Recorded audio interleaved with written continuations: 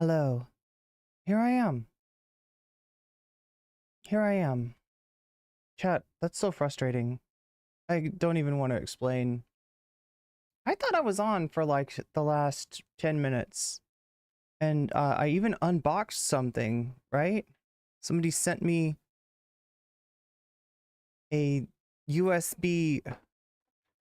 This is a USB pyramid of power, right? Because I've ran out of places to plug things into, right? And Shakespeare was nice enough to pay for a pyramid of power for me to be able to have three more plugs, really, because like I literally was out of plugs, so I had to unplug something, which was the gaming controller, then plug this back in. But I thought I was on the whole time.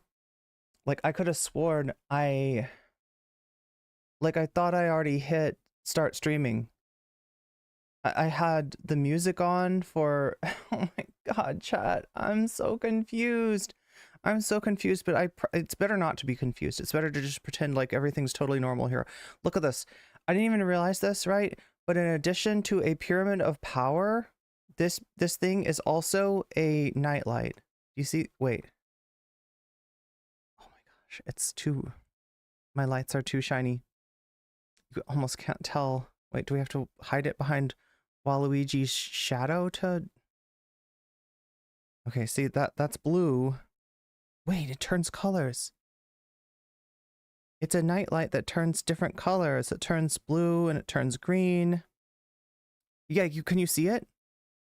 Like if I turn it off here, it's just like there's no light, right? But it becomes a nightlight when you turn it on like that. So I didn't even know there was like a nightlight feature, but nightlights are pretty cool.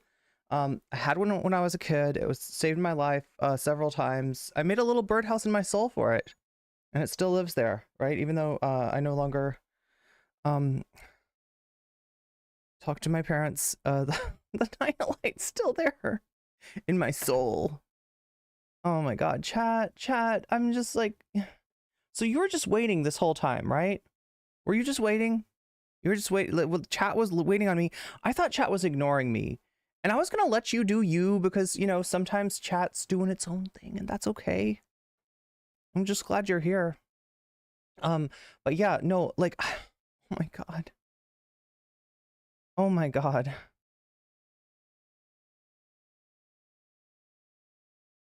See, everybody thinks I'm super sweet. That's really nice. That's really nice that people think I'm super sweet until I debate somebody. And then everybody thinks I'm an evil dragon of chaos. And I am. When I need to be, okay? Sometimes you need to be... Sometimes Obi-Wan needs to fuck up Anakin, right?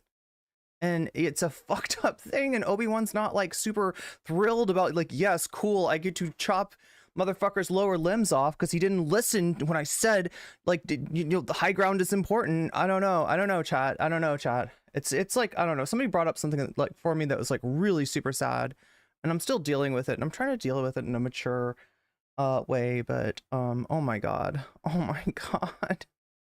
don't become a streamer, or do, I don't know, if you want to. I'm not going to tell you not to become a streamer, but I am going to tell you that there's a lot of things that you have to deal with that you would just never think of. And the first and foremost of those is, like, you know, if you care about your relationships with people, like sometimes you got to cut ties, you know, with people that you care about. So and there's just no other choice. But yeah, I'm lovely that got to be brought, that little gem from like years and years ago got to be brought back up.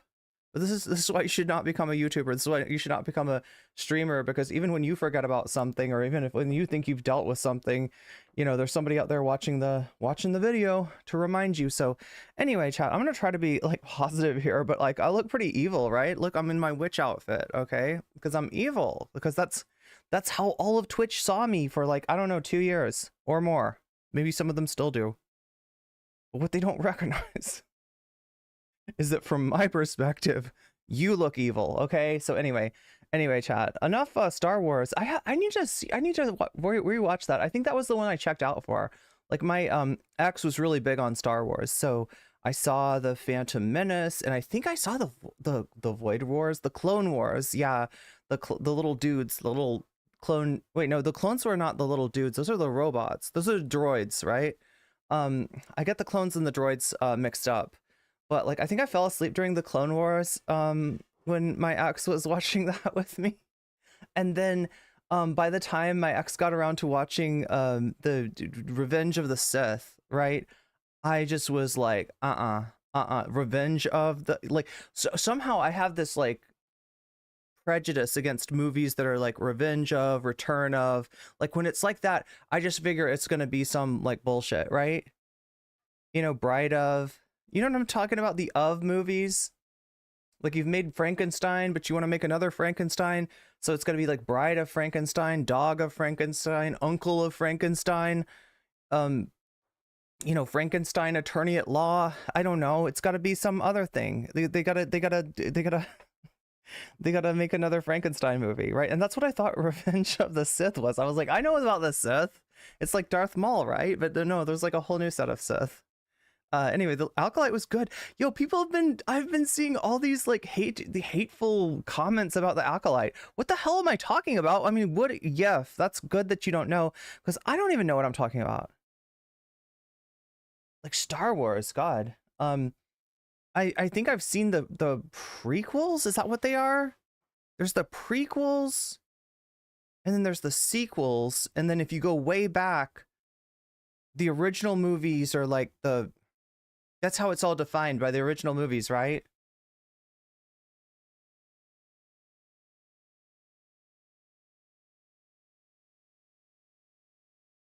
Has anybody, so Woody Black has seen the, how come we have two Woodies here? Woody, are you gonna have to fight for supremacy with the other Woody? Is that what's going on? Is this some kind of Toy Story shit? Are they with you, Woody? The Bride of Frankenstein is good. See, I think you're right. I think you're right, Redmond Barry, because like apparently the Revenge of the Sith was good too. Apparently that was the good movie. Like the Phantom Menace was not that good of a movie. The Clone Wars, arguable, right? But everybody says that it's actually the Revenge of the Sith that's when stuff starts to get good. And that's what I'm talking about. I need to see that. Like again, I probably saw it. I probably fell asleep during it, because that's what most of the movies that I watched with my ex. What? It's not Woody, it's Woody. Wait, am I pronouncing it wrong? How did I pronounce the zeros? Woody, are you like Dr. Zero from Fallout? So you two don't know each other. It's just spontaneous two Woodies in chat. World War Woody. Yeah, right? Which one is Hitler? Oh my god, I don't know.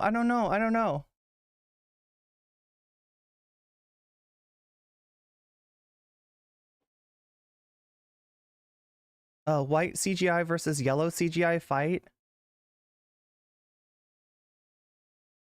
But anyway, chat, like when I talk about weird stuff, it's because like the real stuff is like too hard to talk about, okay?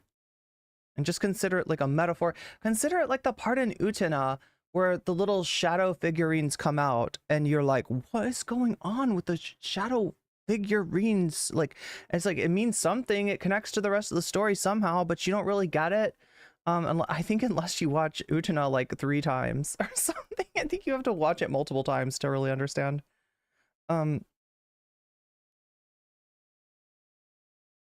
a board game called Secret Hitler. I feel like I've heard of that. I just didn't know what it was. I didn't know what Secret Hitler was.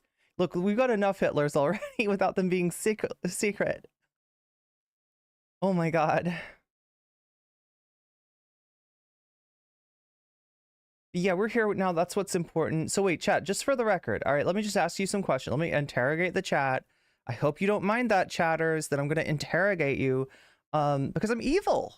It's been pointed out to me that I'm evil. That's why I'm dressed evil, just to represent on the outside what is obviously true on the inside.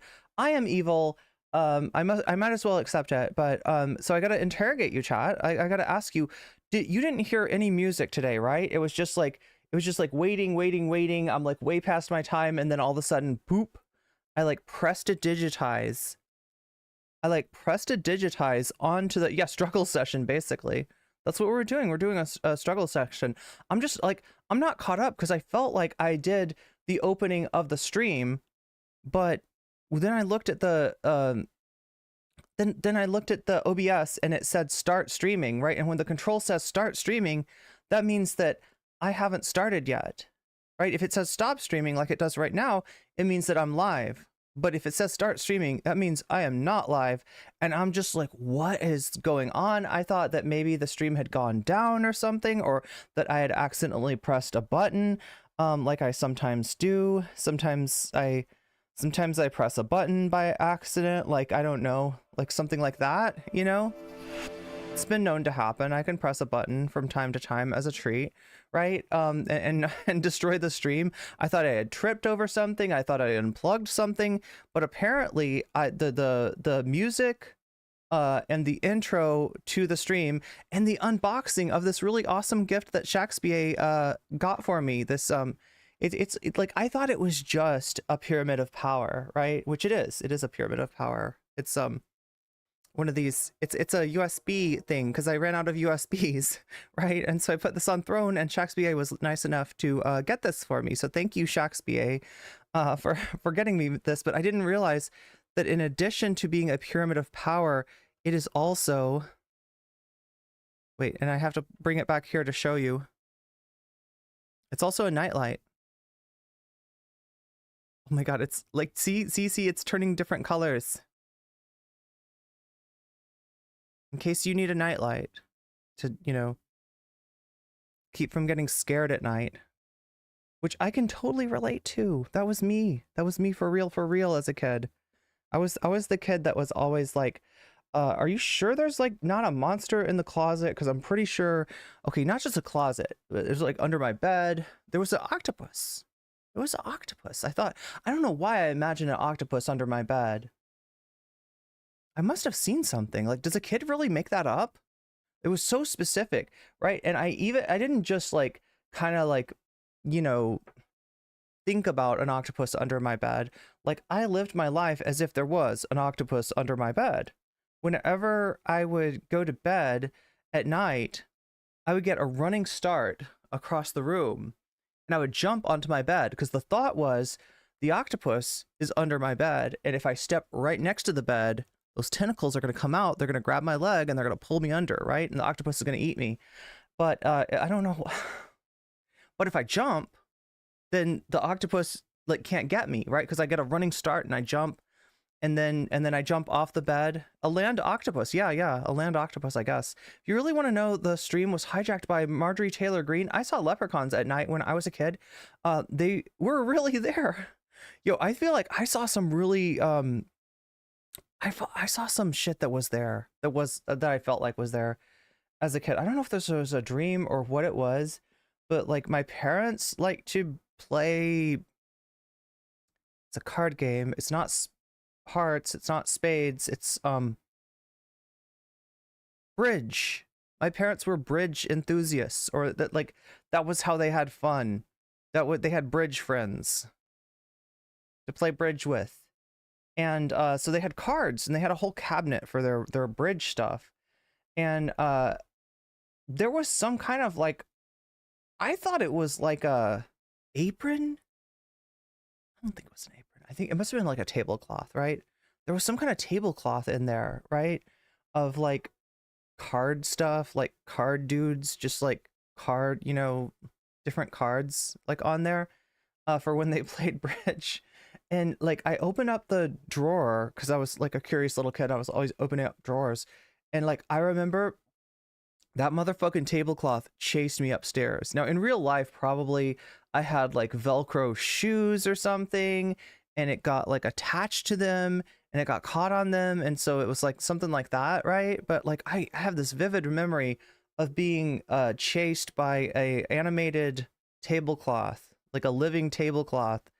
I don't know what it was going to do to me, come and get me. I should have gone by the bed, right? Because that would have been the move, right? You go by the bed, the underbed octopus reaches out for you, but it grabs the tablecloth instead. And then the underbed octopus and the tablecloth, they fight it out for supremacy, and the monster in the closet gets involved. It's like WrestleMania, basically. I would have had WrestleMania I would have had Monday Night Raw in my room, with all of the figments of my imagination, all of the imaginary monsters of my childhood, just fighting it out. That would have been the solution, but I didn't think of that. You don't think of these things as a little kid, right? You don't think of the really obvious thing of like, oh shit, you got an underbed octopus, you got a living tablecloth chasing you. Get the octopus aggroed on the tablecloth, right? If only I'd known.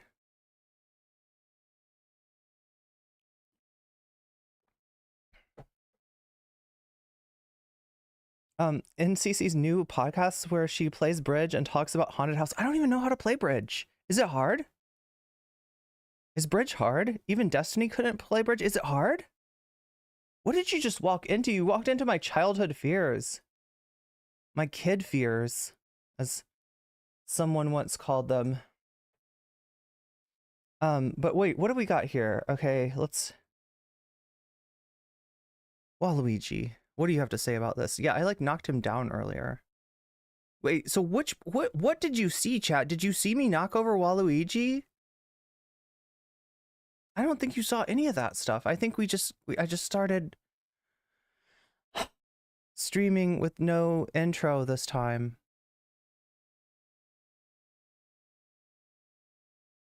Yeah, we've been streaming for 18 minutes. I thought I had been streaming for 45 minutes by now, but it's only been 18 minutes. I don't know, chat. It's the weirdest thing in the world to explain. It's the weirdest thing in the world to explain. Not as weird as just being a streamer, though. That's the weirdest thing. And I don't try to explain it anymore. I don't try to explain it to anyone, because it is like literally you sound, you know, not all there. Like when you try to explain streaming. It's like, no, this is real. This is what I deal with. This is my job. No, seriously. This is what... Oh my god, this is what pays the bills, sort of, almost. Let's hope. Knock on wood, okay? Anyway, every month is difficult, but I've got confidence, chat. Matt Lush is Luca? Live Waluigi reaction, Waluigi being sus. I mean, pretty much, yeah, it's the Waluigi cam. We gotta keep an eye on this guy. We gotta see what's under... I don't understand bridge at all. It's a bridge too far. Oh, bridge is kind of hard. Why did my parents play this like in this complicated game? Also, like, what does my username read to you all? Narwhal by nature.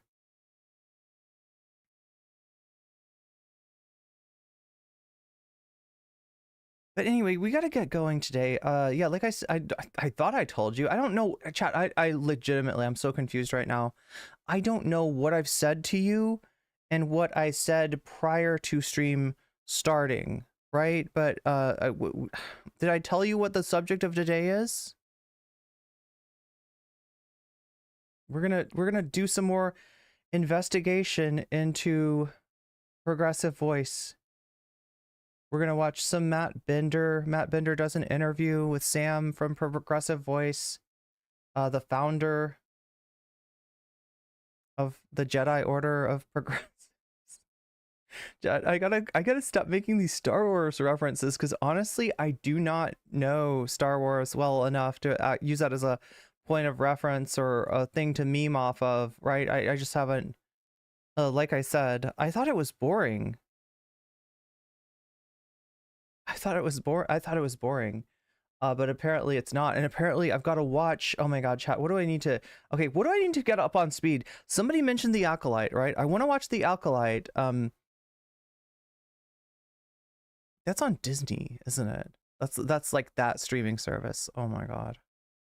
It's enough for me to have like Amazon, right? I'm gonna have to find. I want to watch this though. Bender is a Wu Weasel. I'm not sure about that. We'll see.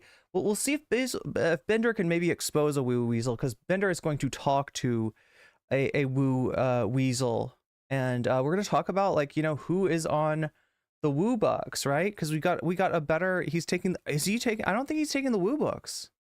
I think he's doing free labor for Jamaal Bowman, and also getting photobombed by Vaush. We'll talk about that too. Yeah, no, not photobombed. I mean, he was there at the event and Vaush was there, and it's just like, Look, Destiny, like, I don't usually agree with Destiny, but I think that he has a point when he says that, like, um getting like 5 problematic streamers together is not like any, it does not somehow solve all the problems of like working with one problematic streamer. And he's saying that as a problematic streamer, like he's probably the most problematic of the, I don't know though, it's like a race between Vaush and Destiny. Like Vaush has got, Destiny's got worse takes. Vaush, don't look in his tax folders, don't look in the closet because that's where he keeps the horse. Don't look under the desk because he's got sugar cubes for that thing. And yeah, I don't know, there's Keffels. God, well, I mean, at least Keffels, I don't think they're, Keffels didn't show up for this. That's the one thing that I'm like a little bit iffy about. Look, like I love that people are turning out for Jamaal Bowman because I think that race is massive. That race is huge, right? If the Republican donors that are supporting George Latimer and the oh my God, what is it? The you know, Latimer's being held up by like APEC, by like MAGA money, by like, you know, somehow worse than WooBucks. Somehow worse than WooBucks is the way that Latimer's campaign is being funded, right? But you know, if they get the feedback that this shit works, that they can get rid of it, you know, some fucking mild, you know, advocate for the humanity of the Palestinian people, which is really what Bowman is. Just by spending a load of money in those races, then oh my, like forget ever having like a candidate that you want to vote for again, because there will be none. There will be no candidates. It'll all be just like, you know, dark money and disco. Wait, who did? Oh, Brianna Wu left the left. What's up, Argonian? He got paid to transport in a hotel. Listen, woke CIA drone pilot. He got a tour, poker, and sushi with the boys. Okay, sushi. That's what he got. He went over there, you know, to the Wu skate mansion, the Wu compound out there in West Virginia, and he was offered he was offered Wu bucks, and he was offered. Bowman is supported by dark money. That, well, I mean, okay, so literally, when we're talking about progressive victory, that is dark money. So if that's what you're saying, that progressive victory is supporting, is out there canvassing for, and that's the whole thing. Like, look, I'm conscious of the fact that I'm playing backseat driver here. I would like to think that there's another way to support Jamaal Bowman other than going through progressive victory, considering that it is dark money, considering that it was up until recently and may still be connected with Brianna Wu, and all the rest, right? And the fact that they're like, hey, you know, how do we get people, how do we help Bowman out? Let's associate him with Vaush. Let's associate with, and I feel like Vaush wasn't even the like only person on that ticket that I thought was problematic. But look, I understand wanting to fight against the MAGA money coming in to the Latimer campaign and fight against that precedent that you know, AIPAC and the MAGA bucks can just come in and take out any mildly. And I don't honestly think that Bowman's all that. You know, he's not some fucking radical. Just like Bernie was not some freaking radical. Matt Bender just uploaded a video sitting next to Vaush doing... Okay, so we'll watch that too. We'll watch that too. We'll see how we feel about that. Keep Tacoma safe. Vaush really needs to bow out of political stuff. All it takes is someone bringing up Bowman is being pushed by a lowly enjoyer. That's the thing. Look, and it's kind of like, I mean, is there like a benefit? Does he bring some people out? Yeah, he's got a big parasocial fandom. Do you want those people like in your movement? If you're doing like a, you know, canvassing thing, like, I don't know, can you imagine doing like, I don't know how the hotels work and stuff like that, or you know, like they're putting people up in hotels, but can you imagine going out there just being like, you know, you just want to support Bowman, you've heard about this race, you're not thrilled about what's going on with, you know, Latimer, and you want to help Bowman stay in Congress, right? and you get like, oh yeah, we got your hotel room here, you'll be staying with the, you know, someone else, and it ends up being a Vaushite, and they like can't wait to tell you about Vaush, right? They cannot wait, and you're like, wait a minute, isn't that guy? I think I've heard something about Vaush. Was he that guy? Yeah, I saw an H3 I saw an H3 episode all about this guy Vaush, and you look it up and you're like, yep, this is the, I don't know. I feel like it's almost like a wash whether you're doing any good for Bowman or not by associating him with Vaush. Destiny is not associated, to my understanding, and it makes sense because, right, Destiny probably hates Bowman for his position on Gaza. Sometimes you have to play with the current rules to before over. Okay, to a point, your mom. To a point, you gotta have a line in the sand, okay? And you know, for me, that line is dark money. I'm not gonna. Even Vaush said this. Even Vaush himself said that we don't want to be, you know, we want to win. And we being, I don't know, the Democratic Party. Isn't it great for like a socialist streamer to be like, you know, to use that word "we" to describe the Democratic Party? And it's look, I don't mind, like I said, supporting like Bowman's campaign. I don't even mind doing some strategic harm reduction kind of voting for somebody that you're not thrilled about, right? If there's a worse candidate out there, all right? But like, can we please not use the word "we"? Can we please not associate the left with with Democrats? It's just like it. Anyway, chat. Anyway, I'm getting ahead of myself, aren't I? I'm getting ahead of myself.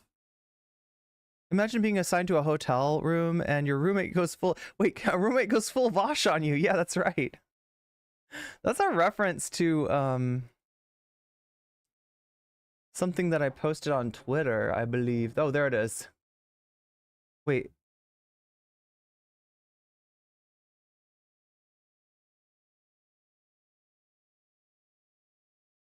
But yeah, I can't wait to hear. Oh yeah, Dronerbox, that's right. Borelli, no, okay, the left. Borelli, Dronerbox, and Ian Kochensky. There was like, I'm trying to remember who else was there though. It wasn't just Vaush. Like Vaush was not the only person that got mentioned, you know, being at the PV event that I was kind of like, yikes, about. Waluigi, there we go. Talk about like a dodgy, sus, you know, person. That's.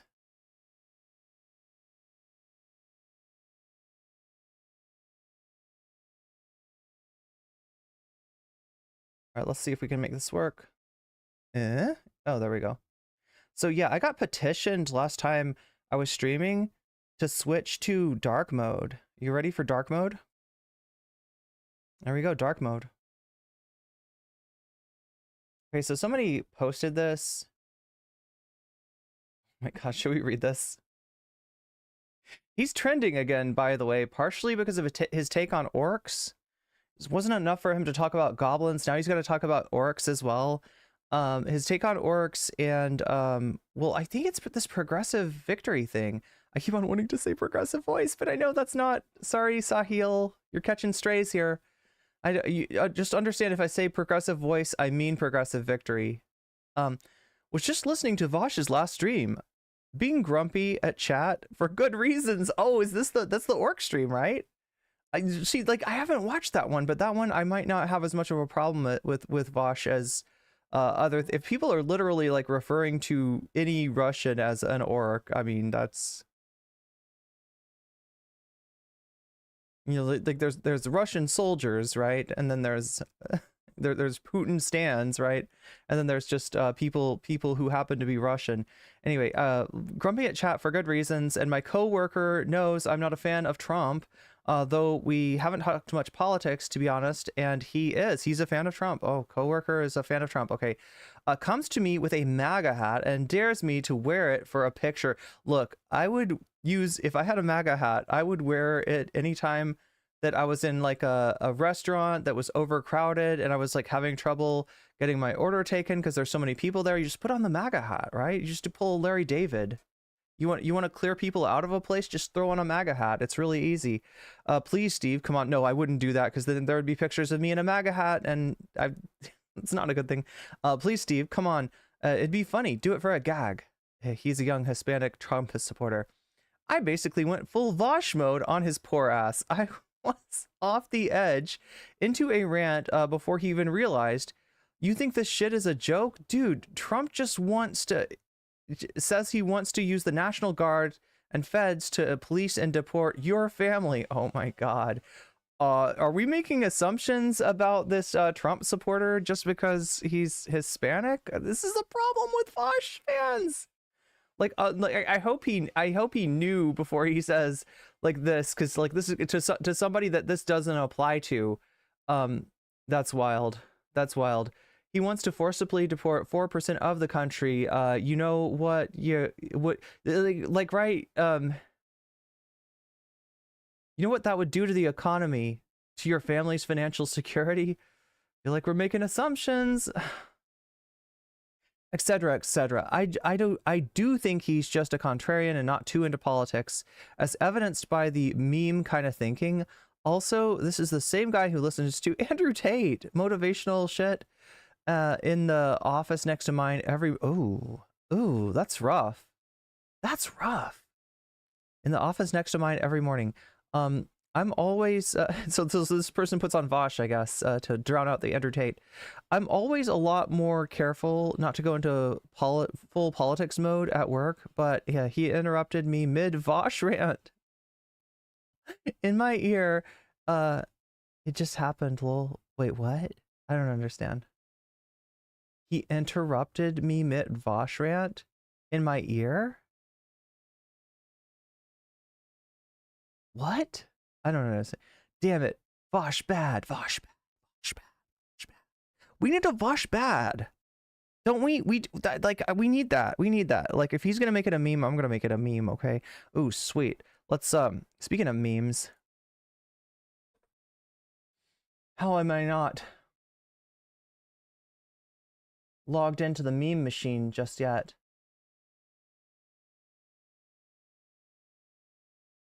But yeah, I feel like we've got a lot to cover, so I'm gonna try not to take forever to get. There we go. There we go. Yeah, I mean, like every time I hear Vaush bad, I'm like, oh shit, oh shit, oh shit, oh shit. And he's like, I did everything right and they indicted me. And I'm like, what a Weasel. This is just some kind of dingus gambit. And then Vaush says, cheers, my dude. Love ya. No homo. Okay, that's I think I've used up my allowance of memes for the day. Says something about the community he keeps. Okay, so anyway, I was reading this, you know, I made a post on this. And here I thought full Vaush mode was when you upload a 2-hour video explaining the context of the horses and below age anime girls in your spank bank, I mean tax folder. I thought those were short stack goblins licking those horses. Whoops, my bad. I mean, that's literally what the context video is. So just an update on Vaush. Okay, we haven't really paid attention. He hasn't been that relevant. The last time I looked at his stream, he's on about half the concurrent viewers that he used to be. So people, you know, like some people are getting the word, some people are leaving, others are staying, others are coping, others are like, no, he explained it all in the context video. What the fuck did he explain? What the fuck did he explain? He said, whoops, my bad for not realizing those were underage girls. No, Vaush, you did not think those were short stack goblins. Anyway, so that's what's going on with Vaush. That's the Vaush report. That's your Vaush report for today. Let's get back. Here, maybe we'll go. Oh my gosh, let's open up. We got to do a vote, don't we? We got to do some kind of vote. We got to have the dog and pony show that is American democracy for your entertainment solely, because it's not really democracy. It's something. So last time we watched Matt Taibbi's Gaza take.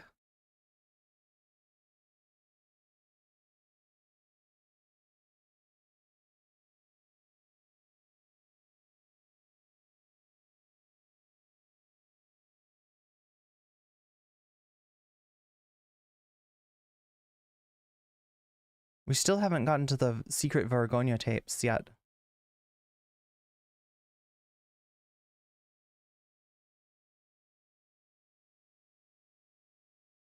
Yo, isn't it wild that Vaush's fans are like, oh, there's the Matt Bender video that people were talking. Yo, I feel like YouTube listens when I talk about stuff. YouTube listens.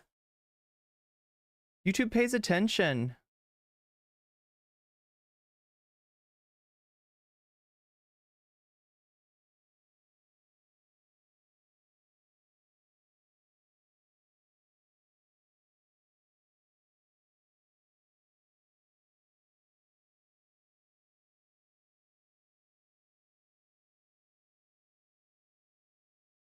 Are you getting crackling on your end?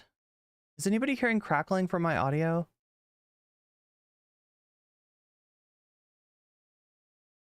YouTube.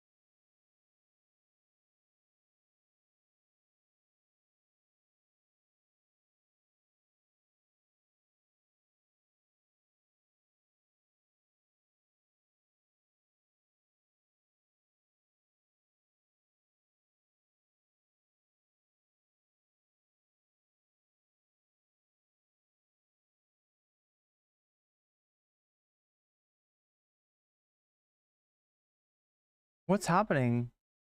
I'm just trying to figure out if you're getting extra noise here. It's just like it's noisy in my in my neighborhood. And also like I'm hearing a crackle, but as long as it's just me hearing the crackle and it's not you, everything sounds, looks, and seems fine. It's fascist dude. Jason Bordello running for Prime Minister of France is younger than Vaush. No extra noises. Sounds clean. Okay, good. Good. Yeah, I was just checking. YouTube knows? What does YouTube know? How's Vaush's social blade looking? We haven't checked in a while.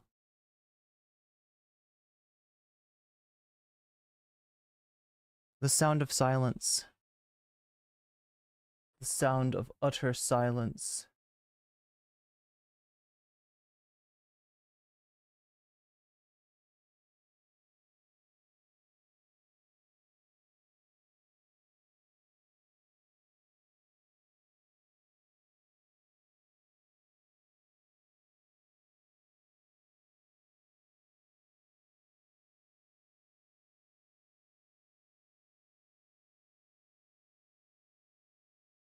Oh no.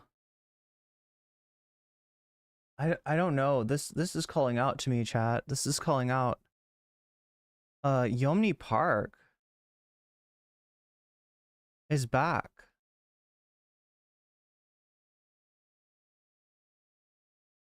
I actually don't know if this will be any good or not though, but it's better than getting banned for like trying to watch a Jubilee video. I'll tell you that. And chat, again, that was not your fault for voting for the Jubilee video. That was my fault for putting it up. I should have known better. I should have known that they were scumbags. I feel like we still need to like take the bark off of them on Twitter.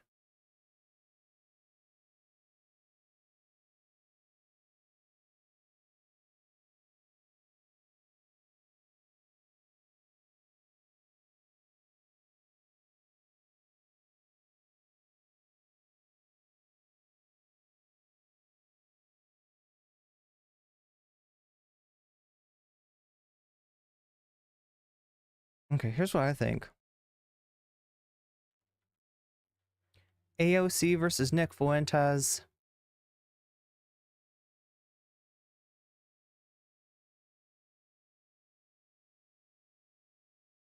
And where can we fit in Yomni Park?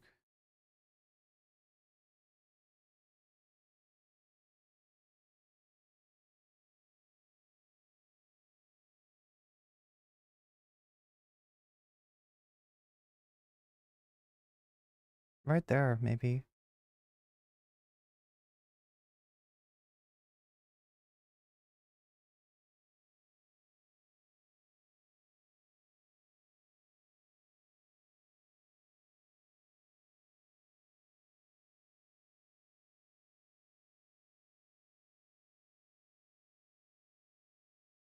What's going on with Vaush? He was at Progressive Victory event for Jamaal Bowman. So we're gonna watch that today. We're also gonna watch Matt Bender's interview with the founder of Progressive Victory, a man named Sam. What's up, Vamps?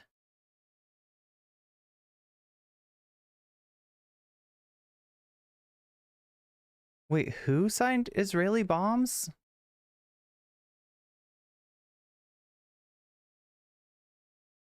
Pre-Vaush.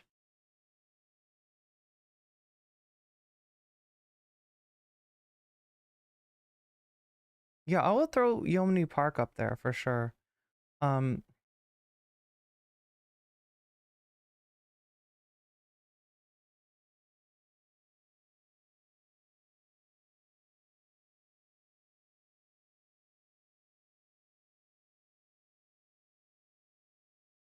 We're in Hell. Thank you, Argonian Bum. I couldn't remember who else, right? But yeah, We're in Hell is somebody that's got like essay allegations that Progressive Victory also invited. So it's kind of like, I don't know what the theory is there, right? No, we didn't just invite like one, you know, questionable person to our Jamaal Bowman event.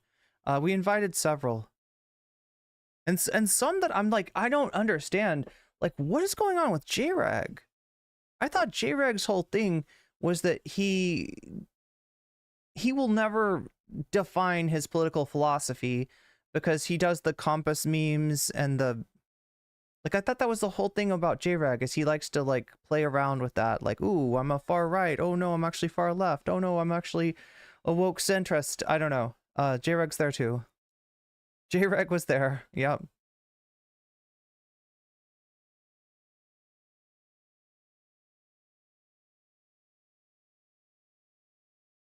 But anyway, like I said, like I understand supporting Jamaal Bowman considering what's happening. There's a like a huge precedent that's going to be set one way or the other, right? And these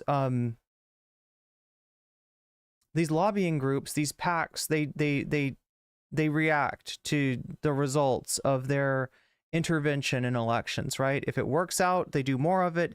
If it doesn't work out, they pull back, because that's money that's being wasted, especially if they spend as much money as they're spending on Jamaal Bowman, and it ends up that Bowman like retains his you know, spot as the Democratic nominee, then yeah, they'll probably think twice before they try to take another member of the squad out. So or similar politician to that. And yeah, I get that these people aren't perfect, but like it can get worse. It can get worse. And the way that it gets worse is that anybody that's even close to giving a fuck about Palestine just gets just loses their freaking primary. And the Democrats, they run scared when this happens, right? They react to it, right? So yeah, there's going to be ramifications for the results of this primary race. So I understand people, you know, wanting to get involved. I just wish there was a better way to get involved than with progressive victory, right? It's not not ideal. But again, I haven't looked into it, so I don't want to make you know, I'm not trying to condemn people either.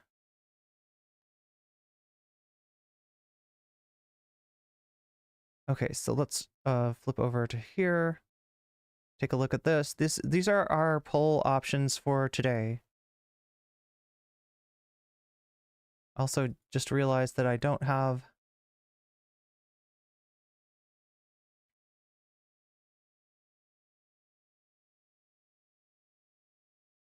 shorts going quite yet. That's easily fixed though. Just have to copy and paste a bunch of stuff. What do you think about the thumbnail today, chat? Do you like that? Do you like my thumbnail? Do you notice who's in the background of this picture? I wasn't like, you know, he's not exactly the focus of this, but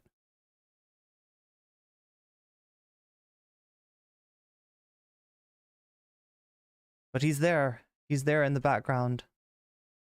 And we will be discussing him. We will be discussing Mr. Weaselly himself. The Weasley little liar of legend. The legendary Weasley liar. The one that the whole meme was named after. And there we go.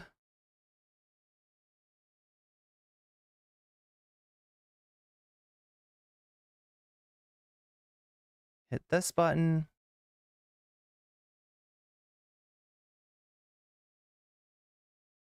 Make the poll.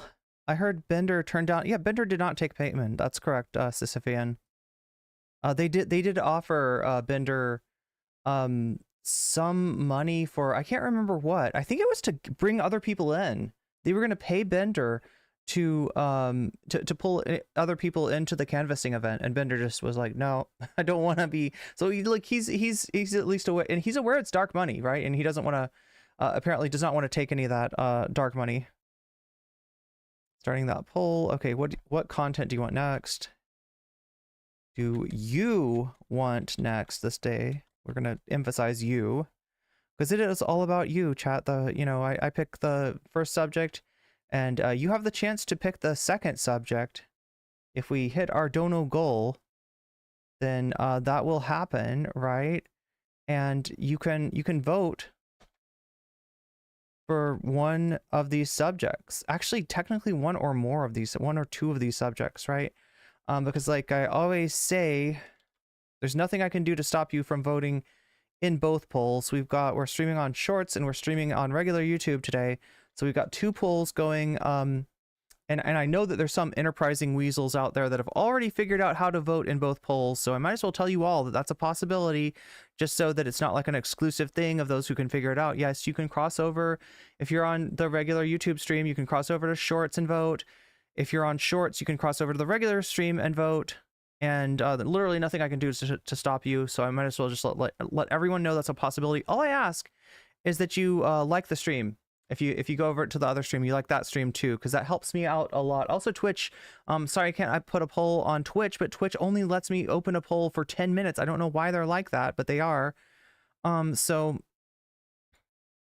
you can vote on the YouTube, no comment check on YouTube, either the Shorts poll, the regular poll, or both polls. You can even do both polls. If you're like the both pole kind of person, you're like the North and the South Pole, for instance.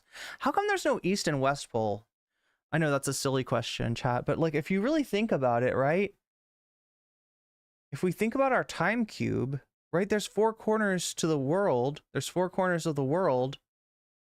Each of those corners experiences a 24-hour, and therefore, is it really proper to say that there are 24 hours in a day, or could we more properly say there are 96 hours in a day if we think of things through the paradigm of time cube, which we must do. We must think, we must, consider. With the whole question of like, attacking the authorities, attacking objectivity that's gone on under Trump, And I just saw, I think it was Luke Beasley or something, went out to talk to a MAGA group of MAGA people, and just like it's wild. Like he can show them something that Trump truthed out on Truth Social, and they'll be like, "That's fake news. That's fake news. He didn't say that. It's his fucking account. It's Trump's account, right?" And they'll still deny it. They're just in denial mode. They don't. It's inconvenient for there to be an objective reality. It's inconvenient for there to be a truth, because you cannot keep this mentality that Trump is the uncorrupted politician in a world full of corrupt politics. If you're going to accept the truth, what content do you want to see next? Question mark. And Vergonia secret tapes, Jink debating RFK Jr. and RFK's brainworm, Yeonmi Park, more the truth of North Korea, or the truth, quote in quotes, or AOC versus Nick Fuentes. Which of these sounds appealing to you? There we go. We got our poll. And as always, you can affect that poll by voting, and you should vote, and you can even vote in both, right? You can also affect that poll when you donate by letting me know which of those subjects that you want to put you can put your money where your mouth is, right? You just got to tell me where your mouth is, right? Is your mouth on AOC versus Nick Fuentes? Is your mouth on Yeonmi Park? Is your mouth on Jink versus RFK Jr.? Are you glazing up Vergonia secret tapes, or are you somebody who just believes in the voice of the people, and so you put your money where your mouth is, and your mouth is on Vox Populi? You're glazing up the popular choice in that scenario. I feel like I could find a better metaphor. I feel like it's a little brain rotty here. Streamer speak. It's all kinds of streamer speak here. But yeah, we're gonna get into our main subject of the day, and we need to get into that subject because I've been, what is it called? Edging you long enough. Yeah. Oh God, another metaphor. Another wonderful. What do you call it? It's like a gratuitously sexual metaphor that nobody asked for, but you come to expect when you watch a live stream, I guess. I don't know. That's just my perception. I don't know if it's yours. I don't know if it's yours, folks. I don't know. Why am I doing the Donald Trump voice? Oh my God, that Trump voice. I swear to God.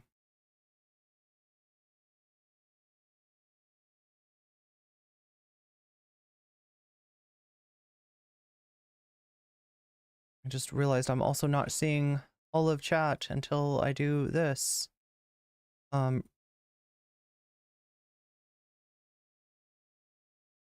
Okay, I can see you all now, that chat.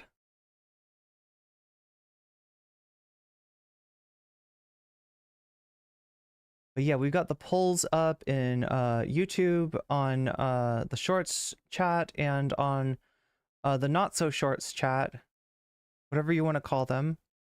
Jordan Peterson joining us in chat today. It looks like AOC versus Nick Fuentes is off to an early lead. Yeonmi Park is leading in shorts, but it's early. It's the shorts just started, so that might be a euphemism. Yeah, it's the euphemism. We're on the euphemism train. Long chat represent.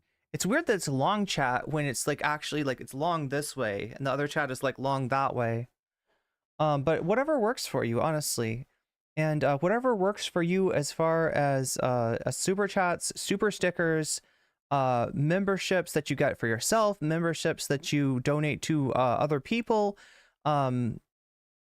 subs on Twitch. Remember, at the top of the hour, there's an ad break. It's coming up in like about 5 minutes. It's a 3-minute ad break at the top of every hour, and you will be stuck in there for 3 minutes if you unless you can figure out a way to get out of it for free or for $5 by using a Twitch Prime sub if you have Prime, or by paying $5 to get out of it. I think that price goes up to $5.99 on July 11th, so it might be a good time to lock that in. look and see if it makes sense for you. You can also be the beneficiary of somebody else's generosity. That can happen, that does happen, but it's more likely to happen to you if you're actually active in the chat. You can also donate bits, and basically what I'm trying to say is like bits, super chats, whatever kind of donation that you make. After you make it, or in the donation, let me know where you want me to put your money, and I will put your money there, and it will exchange at a rate of $1 per percentage to a advantage for the content that you want to see. So if you want to see Yomni Park, say Yomni Park, and Yomni Park will get like, you know, like 5% for a Twitch sub, or 3% for a YouTube membership, right? Or, you know, however much a super chat, right? It's $1 per 1%, that gets an advantage. Now, if you say like, I don't want to give anything an advantage, I just want like the results of the poll, I just want, you know, whatever wins should win, right? Okay, I see you. That's a very principled stance to take there, chatter. And you can say Vox Populi if those are your principles, right? But if you want to skew the poll slightly, if you want to be like the Brianna Wu, no, just kidding. Oh my God, nobody wants to be like the Brianna Wu. That's like that's the wrong metaphor to use. Look, you're not like Brianna Wu if you donate in order to see a certain topic. Okay, you're still very different than Brianna Wu, but yeah, you can put your thumb on the scale, or you can put your thumb off the scale through Vox Populi, or if you're a gaming frog, you could even maybe bribe me to play Fallout New Vegas, although the gaming frogs tend to come out at night, not during the day. Anyway, we have got to get to the subject that we are covering today, and that subject is progressive victory. I almost want to rewatch some of this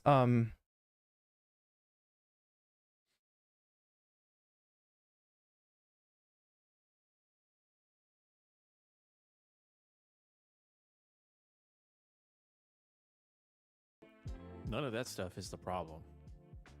The problem is their motives.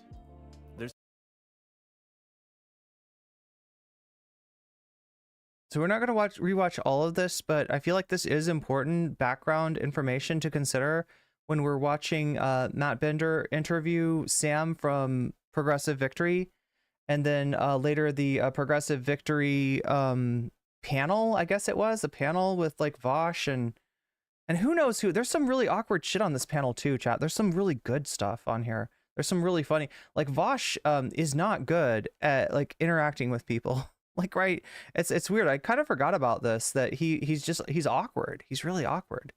So, you know, we're gonna see some of that Vaush awkwardness as well. Let's see, what are we trying to do here? We're trying to find the button to press.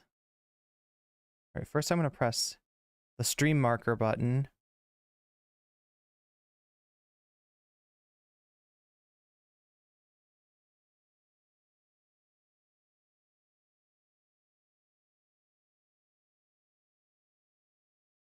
Yeah, I don't know what the stream markers do, but I might as well press them when I start a segment. And then we're going to press the intro. Let's make sure everything is... Yeah, intro button.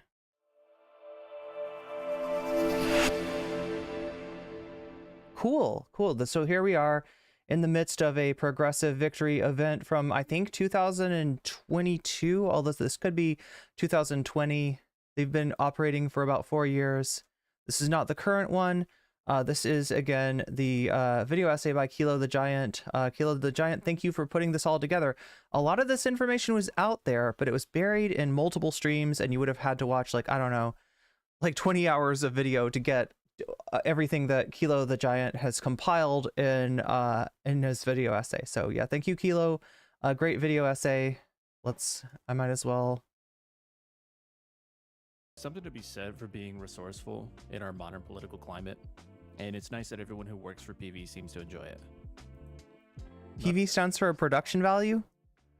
The problem is all this other shit.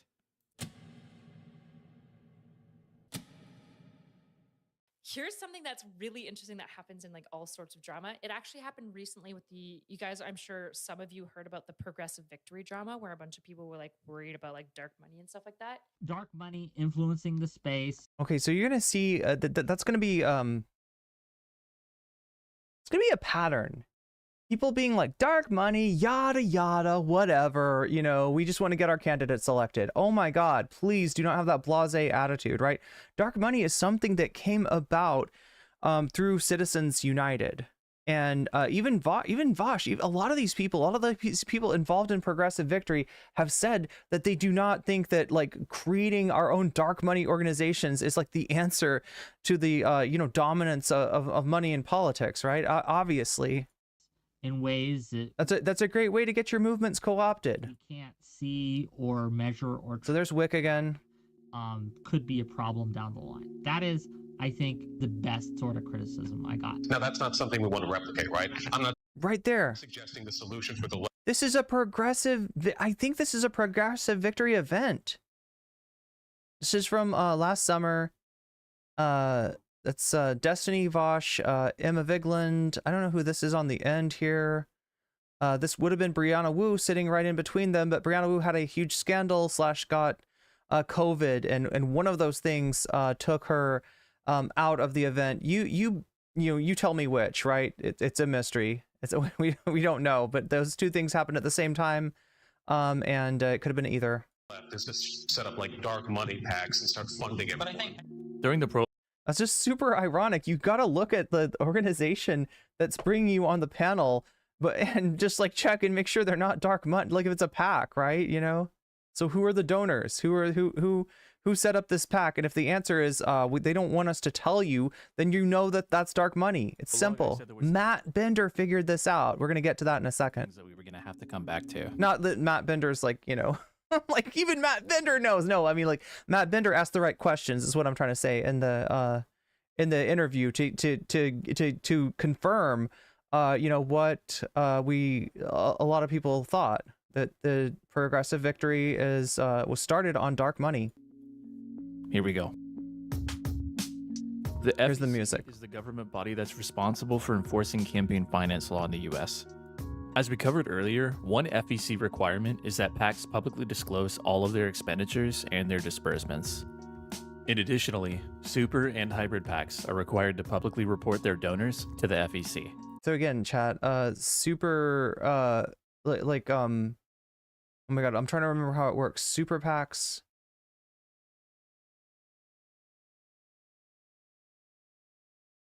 Technically known as independent expenditure-only committees, super PACs may raise unlimited sums of money from corporations, unions, associations, and individuals, then spend unlimited sums to overtly advocate for or against political candidates. Unlike traditional PACs, super PACs are prohibited from donating money directly. Okay, so we got traditional PACs. They can donate money directly to political candidates. They can raise money. They can donate money. Super PACs, they can raise money, and they can overtly advocate, right? So I think I'm trying to remember. Citizens United was I believe that the PAC in question was the PAC that was making like either a anti-Hillary documentary or no, yeah, I think it was. They were doing like a documentary you know, against Hillary, and they'd also done the Swift boats thing against John Kerry, where they try to you know, make it seem like it's so weird, chat. You know, you're in the midst of a war on terror, which people are starting to realize it might be a bad idea. You got John Kerry, who's a Vietnam vet, running for president. The reason that John Kerry was running for president, the reason the Democrats chose John Kerry, is because they felt like he had this immunity idol of like, hey, I'm a vet, okay? Don't say I'm anti-war. Don't say I'm anti-America, because I fought in the most evil war that the United States has participated in recent history, right? I took part in that, like, right? And, you know, he took part and then maybe later was part of the Winter Soldier thing. So, you know, some criticism of that. So anyway, that's why John Kerry is there. But what they do is they try to make this a liability. Actually, John Kerry was, you know, this, I don't even remember, was like a coward or something like that. I think was the point of the Swift votes. Anyway, the question comes up: is it okay for a PAC to spend money on stuff overtly supporting? God, where the fuck was that?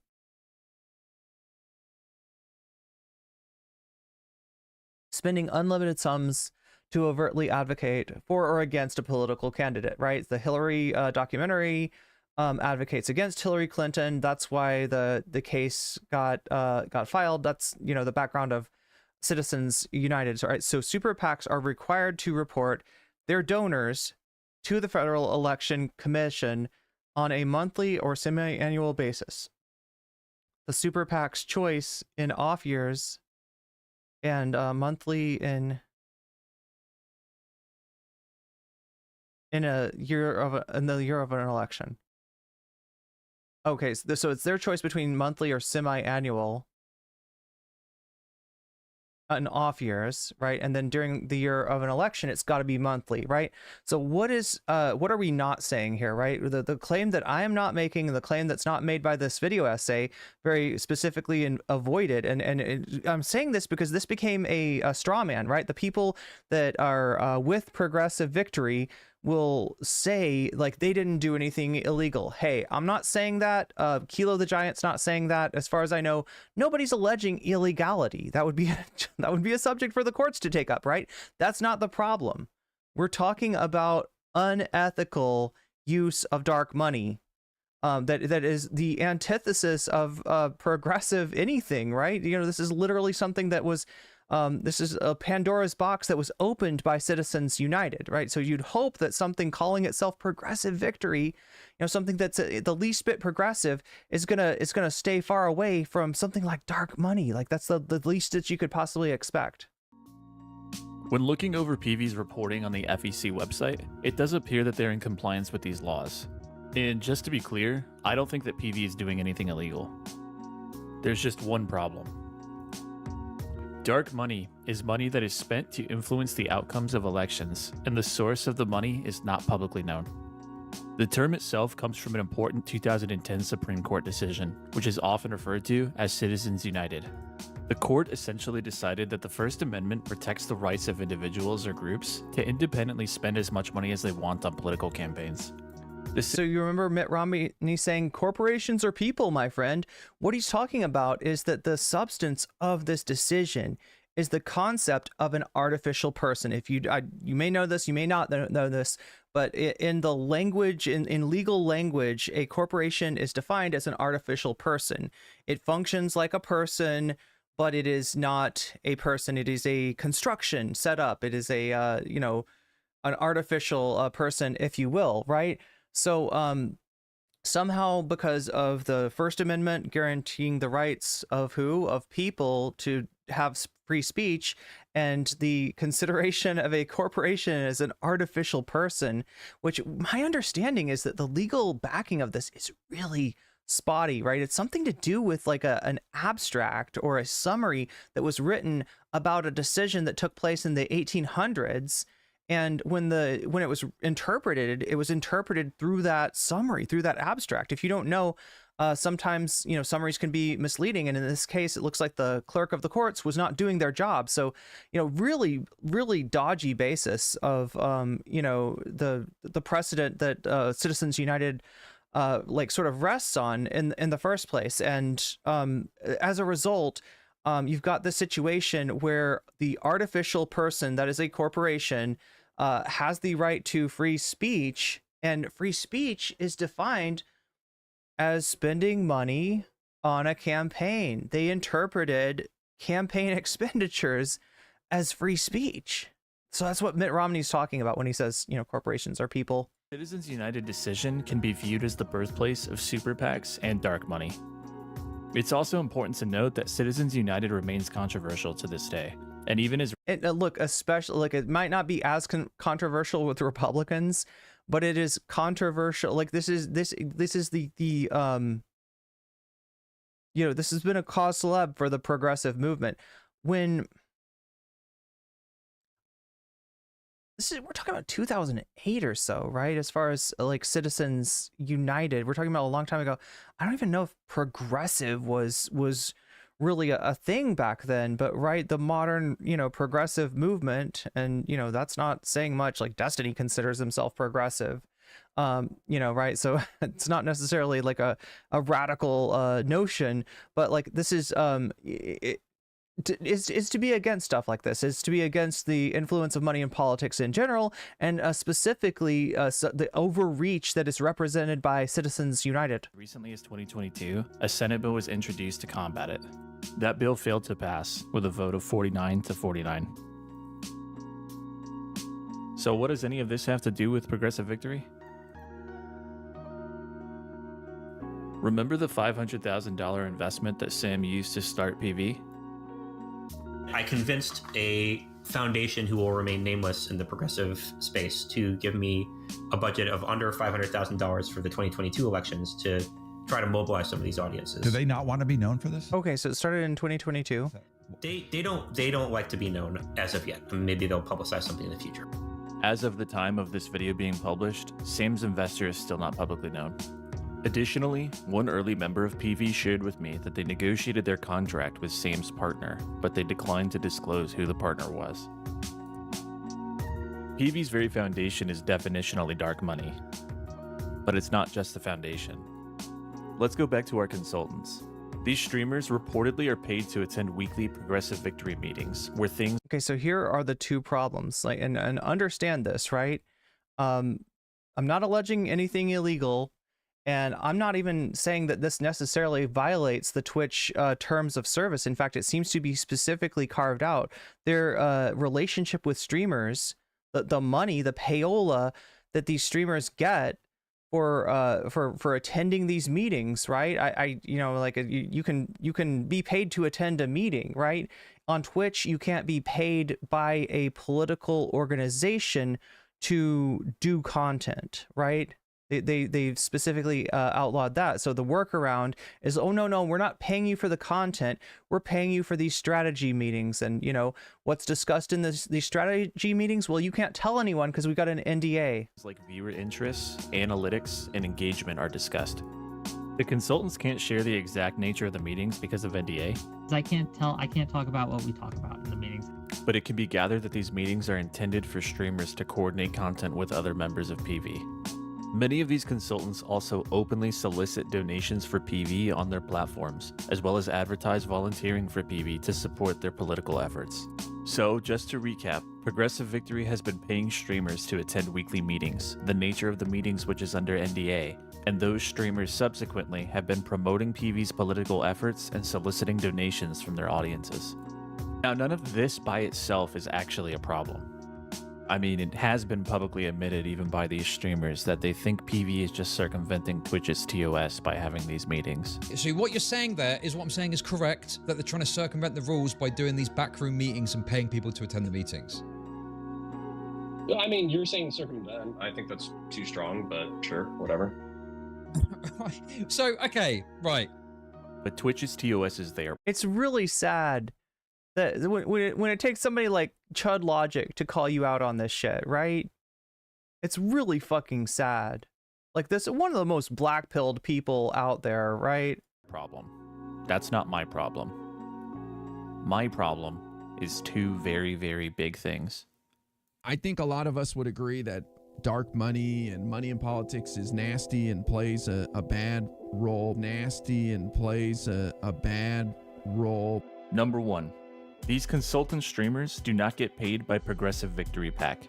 They get paid by a third-party company. Now, originally, I suspected that PV employees were being paid by one of Sam's other projects, like Clever Edge, an online consulting firm specializing in digital content development. But after my conversation with a few PV associates, it seems that their compensation comes from Progressive Victory LLC. And the fact that the money is coming from a separate company means PV doesn't technically have to report this spending to the FEC. Remember that dark money is not a legal term, it's an ethical term. It refers to money that's being spent to influence elections that we don't know the source of. Money plays an important role in American politics. It's estimated that campaigns that spend the most money in any given race win the election around 84% of the time. This is why it's important for American citizens to be keenly aware of where the money that supports the politicians they vote for is coming from. And money that's affecting the results of elections that the public can't see, or dark money, should be thought of as unethical. And PV consultants being paid to urge their audiences to support PV is affecting the results of elections. They recruited more than 330 people to show up from various communities. So just how much money is PV spending that we don't know about? Let's start with our streamer slash consultant slash whatever the fuck. This is Counterpoints. Counterpoints is about to come up a lot for a few reasons. But for now, he's going to help us understand how much the consultants at PV make. Now, I've heard that it's between $500 and $7,000 depending on the person. They made an offer, and I was like, why the fuck would you pay me that much? For that amount of money, I would work 20 hours a week, 30 hours a week. We know that a streamer associated with PV makes somewhere between $500 and $7,000 a month. We also know that Counterpoints considers the money to have been good for about 20 hours a week, or half of a full-time job. The median salary in the US is around $45,000, so let's round down to about $40,000. Half of that is $20,000, which falls within our range of $500 to $7,000 a month at just under $2,000 a month. Even underestimating, there are probably around 15 streamers that are contracted with PV. And that's just the streamers. This doesn't even cover canvassing leaders, state directors, administration, none of which are paid through the PAC directly. So we can't even begin to answer. So as far as the streamers that we know for sure are getting money from PV, now correct me if I'm wrong, okay? Because I'm not trying to implicate anybody who's not getting the Wu bucks, right? But we've got Counterpoints, we've got Wick, we've got I'm Really Important. Anybody else that we're confirmed on? The question of how much money is being spent by PV, or where the money is coming from, making it definitionally dark money. I think Is Destiny getting money? Is Dylan getting? I mean, like, right, there's a lot of people that are involved, but as we're going to see from Matt, you know, is involved in the canvassing effort of Jamaal Bowman. Matt is explicitly not taking PV money. He is not one of these streamers, right? So, you know, like not everybody that you're going to see in these pictures. I want to make sure that you understand this. Not everybody that you're going to see in the pictures of Progressive Victory events is actually on Wu bucks, but we know that Wick is. I think we know that Counterpoints is. And we know that IRI, Destiny, yes, Dylan, yes, Riverboat Jack, yes. Matt Bender, Keffels was getting paid. Yo, oh my God. See, this is the effect of having Brianna Wu be their point person. Now, like, that's going to come up in the interview that Matt does with Sam, and you know, it's unclear what Brianna Wu's involvement is at this point, but we do know that she was a recruiter. I think, Pondering Politics. That's another confirmed one, right? We heard from Pondering Politics the other day that he is that Brianna Wu specifically recruited him for Progressive Victory. I've made it clear why dark money is bad, but I don't even need to. PV has already told you. Dark money packs. Dark money. Dark money. Dark money groups. Worried about like dark money and stuff like that. And understand what this is. Like, this is AstroTurf. Like, I don't know if the term payola is like an old term from radio when independent contractors were hired by record studios in order to get the records on their label on the air, right? That was the payola scandal. I don't know if that applies here, but it's, you know, AstroTurf for sure, right? It's not an organic, this person is here doing streaming because they have an audience. Because in the case of Wick, you have somebody that obviously does not have an audience, does not have a enterprise that sustains him. It's you know, it's the AstroTurfing. It's the money from I guess Progressive Victory LLC, if I'm to believe this video essay that's holding Wick up somewhat. Maybe even not very well. So when asked about her other PAC, Rebellion PAC, Brianna Wu acted incredulous at the suggestion that she was utilizing dark money. So I know that someone calling in to say something like this is probably not familiar with the differences in different kinds of PACs or hybrid PAC. I'm going to finish what I'm saying. You actually cannot put quote unquote dark. That's not so erudite. I feel, is erudite on the Wu box? IRI, Keffels, Riverboat Jack.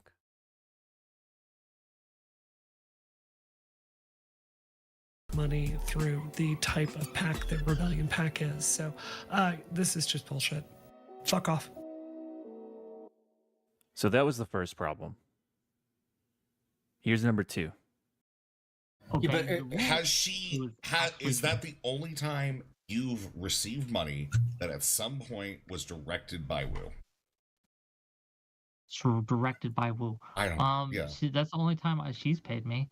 Okay. Directed by Wu, like the PV stuff. Yeah. Well, you said like she doesn't work there anymore, yeah. and they're still paying me. So. Wait. Who's paying you? Progressive Victory. Oh. So are you paid by Progressive Victory? Yes. And you have been since October of last year?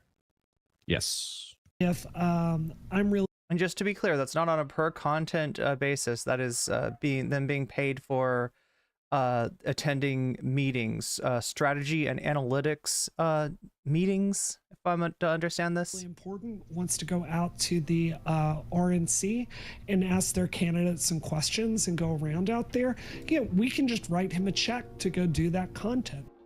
In February of 2024, creators of PV came under fire when it became widely known that they had been receiving payments and attending weekly meetings to discuss content strategy with each other. This was mostly previously unknown amongst wider online politics audiences, despite having been going on since around September of 2023. It's unknown exactly how many creators are compensated. And chat, exactly why is this a problem? Let me be specific about it. It is not that I am... I don't have a problem with, you know, a streamer being like sort of held up who's not like sustainable by like, you know, by like, right, essentially streamers are supported by viewers like you, like including myself, right? And that's something that I appreciate, but I'm not held up by one viewer. I'm held up by many viewers. There's a lot of people that contribute in whatever way is you know, that they see fit, and therefore you can count on the fact that when I'm saying something, it's not because a donor wants me to say it. When I'm not saying something, it's not because a donor doesn't want me to say it. That's the real ethics issue here, is do we want streamers you know, with their organic audiences and their organic, you know, takes on issues, or are we okay with somebody, because this has been happening. Like there are, you know, people who donate like above and beyond, like, you know, more money to streamers with the expectations that that streamer will then follow their you know, directives. I was actually you know, had somebody in my community prior to the Dylan Burns thing who was donating a disproportionate amount of money. I don't even remember how much, but I think it was like $500 in one, you know, fell swoop, right? But with the understanding that I wasn't gonna go after Dylan over his platforming of transphobia in the way that he did it, right? And when I crossed that line, I got you know, not only did, you know, obviously that money gets withdrawn, but I got attacked by this person, right, who was able to influence other communities, other streamers, you know, to go after me, right? So it is actually like there's more at stake here than might appear to the eye. By Progressive Victory, or which ones, and for the most part. And as far as I see it, this person kind of like walked so that Brianna Wu could run. Like this person was doing what Brianna Wu is doing now, but at a much smaller level, right? This person did not have a political action committee that I knew of, or you know, access to the kinds of like hundreds of thousands of, you know what I mean? This is on a whole nother level than what I experienced, and I feel like what I experienced was bad enough, right? And what's even worse is that there's no transparency for this. The creators don't even seem to know themselves. They're a part of the meeting, and whether or not they're paid and whether or not and to what degree they're paid, I don't specifically know. My suspicion would be a healthy chunk of them are being paid something. In my opinion, being a political content creator and not telling your audience that you are being paid by a political organization. Yeah, like how do we know that Dylan is really against Gorka? No, I'm pretty sure Dylan's against Gorka. Is blatantly deceptive and dishonest. Zan, oh god, I forgot Zan is on the Woo Bucks. Is that right? Do we have Xander Hall confirmed? In the days following the news, PV created. Chat, you should be like, I'm counting on one of you, at least one of you, making a Pepe Sylvia board at home. Whoever's got access to like a cork board and some thumbtacks and some red yarn. I need you to be putting pictures of these streamers up on your board and wrapping yarn around to show the relationships between them, right? We need some Pepe Sylvia in chat. Creators took to various streams to defend themselves, but most notable among them was Wick and Counterpoints. This is one of the branding. Dylan only disclosed after Wick outed him. Damn. No. This is one of the indictments that I don't. This is one of the indictments that I don't accept at all. You didn't know how it feels like this was. Like I understand that you used your what's it called? Your transcript thing to try to. His Delunchka against Bandera only only if it doesn't stop him from eating delicious food. Suss this out. I understand that. Because apparently the best food is made by racists. Right. What I am saying is that. Sorry, chat. These are deep memes. A lot of people that are having this kind of Mandela effect, right? Either sure, but I did the research. The general sentiment from these creators in response to the backlash was that they were. Wait, what about Beckett of Crabs? Is Beckett of Crabs on the? Like you would think, yeah, Loner Box. I'm asking, chat. I'm not like the last thing I want to do is give you the idea that somebody's on WooBucks, somebody's part of this AstroTurf organization when they are not actually in it. Are not legally or ethically required to disclose their partnership with PV, and that they weren't being paid for their content, but rather for their consulting. Because the streamers were labeled as the valuable expertise that can only be provided by Wick. Simply to avoid breaking Twitch TOS, it generated some confusion. Beckett is not part of PV. Thank you, Vodka. Amongst the streamers, and it didn't. Yeah, so just so you understand, if you see somebody shown at a PV event or shown on stream talking about this does not mean that this video essay is not trying to say that everybody here is on WooBucks, right? I'm gonna try to be really careful about not misidentifying anybody as receiving these funds when they're not, and if I do, please correct me, because it's not my intention to do that. It seemed like anyone knew what their title or role within PV actually was. I've been sponsored for a while. Sponsored by Rebellion Pack. I don't know about by Progressive Victory. I don't know. So if you don't know, Rebellion Pack is something that Brianna Wu started up with TYT, I believe. That is an organization that she is still a part of. Sponsor might not be the right term. A sponsor or a contracted streamer. I don't know the right term. Which were sponsors. Yeah, none of my content. So sponsor is the wrong word. Okay. I'm not sponsored. My content is not sponsored. Okay. A better word is consultant, and even that's not perfect. The fact that these creators didn't think they needed to disclose to their audiences that they were contracted by Progressive Victory is probably because PV confused the shit out of them by trying to come up with a rule within the organization for streamers to push progressive agendas without breaking Twitch's TOS. I blame both Progressive Victory and the creators for putting their viewers in this position. Disclosure is extremely important when you are pushing a product. If you're a video game streamer and you're playing a game that you're saying extremely positive things about, and your audience is unaware that you're being paid by the developer of that game, you are directly lying to your viewers, even if you actually do like the game. Now, some of you might be thinking, what if their content doesn't change because of the money? Let's examine that for a moment. Wick and Counterpoints both tried to make this argument. I get a check from them. That's true. But it hasn't changed my opinions. It hasn't changed any of my thoughts. It hasn't changed any of my advocacy. I do think that. And look, as long as Wick's going to disclose that, I mean, whatever. I don't like the entrance of AstroTurf into the political sphere of content, but if he's upfront about it, that's one thing. What's more dangerous, though, is we don't know. This video essay is estimating like 15 streamers that are on these WooBucks, right? We identified a few of them here. We don't know who the rest of them are, right? So that's the real issue. That's the real issue is, people essentially advocating for, a product, which in this case is a political action committee, and maybe even, the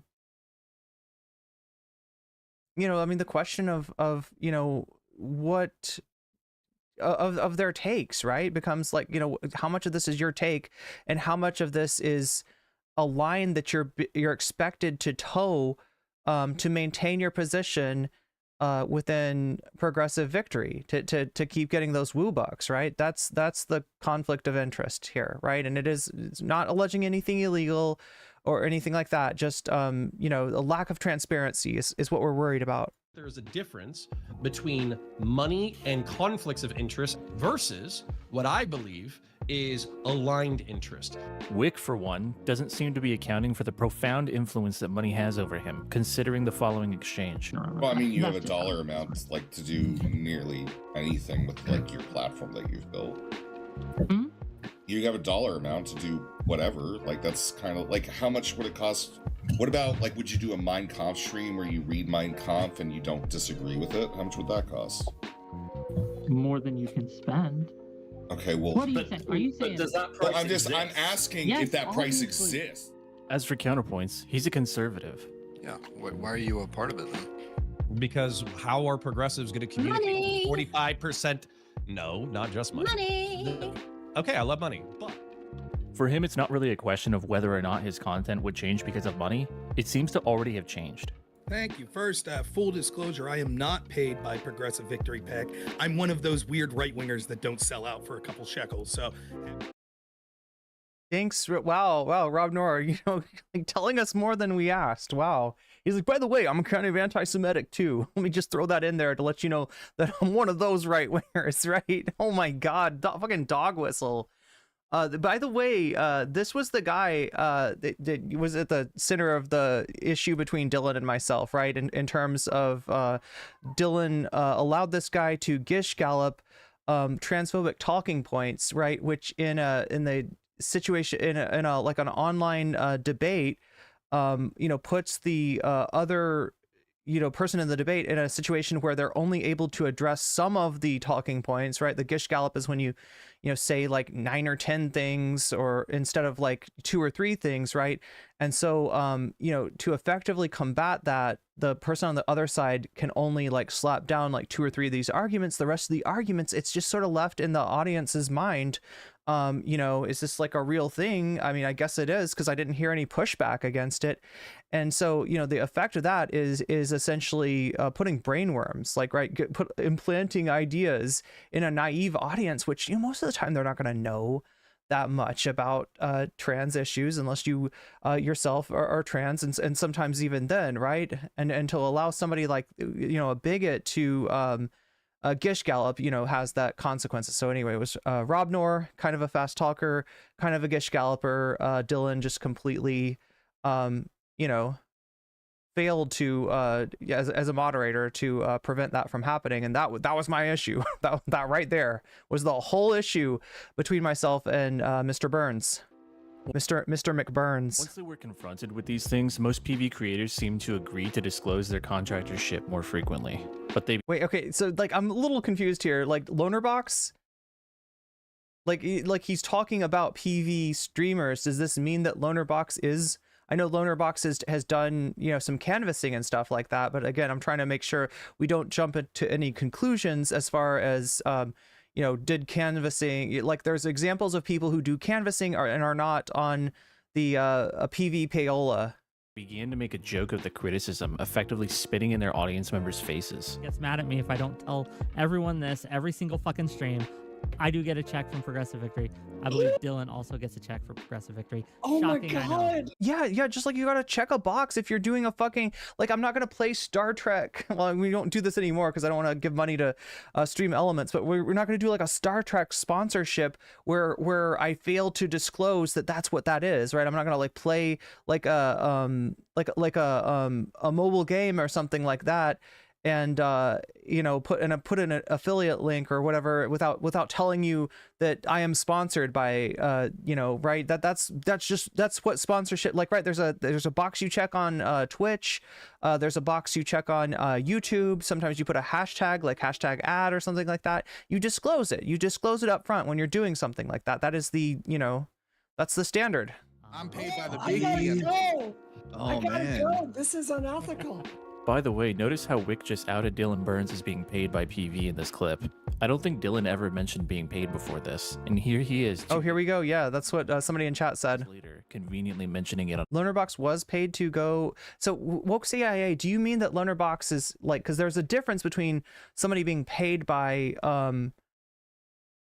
paid, they're doing canvassing and they get their hotel room paid for, or they get some money for their travel expenses. There's a difference between that and somebody who's in on these meetings, right? When I'm saying, on the Wu bucks, right, that euphemism is to indicate that they're getting paid as a consultant to attend meetings, not that they're getting reimbursed for travel, or that they're getting a hotel room comped not comped, but like paid for for in exchange for canvassing, because it literally, like, anybody that is involved with their canvassing organizations, like, they can go to a website and usually get their hotel, get a they can stay at a hotel room for free, right? And that's not just streamers, that's just like canvassers, right? On his own stream. I work for Progressive Victory, right? They pay me, I work with them. I wanna get progressives elected. Look, these few. Okay, so Woke CIA Drone Pilot says, if you get, now I'm not trying to defend this organization at all, but I'm also, I need you to trust me, and I'm in order for you to trust me, I need to be really careful about not going, over or failing to make a distinction here. And the distinction that I would make between somebody that's getting paid for, reimbursed for travel, paid for a hotel room, is that those things, to my understanding, are paid through Jonathan super chatted $5. IOC versus Fuantaz. Okay, we can do that, Jonathan. Thank you for the super chat. I will put that money where it goes. But yeah, just so you know, right? Because this is I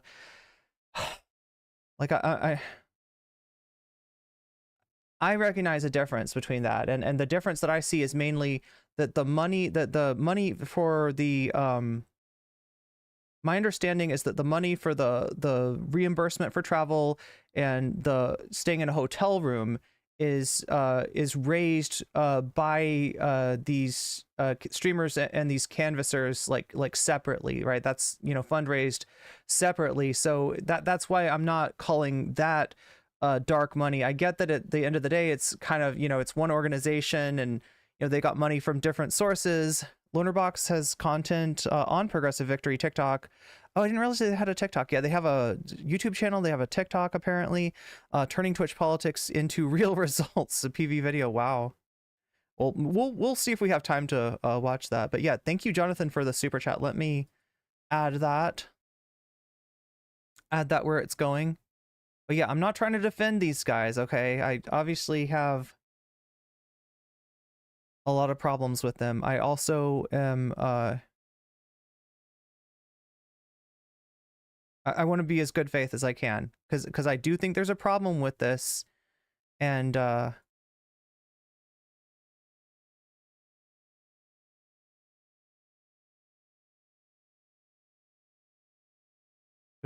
just want to really hone in on where I think the problem is. But I see what you're saying. I definitely see what you're saying. CIA Drone Pilot. Creators probably weren't even the only ones that didn't properly disclose their sponsorship, but we have no way of knowing. But for the ones that did come out and talk about it, their defenses were embarrassing. Oh, here we go. PV tried to hide sponsorship of these creators from audiences for fear of breaking TOS. And the result was a bunch of streamers lying to their viewers, confused about what their role was, and not knowing what they can and can't say. When people found out and confronted them, they floundered. And now they laugh at the criticism like it was all a joke. This chapter in PV's story was extremely ugly. Speaking of ugly. So, part of what Progressive Victory wants to do, and they're pretty public with all this, so I'm not exposing into this, part of Mr. Weasel, what they want to do is they think that having a coalition of people, having a coalition of streamers working together can somehow insulate us from a criticism of a singular streamer, meaning that if it was Progressive Victory plus Destiny, Destiny now becomes a liability for any campaign that we want to work with.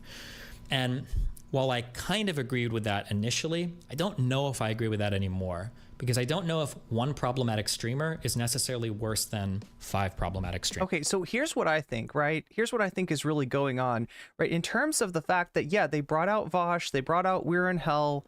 There's a few people that you could see a lot of people not wanting to be associated with, right? Including Destiny, but I mean, Destiny's not involved in the Bowman, in the Bowman campaign. I don't think Destiny supports Bowman, but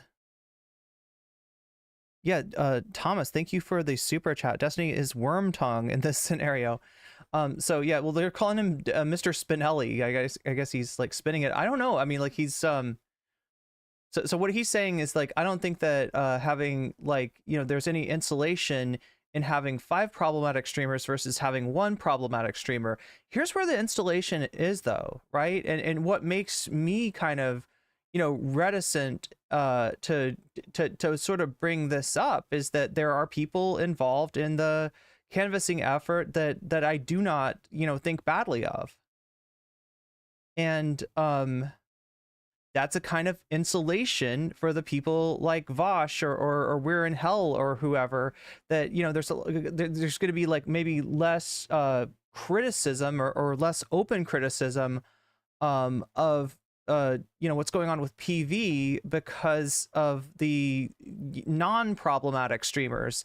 So there's where I think that's what it is that people like Bender are sort of unwittingly being utilized as like as like a flak vest for the Voshes and the We're in Hells and the whoever else, right, is involved in this. I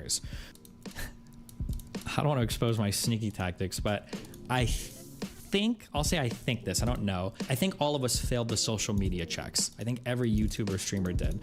I think. Some of PV's creators often exhibit some of the most undesirable human qualities I can think of, qualities that demonstrate a total lack of principle. The 3 negative qualities that most come to mind for me are dishonesty, hypocrisy, and unaccountability. I'm not even sure unaccountability is a word, but I'm going to use it anyway. Pretty sure it's a word. Let's start with dishonesty.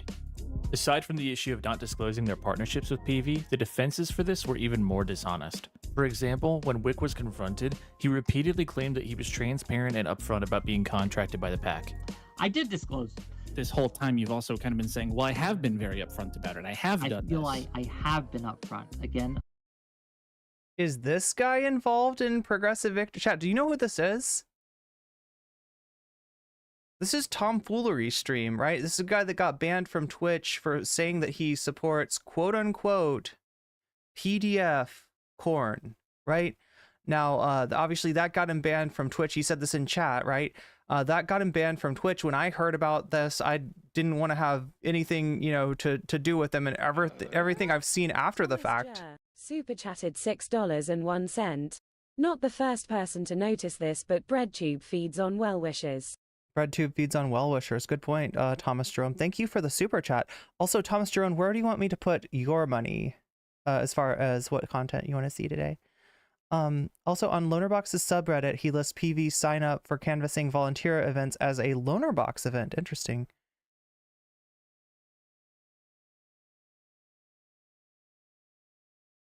Okay, so yeah, that's just tomfoolery, right? Now, I don't know what his involvement is. Maybe he's just talking about this. Maybe he is part of the effort to, shed some light on this, this kind of hidden aspect of PV's activities, right? The fact that they weren't upfront about disclosing the involvement of streamers in this. I don't want to jump to conclusions, right? But if this is one person who I personally wouldn't want to be involved with in any possible way, right?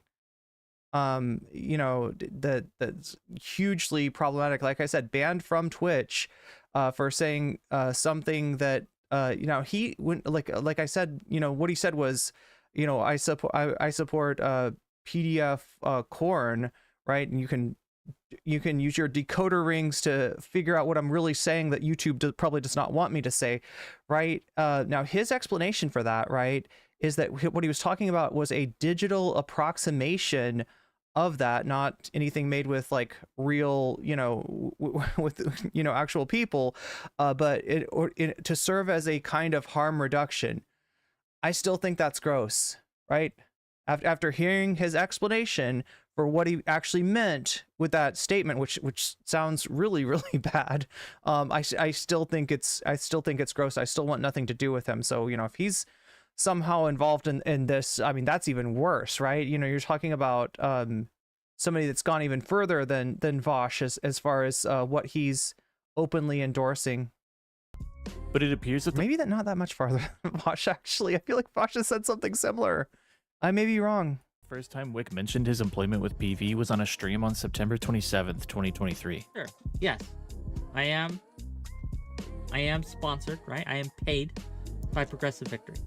Not only does it seem like Wick was just responding to a chatter here rather than willfully disclosing on his own, but this also came conveniently one day after President Sunday insulted Wick on X for being paid by Brianna Wu, which was... he wrote a gender paper that was heavily controversial. Yeah, I would say that's heavily embarrassing. He's also like, I'm not talking about all the cringe and embarrassment with tomfoolery, which there's plenty of that too. The guy, is accused of making like alts on Reddit that go around and say good things about him, like, right, of having like an army of alts just glazing him up. I can't speak to that. We haven't looked into that. Like I said, I don't want to have anything to do with this guy, even to like criticize him, right? But there is a long track record of cringe, including that so-called gender doc, including calling himself a professional linguist, and then being absolutely embarrassed by God damn it, Malcolm on stream recently as far as that. Likely in reference to Wick streams that were sponsored by Rebellion Pack. And the next time Wick seemingly brings this up is on the stream with Reziver and Beckett on February 1st, 2024, almost 5 months later. Now for hypocrisy. This is Food Chops, a small politics and commentary streamer. Food Chops is most well... Oh god, talk about people I don't want to be associated with. Known for controversy because of her late 2023 admission that she consumes lolly, which is cartoon depictions of children in sexual situations. Many creators so essentially the same thing that Vaush does. Food Chops and refuse to collaborate with her because of her proclivities, including counterpoints. If you're consuming it and your justification is like, oh, well, no children are hurt, therefore, like, it's not a big deal or whatever, it's like, no, you're taking the worst parts of yourself, you're opening it up, and you're reinforcing that part of your brain. But this feeling from counterpoint... Ew! What the fuck did he just say? Look, I granted, like, he's speaking out against, like, what Food Chops is apparently admitted to, but like that's the worst. Wait, he's acting like that this shit is already in your brain, like that everybody just has this and you shouldn't reinforce it. It's like, what the fuck? Sorry, counterpoints. It sounds like you're telling us a little more than you meant to there. Jesus Christ, these people, what is fucking wrong with Twitch politics? Why is it like this? Why is it this bad? Like the less objectable person here is saying, like, well, we all have these feelings, but you shouldn't reinforce. Holy shit, no, don't fucking lump. That's not fucking normal. We do not all have these feelings. What the fuck? Anyway, that's one clip out of context. I shouldn't make assumptions, and I shouldn't overreact to that. I don't want to, I don't want to jump to conclusions, but that sounds really bad. That sounds really bad, Counterpoints. Is that why Chud called him Lolly Points? I never understood what that meme was about, calling Counterpoints Lolly Points. Maybe that's what Chud was talking about. I don't know. Only lasted until Vaush, Progressive Victory VIP, found himself in the exact same controversy in February of 2024. So there we go. 2024, after accidentally showing a folder on his computer that contained lolly images. Is that the context video? I think it is. Suddenly, Counterpoints' objection to Food Chops became not about the self-harm of reinforcing a negative part of your brain, but about outward normalization. A negative... reinforcing a negative part of your brain, please. Like, do not act like, yeah, the human brain contains a lolly lobe. No, a lolly lobe or something. Like, I don't know what he's trying to say there. Hesitant. That's messed up, Connor. Is whether or not I feel like there's an attempt to normalize. And notice Brianna Wu nodding her head in agreement with Counterpoints. She also refuses to be platformed with Food Chops. So that's what he's hanging his hat on is that food shops tried to normalize it and Vaush didn't. Vaush had a good excuse, and the excuse was he thought they were short stack goblins, okay? With those horses, licking those horses. He thought it was short stack goblins, which would have been okay. But when told, no, actually, Vaush, those are underage, anime women, that's when he was like, whoops, sorry, my bad. So because Vaush apologized for misidentifying the underage representation of anime women as short stack goblins, then he's not normalizing it the way that. So because he's more dishonest than food shops, is that what we're getting? Is that Connor's freaking explanation? Jesus Christ, Connor. What is wrong with these people? We're getting Tom 10 today. I didn't mean to do Tom 10. I don't want to stay the fuck away from Tom 10. I don't want to even think about not what think about the children should mean. Yeah, really. Did you hear about IHOP accusations? I did not. It's stream in the stream suggestions. Wait, what's going on with IHOPs? Oh, IHOP mistreating its employees. Is that what you're talking about, Shakespeare? But Brianna Wu actually has no idea what her reason for this is. My objection to food shops is not that she jacks off to Lolly. No, God. My objection to food shops is she's a drama farmer. Brianna, what? What the? Why is that not that's an objection? You've got two objections. You should have two objections. Those are both bad things. What again, these are clips. These could be out of context. I don't want to jump to conclusions about what Connor and Brianna Wu are saying here, but this sounds really, really bad, right? And I wish I could say that this was not par for the course for Twitch politics, but this is the same group of people that have done debates where they talk about the ethics of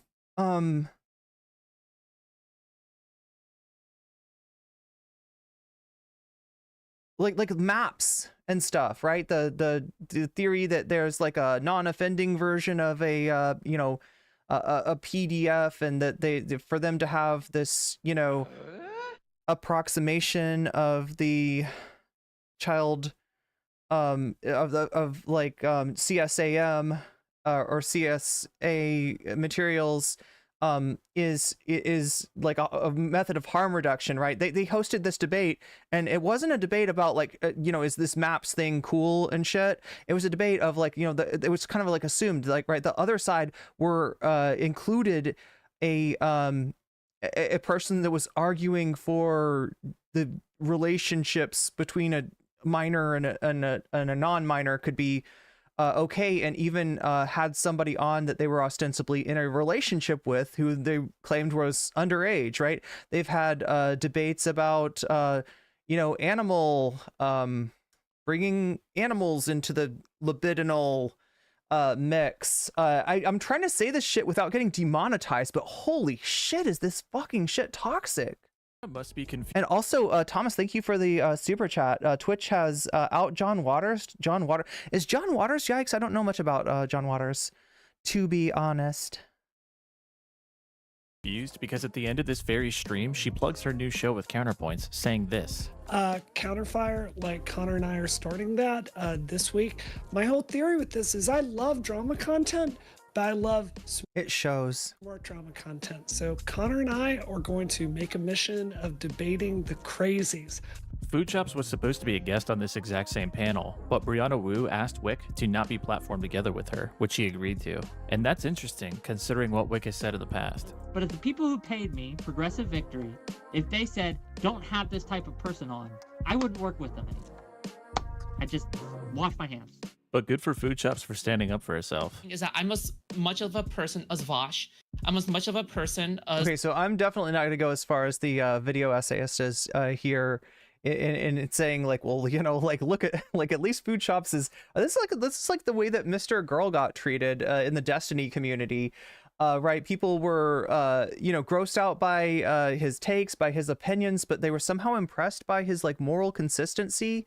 And although I will say that, yeah, it sounds like Food Chops is being honest about some shit that Vaush is not being honest, I do not have to hand it to her, right? Just like the drill tweet, chat, you don't have to hand it to them. You do not, in fact, have to hand it to them, okay? And I refuse. I Rohan Kashibi that shit, right? But I refuse. Destiny and painting me a schizo, oh my god, unhinged, a drama farmer. So that was Brianna's excuse. Like I don't care about like the material that she like pleasures herself to, but I do not like the fact that she's a drama farmer, despite the fact that Brianna Wu in that last clip that we saw was saying we love drama, we want drama, we want to do, let's do the drama, let's make the drama happen, counterfire, let's go.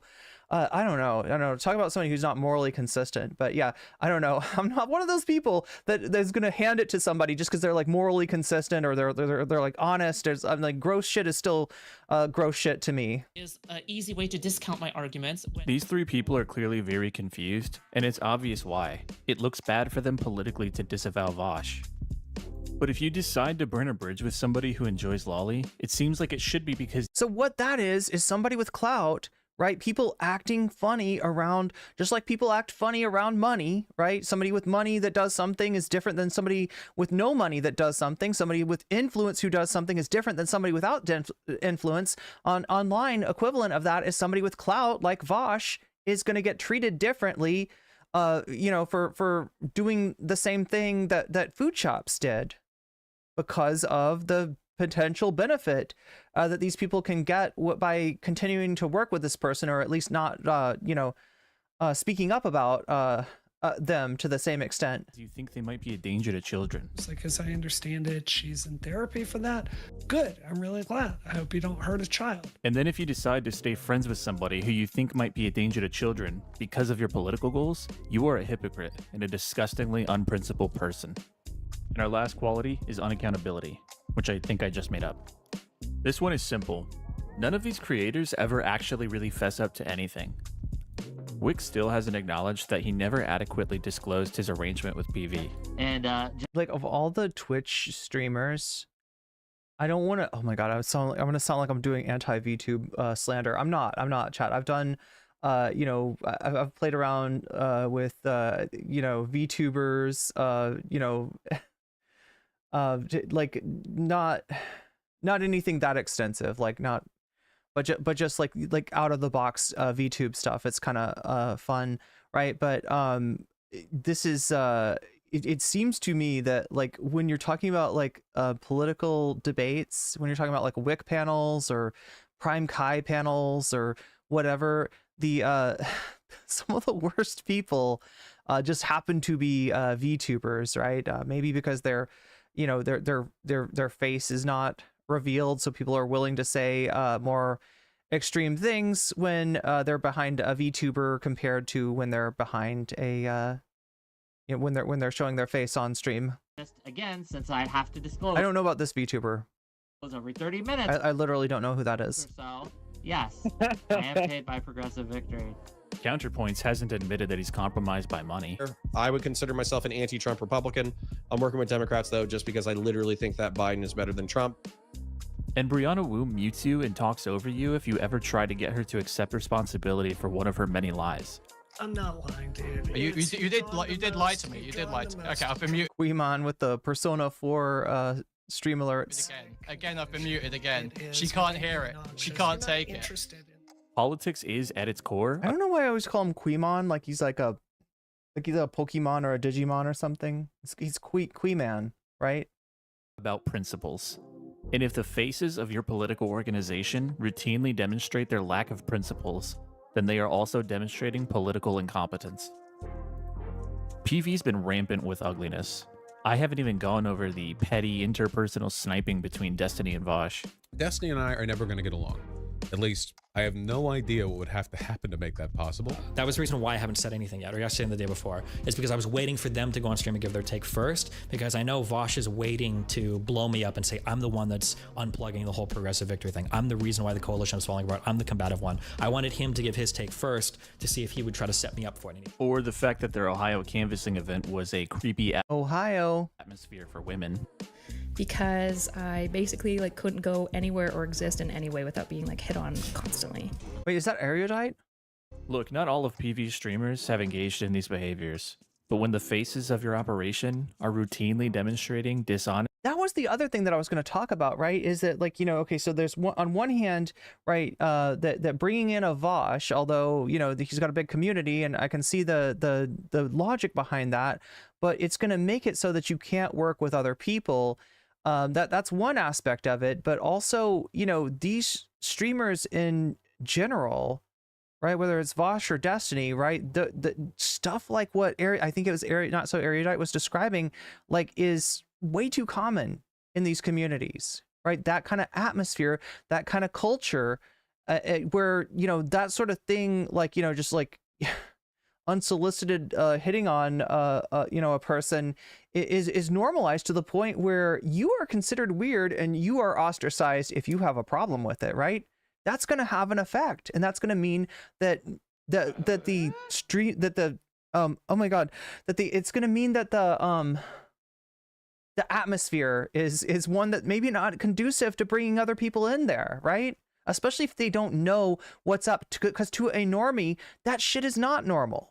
That shit is not acceptable. That shit is not okay, right? They're not fucking brain rotted, you know, terminally online, you know, DGGers or VGGers or, you know, sweaty Discord nerds. No offense to the sweaty Discord nerds out there. Some of you are not like this at all, right? But these communities, yeah, have, you know, I'm not that surprised. I'm not entirely, that's not, you know, completely unexpected. Thomas Jerome super chats. Is it like a political kaiju gossip? Political kaiju, like the kaiju being like a Godzilla sort of, like a monster from like a Japanese monster movie? Is that what we're talking about? Oh, look, or the kaiju being like a streamer? Is that? But if they were squeaky clean to start off with, then there's only money for leverage. Wait, if they were squeaky clean to start out with, there's only money for leverage. Oh, I see what you mean. Oh, Narwhal by Nature is talking about the fact that somebody that's got a iffy reputation, maybe people have, you know, leverage on them. Maybe, you know, kind of, you know, acting as a fig leaf for that person might give you leverage over them. Yeah, that makes sense. One thing you all have in common is trolling Wu. Are we trolling Wu? Are we making Wu? I'm not trying to do lolcow content, I promise. I promise, she's just like this. And Wick's just like this, right? And look, there's a lot about Wick that I don't really make fun of. There is a lot about, you know, like a lot of these people that I don't make. I try not to be mean. Maybe I'm sometimes a little bit mean as a treat, but... Honesty, hypocrisy, lack of accountability, it calls into question the maturity of your organization. And frankly, I don't think it can be fixed. A diagnosis, damn.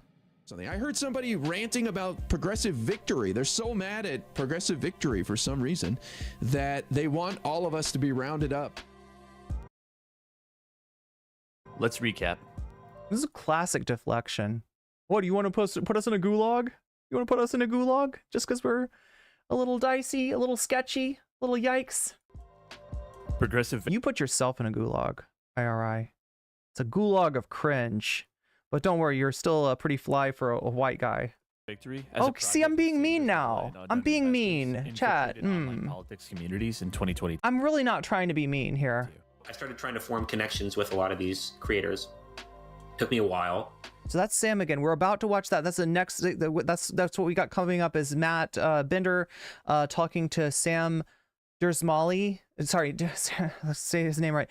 Sam Dursmala of Progressive Victory.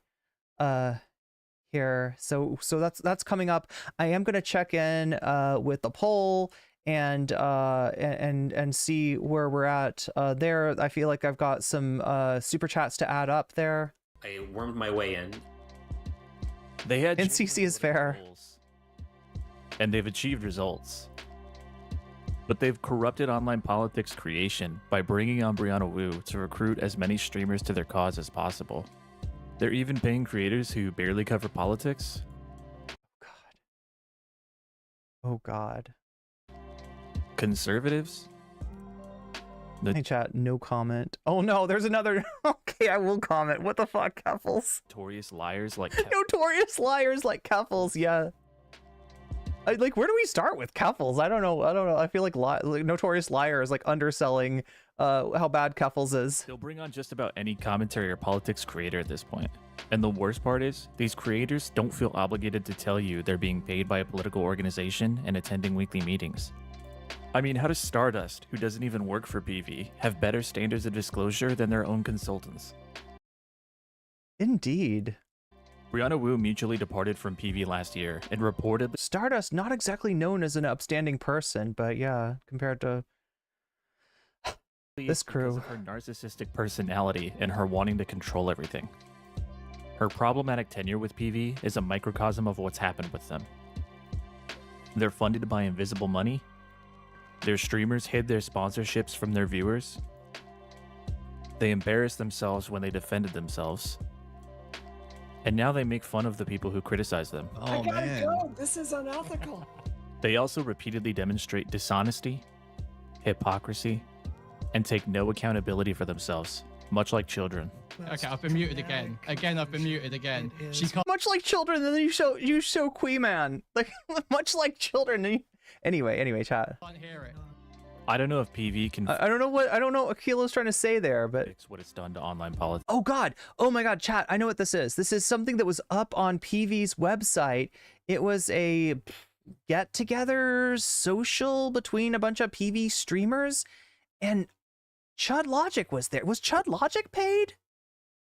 How was Chud involved in this? Chud Logic was here, and he said, like, I believe he said, oh God, I don't even want to repeat what he said. It's horrible. It's horrible. He called black people the R-slur, I think, if I remember correctly. He was drunk, right? And I guess he apologized, but I still don't know why he was there, because it seems like he's one of the people that's been more critical about PV. But yeah, they left this up on the website, on the YouTube for like ever. Progressive victory. That's Pixie. Not so erudite. But here's what they can try. Number 1, no more paid streamer consultants. All streamer work for PV should be on a volunteer basis. If any streamer... peaceful up here, but now there are freaking communist invading radicals.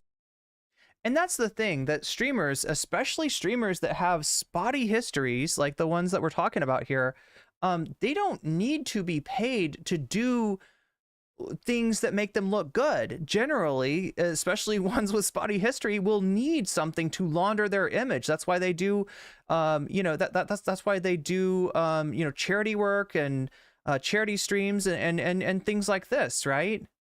To try to, puff themselves up as like, look at me, I'm doing praxis. This is praxis, I guess. Just want to continue to work for PV in other roles like administration. They cannot talk about PV on their stream at all. Number 2, reveal the source of all money coming into PV, including through the nonprofit. Endorse candidates who promise to vote for bills that combat the effects of Citizens United. Number 3. Okay, and they are at least endorsing, Jamaal Bowman over George Latimer, so, 1 point in PV's favor there. Implement standards of behavior and respect for any creator or associate of PV. And number 4, grow up. I don't know how you fix something like the culture of DGG and VGG, and the fact that if you're drawing a lot of your canvassers from those sources, that you're bringing anybody else into that culture that is, maybe normalized in online spaces like this, but that the rest of the people that might be wanting to help out, like Matt Bender, wanting to help out with the canvassing for Jamaal Bowman, didn't necessarily sign up for, right? Narwhal by nature, I don't know why your stream alert did not make a noise. I might need to fix that, maybe. I don't know why it should have made a noise. It should have.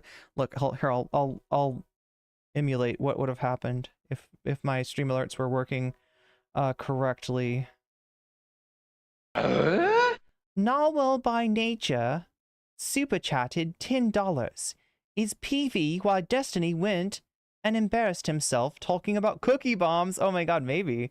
I'm genuinely confused as to their goals. Yeah, I mean, it is a strange, you know, group of people to be together in this enterprise, right? Especially when you bring in people like counterpoints and like, I still don't understand what Chud Logic was doing at that event, right? I don't think that Chud Logic is, you know, most of his content is just transphobia or like or like shitting on women or I don't know. It's just like that's not like, and I'm not even saying that to insult him. He would agree with me, okay? Chud Logic has no problem, you know, admitting the kind of content that he does. Like, he's just like if Kiwi Farms was a YouTuber, it would be Chud Logic, right? Remind chat to take medication if needed. Oh, that's an important thing to do. If anybody needs to take medication, now would be a good time. If you, yeah, because like if you like me get like wrapped up in content and you lose track of time and space and all kinds of other things, like the donation goal.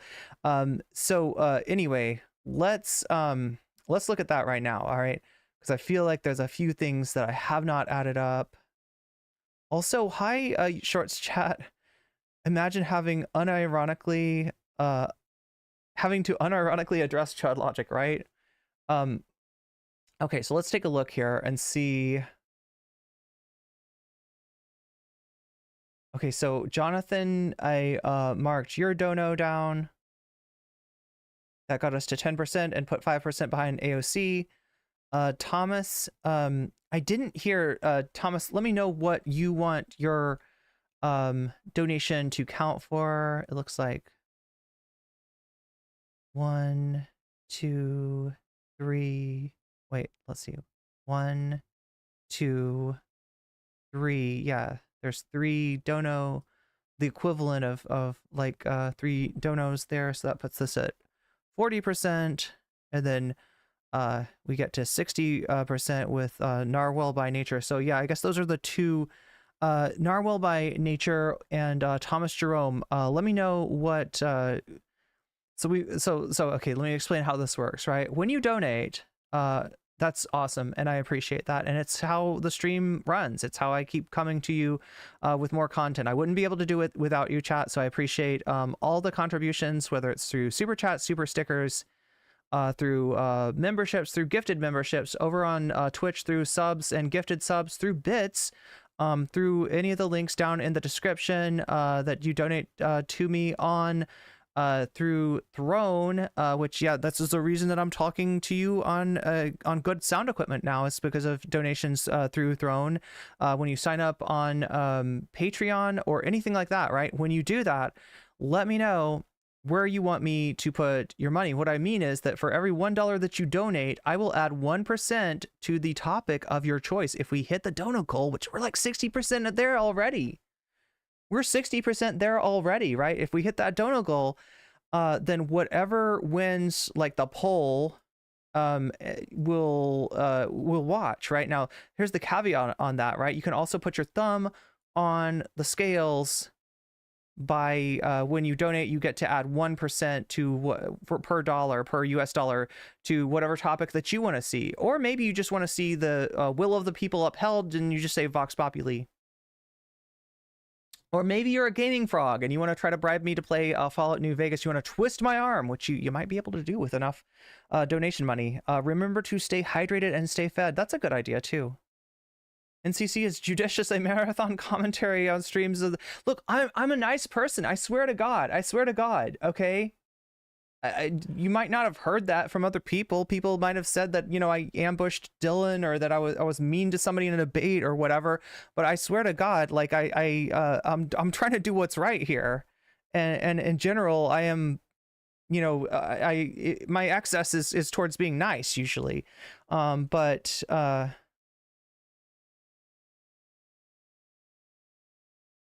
yeah, I care about people. I guess that's my problem. Anyway, let me go to the other screen here, and I literally don't know how to be another way. Like I know that like on the internet you're supposed to emulate Trump or something. You're supposed to be like over the top and have ridiculous nuclear takes and you know, shit on people. And that's just not who I am. That's just not ever, you know, if I'm shitting on somebody, there's fucking good reason behind it, right? I've cut, you know, it's because my hand's been forced in one way or another, much like Obi-Wan Kenobi, to cut down Anakin Skywalker.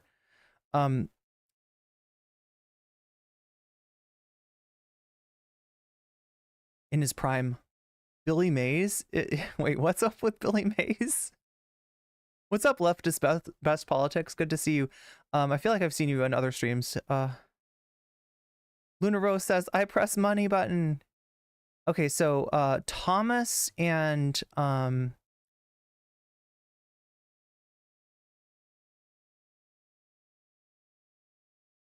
Narwhal, I am waiting to hear no notification chick strikes again. What's up with that? What is actually up with that?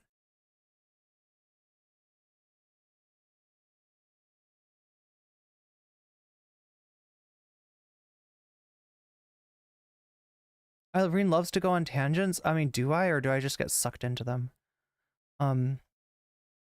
Isn't Vox Populi? Is it Vox Populi? Vox Populi sounds like I'm saying you lie. You lie. What's up, GNN? I heard NCC says bad things about Mr. Weasel. Yes, that's right. I mean, only when I'm forced to. I was nice to Destiny the first 2 times I talked to him before I realized that he's not a nice guy. He's not doing good things in the space. But yeah, if either of you, Narwhal by nature, actually either 3 of you, Luna Rose, Narwhal by nature, or Renee have an opinion of what AOC, okay, AOC, s'il vous plaît, I do play indeed. Sometimes some people say I play too much. No, it's okay, I'm just playing. Oh no, this is so bad, this is so bad. Okay, so AOC versus Nick Fuentes just got 10% added to it for Narwhal.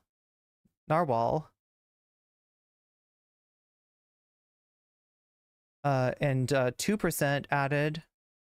Wait, actually that's, oh god, we'd have to round. I think those are British bucks.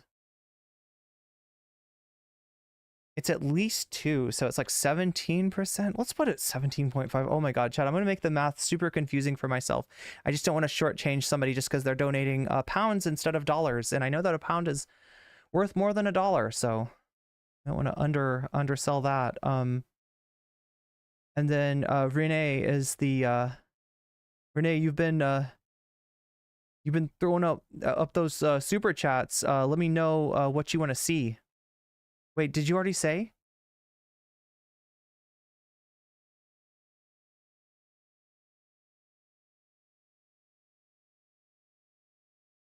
NCC is Ultraman? If Ultraman was Chris Hansen? I don't think I've watched Ultraman. I'm not sure what...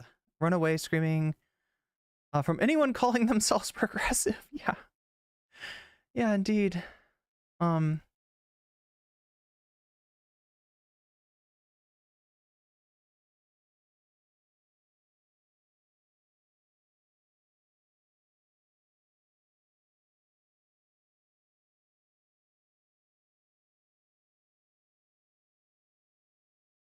Okay, well, Thomas Jerome, Renee, let me know if you think of what you want to see. You might have already said it, and if you did, I missed it. Did anybody catch what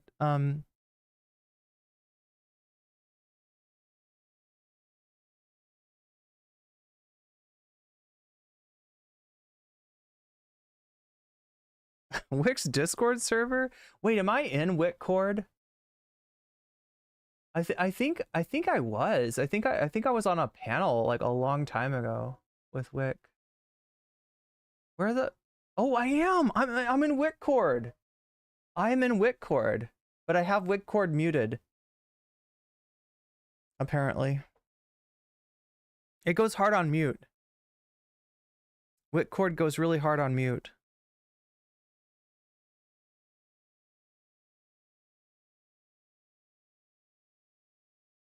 It is Vox Populi, not Populi.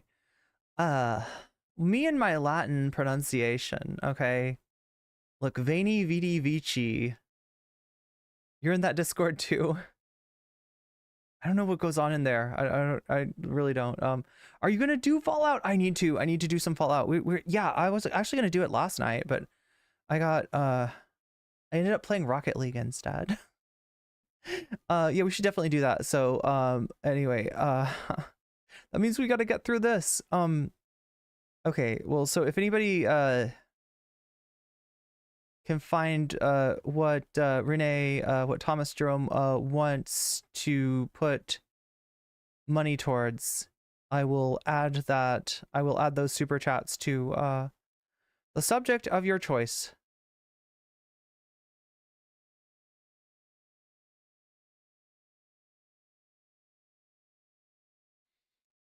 Okay, so anyway, I think we better move on now to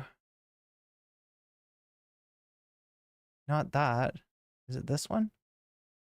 Ooh, there's the oh, geez. Should we watch the panel first? No, we should. I mean, I don't know. It's calling out to me, chat. It's calling out to me. I'm hearing about now. Reading a pamphlet that I've been given apparently. So it's nominal Naomi on the left, Vaush to the right of Naomi, Matt Bender to the right of Vaush, and that's Jareg. That's Jareg himself, sitting all the way on the far right, like the far right person that he is. I don't know. He's good. They say that he worked with President Biden to ban ghost guns and ghost guns? Excuse me, is that some like that sounds cool. Chat, where do I get a ghost gun? I think I need a whatever that is. That sounds really cool, like cyberpunk. What does it shoot? Do you shoot somebody in the soul with that? How does that work? Ghost guns? Anybody heard of ghost guns?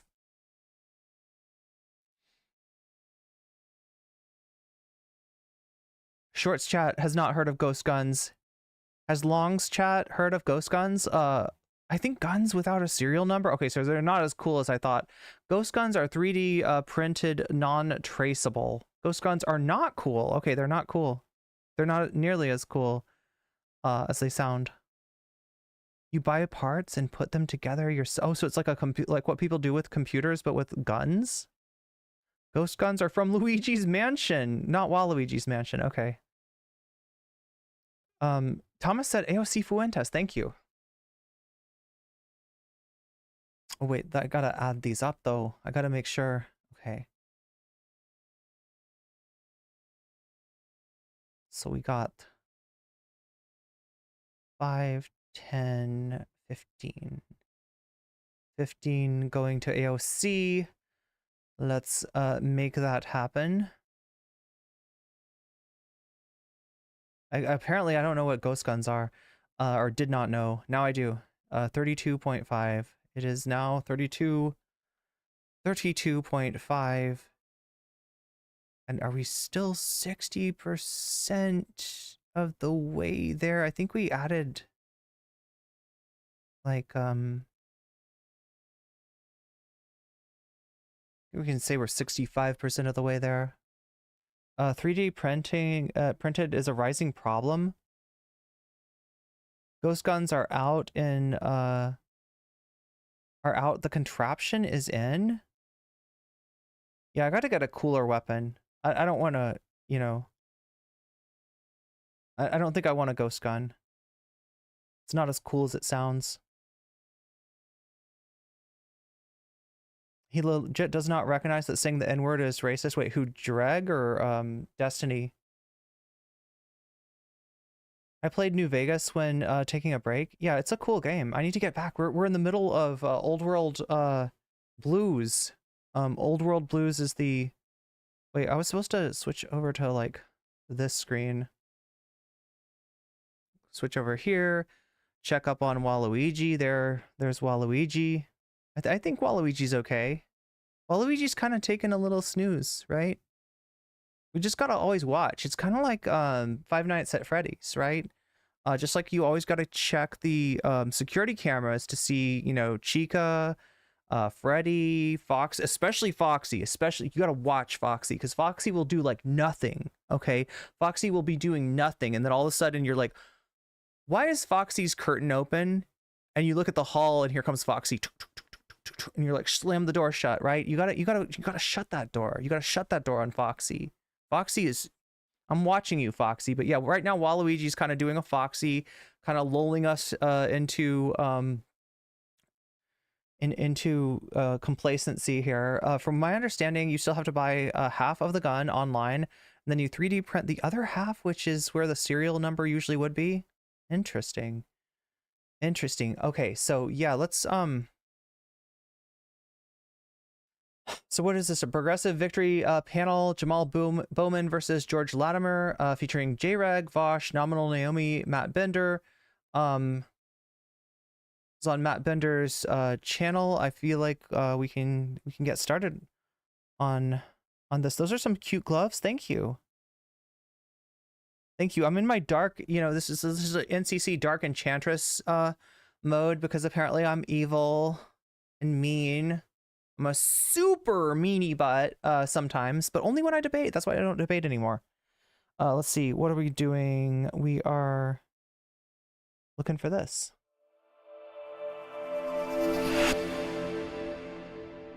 So good.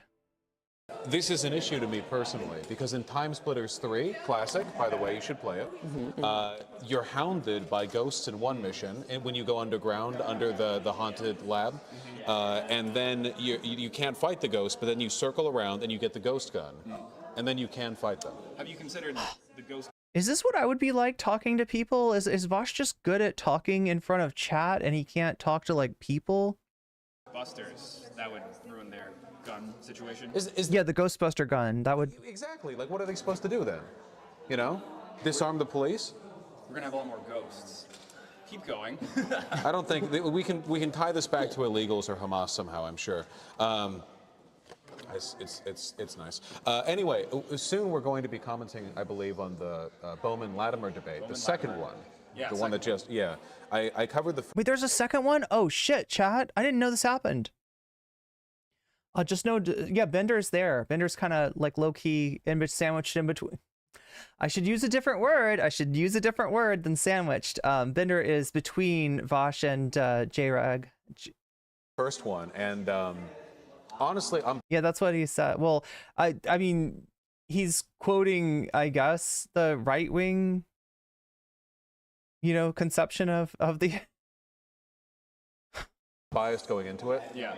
I think Bowman killed it. I think he did really good.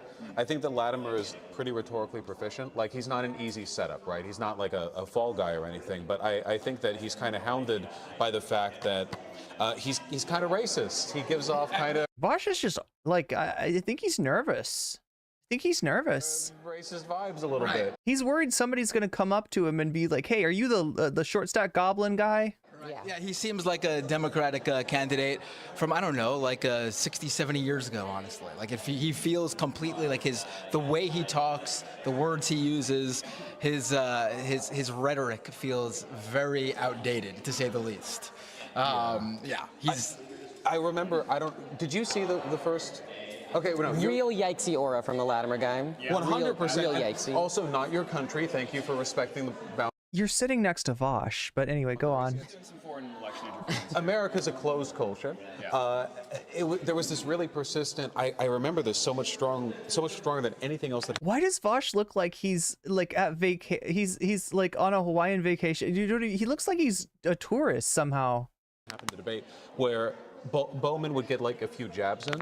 And in response, Latimer got like angry. Like he would talk for 1 second over it. Latimer would be like, mods, like a moderator, that counts as his time or whatever. Like you're gonna interject me. And I don't know, it's just like, to me, it just sounded like he was saying that Bowman was uppity a little bit. It just is this like passionate, don't you dare speak over me business. It doesn't even just seem that way, nor is it something that he's only reserving for his opponent, Jamaal Bowman. George Latimer, there was that radio interview on WNYC that he did that went a little bit viral online, where a caller called into the show and put George Latimer on the spot about his Emmett Till Facebook comment where he compared Andrew Cuomo to Emmett Till, basically. Really? He said those women who accused Andrew Cuomo of assault. How did I miss this? This is George Latimer that Bender is talking about here. Assaulting them, basically put Cuomo through what a Till-esque ordeal. Yes, where he was lynched like Emmett Till was, practically. That's what he said. And he was called out for that on the radio, and the woman who called in wanted him to respond to that, and she also added this addendum where, and don't say it's, you know, you can't be racist because you have black friends, because you constantly say that, which he does whenever it's brought up about George Latimer's black support and his struggle in that area. He constantly just brings up the black politicians and figures who have endorsed him. And once this so like the idea being like, well, these black people seem to be okay with me, how could I possibly be racist? Or this reminds me of that person that was in chat. No, they were in my Discord, right?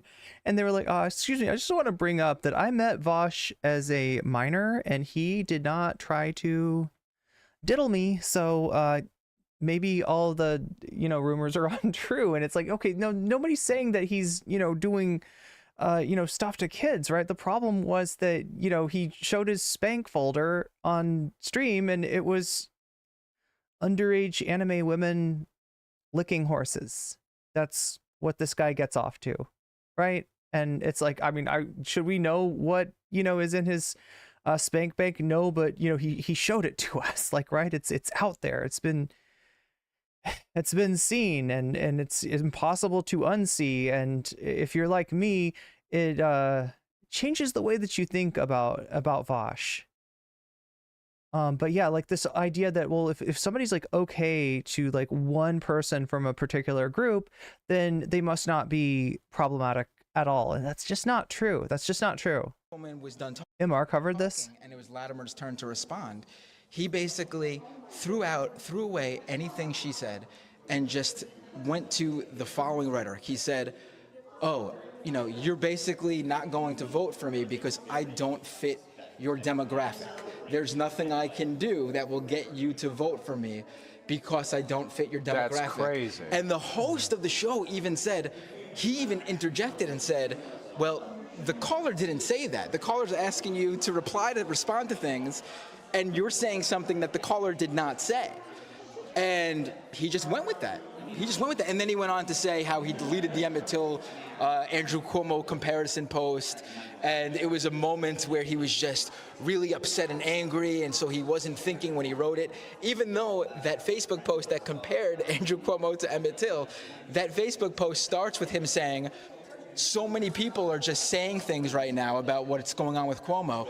I'm the one who took the time to really consider all the facts, and here's my well-measured Yes, here is my well-measured take.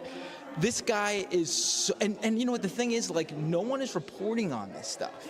Like, he had to go on this WNYC show and get interviewed by the host who didn't bring up any of this. And a caller, the right caller, someone who was informed, had to just happen to call in, get picked as the person to ask Latimer the question. And it just all had to come together for this stuff to even be put out there. That on top of these other things that have just recently come out about George Latimer that has previously been reported on, because this is a guy who has like 30 some odd years of history in Westchester, apparently. And this part of it I don't care about. It's the second part I do. So apparently he had an affair with this woman. Don't care about that. It's his personal life. Don't give a shit. But that woman he had an affair with, he ends up picking to take a job that pays $150,000 in local politics. I mean, come on. Like, this is ridiculous, and no one's bringing this up. No one's even asking. I'll be right back. Why was this woman qualified for this position?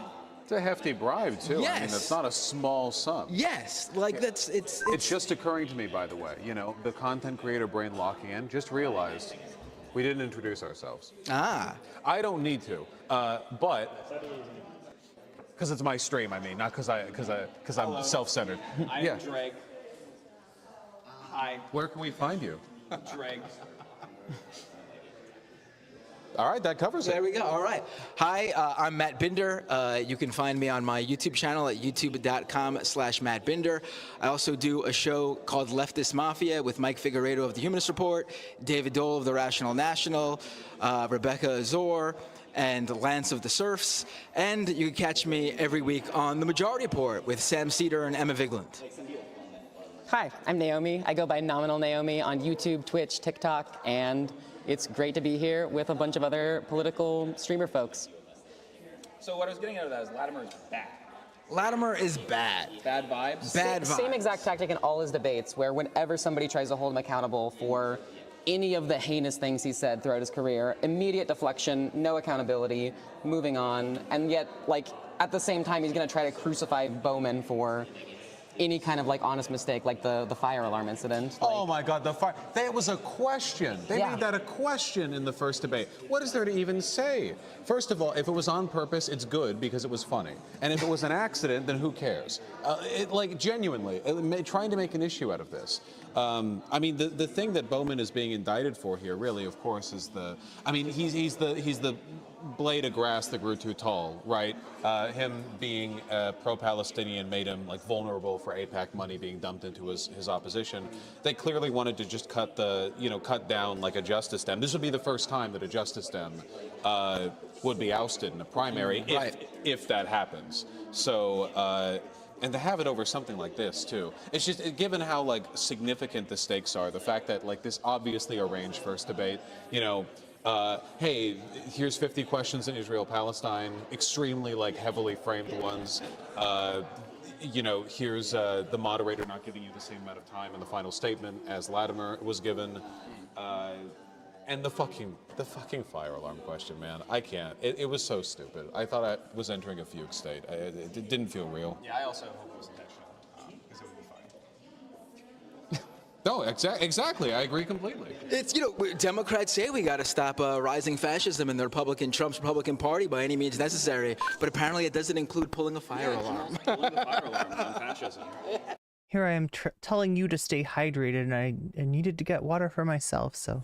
Yes, seems fine to me. Not to mention, like, the fact that AIPAC, as much money as they have, has a finite amount of money. For them to dump, what, 16 million into one primary, and the person they're primarying out is a progressive, Pretty crazy. Right, that's really the main like crux of all of this that just like drives me wild.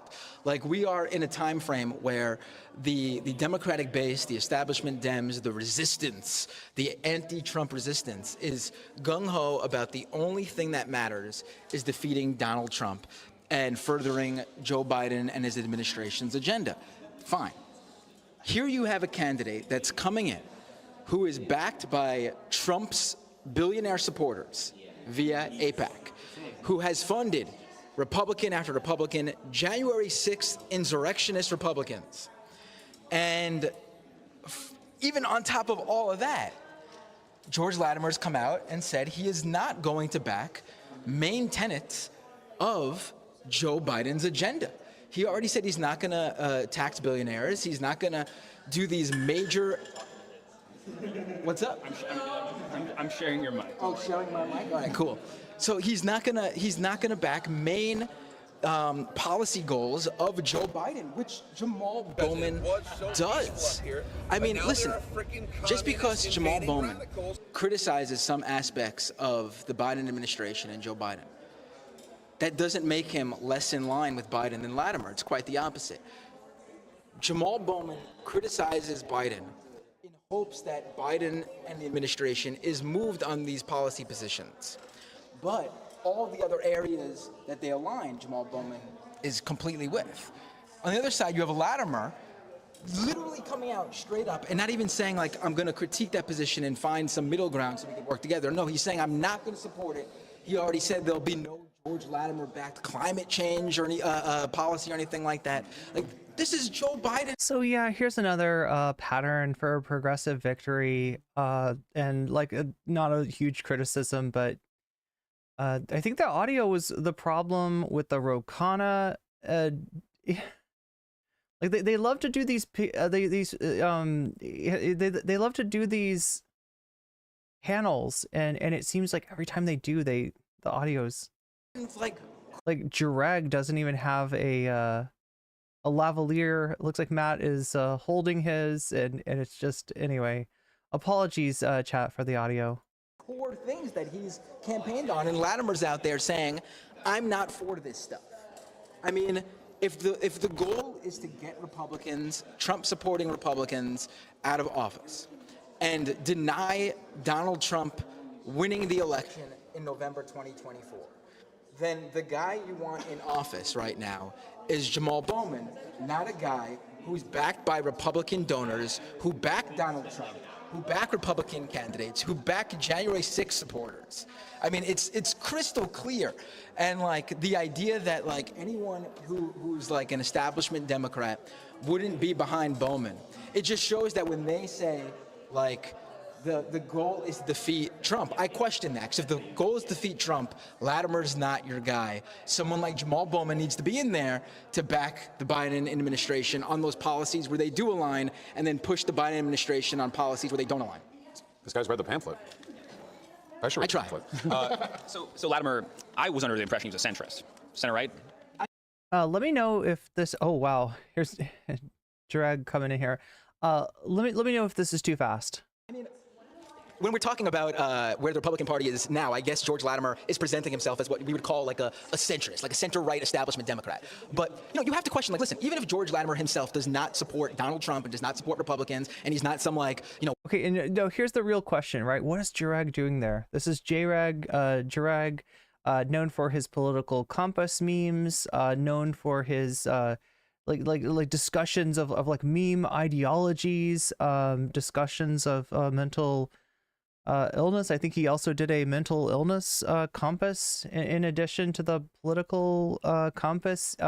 He's one thing he's not known for is being serious and giving like his real opinion on stuff, right? That's not his content. He did a stream once, or a video where he was like, it was called Platforming Lauren Southern, and he brought on Lauren Southern and had her stand on a platform, and that was the video.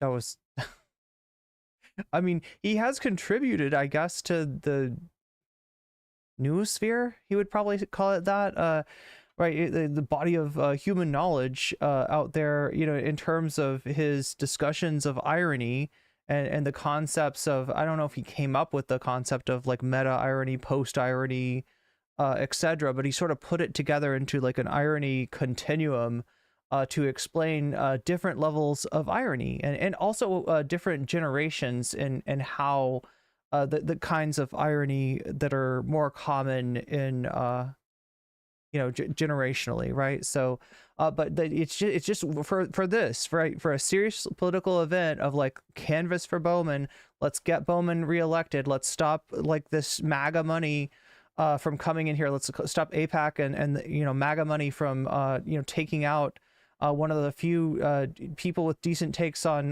Gaza, and mildly so, right? Like none of the Democrats are radical by any means on that, but better than most of the Democratic Party, better than most of Congress, right?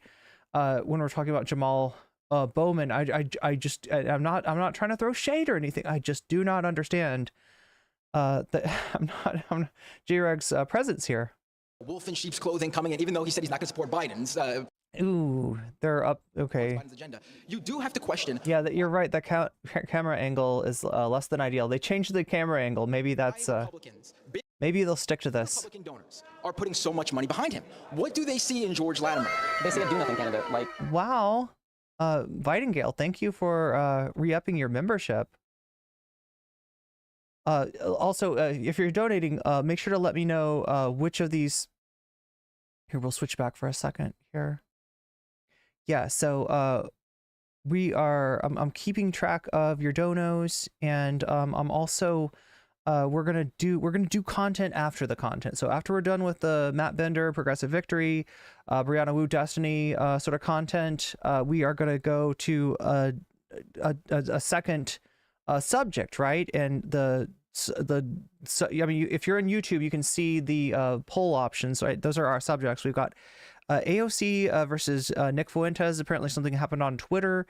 We got Yeonmi Park, the famous North Korean, like the dissident. You know, she escaped North Korea and tells interesting and somewhat hard to believe stories about life in North Korea.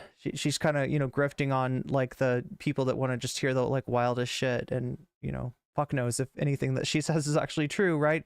We've got Cenk Uygur debating against RFK Jr. and ostensibly the brainworm. We've got Vergonia, the history of the Vergonia, the secret tapes that exposed Samuel Alito and his wife, and all the meow meow meow. And all the there's so much in there. There's so much in there, and we haven't been over the secret tapes of Vergonia yet. So there's that.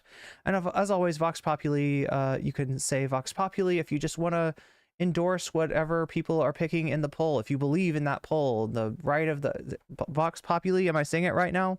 There was some question earlier as to whether I'm saying Vox Populi correctly. I think I was saying Vox Populi. When it's, how long was that debate? Which one? Pursuit? Cinema, like mansion, like that's the last thing we need in this country right now. Like a deadlocked Congress at best is what we're gonna get with Latimer. Even if you know George Latimer, even if you're someone out there who's like, you know, I live in Westchester, I'm familiar with who he is, he hasn't done anything to wrong me or whatever. He's just like, you know, I'm still on, like, I'm not a hardcore George Latimer supporter. I'm on like the cusp, don't know where I'm gonna vote. You do have to just question though, why are they putting so much money behind Latimer? And what you said, that's like the best case scenario. Yeah. That's the best case scenario, that he is a cinema. I mean, and when I say best case, I mean like the bar is low. We don't want a cinema. We don't want a mansion. We don't want another Fetterman. Like, this is a guy that big money is behind, more money than in any other House race in history. You have to just question why. Even if you don't think he's the bad guy, even if you don't think he's a secret Trump supporter or Republican, you just have to question, what do they see in him? Are they going to string him along and get what they want out of him, even if that's not who he is? And they think they will. And if you're someone who does not want another Trump-supporting Republican in office, then you shouldn't want a guy that the people who are putting money behind those Trump also putting their money behind. Yeah, it's worth noting that like Fetterman lost his mind over a significantly lower level of support than what is currently being brought out for Latimer, right? Like the idea that AIPAC would unleash this much money to get Latimer in, but not to influence Latimer once he's in, or like that his support. Ridiculous, obviously. Like in the real world, like all money comes with strings attached to it, and this is a huge amount of money. You know, right. Like Fetterman lost it over nothing in comparison, right? I mean, obviously he's got the brain damage thing going for him too, and you know, we all wish we could be there. But like I think like that's what AIPAC wants, or at least what a lot of their constituents and representatives want, is like Fetterman LARPed as a progressive, hit his head, lost his mind, and now he is not like a centrist Democrat. He's a loon. He's psychotic. He's to the right of Joe Biden and the Democrats at large on a wide variety of issues, and is going on conservative publications talking about leaving the left and how he was never progressive. And like there's no such thing as a centrist anymore. You get pulled one way or the other. You know? But speaking of Fetterman, this is a guy who, when leftists criticize Joe Biden, and leftists in office mainly, but he does. Okay, so yeah. Crotchy says J-Reg at a progressive victory. I thought Latimer is not so bad, just kind of a centrist, right? Yeah, no, it's wild. It's wild. Wait, but my understanding is this is the event. Oh my God, chat. Here's the thing. Look, I don't want to. He's wearing a Hillary hat, isn't he? Oh no, you're right. You can see Vaush's shorts, SM. Am I gonna get in trouble for this? Is progressive victory gonna get my channel in trouble? Oh my God, chat, this is... But also, I think he's here to troll. This is the problem with, like, we just gotta get big names. If we get big names, right, we get, you know, we get Vaush, we get Destiny, we get J-Reg, we get Nominal Naomi, we get big names, we're going to get more people out to canvas. Did you ever consider the fact that some of those big names might just be there to troll? Like, I didn't want to say it, chat, but like, okay, we're in a Hillary hat. This is a Bowman event. And J-Reg's comment is like, I didn't think Latimer was that bad. Motherfucker is there to troll, there to cover Vaush up with Waluigi. Maybe we could try. We could see. We could see about that. Oh my God, isn't J-Reg Canadian? A lot of these people, yeah, they'll bring in you know, Lonerbox obviously from the UK. I feel, yeah, I mean the idea is bringing in people with a following And if you bring in people with a following, then maybe you'll get, their followers will come and canvas for you. I think that's the concept. I think that's what they're going for. We export JREG. Yes, you do. Yes, you do. It's okay. He's a consultant. That's right. He's not getting those Wu bucks, or maybe he is. I don't know. I can neither confirm nor deny, chat. I'm so confused. I've been confused this whole stream. Galactic Streamlord says, if you're here to complain about Irene's pronunciation, welcome to 2024, time traveler from Latin times from back in the day. You got to lurk. Okay, well, let me know if you want to put that money, put your re-upping of your membership behind any of these topics that we have on the poll. But yeah, much appreciation, Vidingale, and good to see you again. Progressive victories, yeah, kind of ironic that progressive victory is counter-revolutionary, considering that Brianna Wu's game, what's it called, Revolution 60? Yeah, her game's called Revolution 60. I don't know. I can't explain. I'm totally confused. Anyway, we gotta let's switch the view so maybe we don't have to see up Vaush's shorts like that. There, is that better? We just need some shading on that or something, chat, something. Go after the left, leftist, the broader left, voters and organizers. And he's someone who's been so stern about the idea that if you criticize Joe Biden in an election year, you are hurting Joe Biden. That is what he has gone on record to say over and over again when the left has a critique of a Biden administration policy. Yet he does the same, and it's okay. Do as I say, not as I do. What is bro cooking? Look at JREG. You can pull him to the right, not the left. That's the You're allowed to criticize him if you're doing it on policy beliefs that align with on policies that align with my beliefs. You can't do it if it's something I disagree with. That seems to be Fetterman's mantra. Yeah, also he's crazy. Can you imagine this? JREG is like, oh, what is this? What is this in my email box? Progressive victory. Oh, they want me to come out and canvas for this. Oh, interesting. Progressive. Let's see. Progressives. Who do they like? Hillary Clinton. Let me get my, I'm with her. What the fuck is that hat? I swear to God, it says Hillary, right? What's going on? These are fairly mainstream, expensive wireless lavaliers for streamers and YouTubers. And the audio is still liquid trash. Look, you can't just have good equipment, right? You got to know how to use the equipment, and sometimes it takes some time. Like me, it wasn't easy to make this setup, right? But people were willing to invest in my stream, which I appreciate greatly. People were, willing to, pay money to upgrade the production value, and so I felt like an imperative to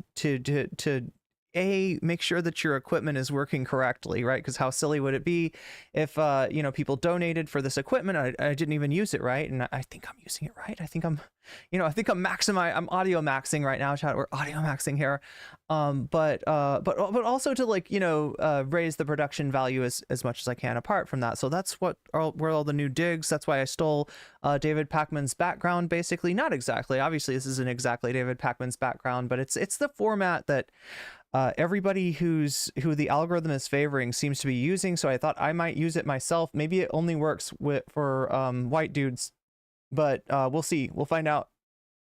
We'll find out if it can work for me too. Anyway, Matt Vender is actually teaching about the issues. He's teaching the rest of them. I'm disappointed. I'm not disappointed in Matt for this. Yeah. So he's one of the more substantive voices here, right?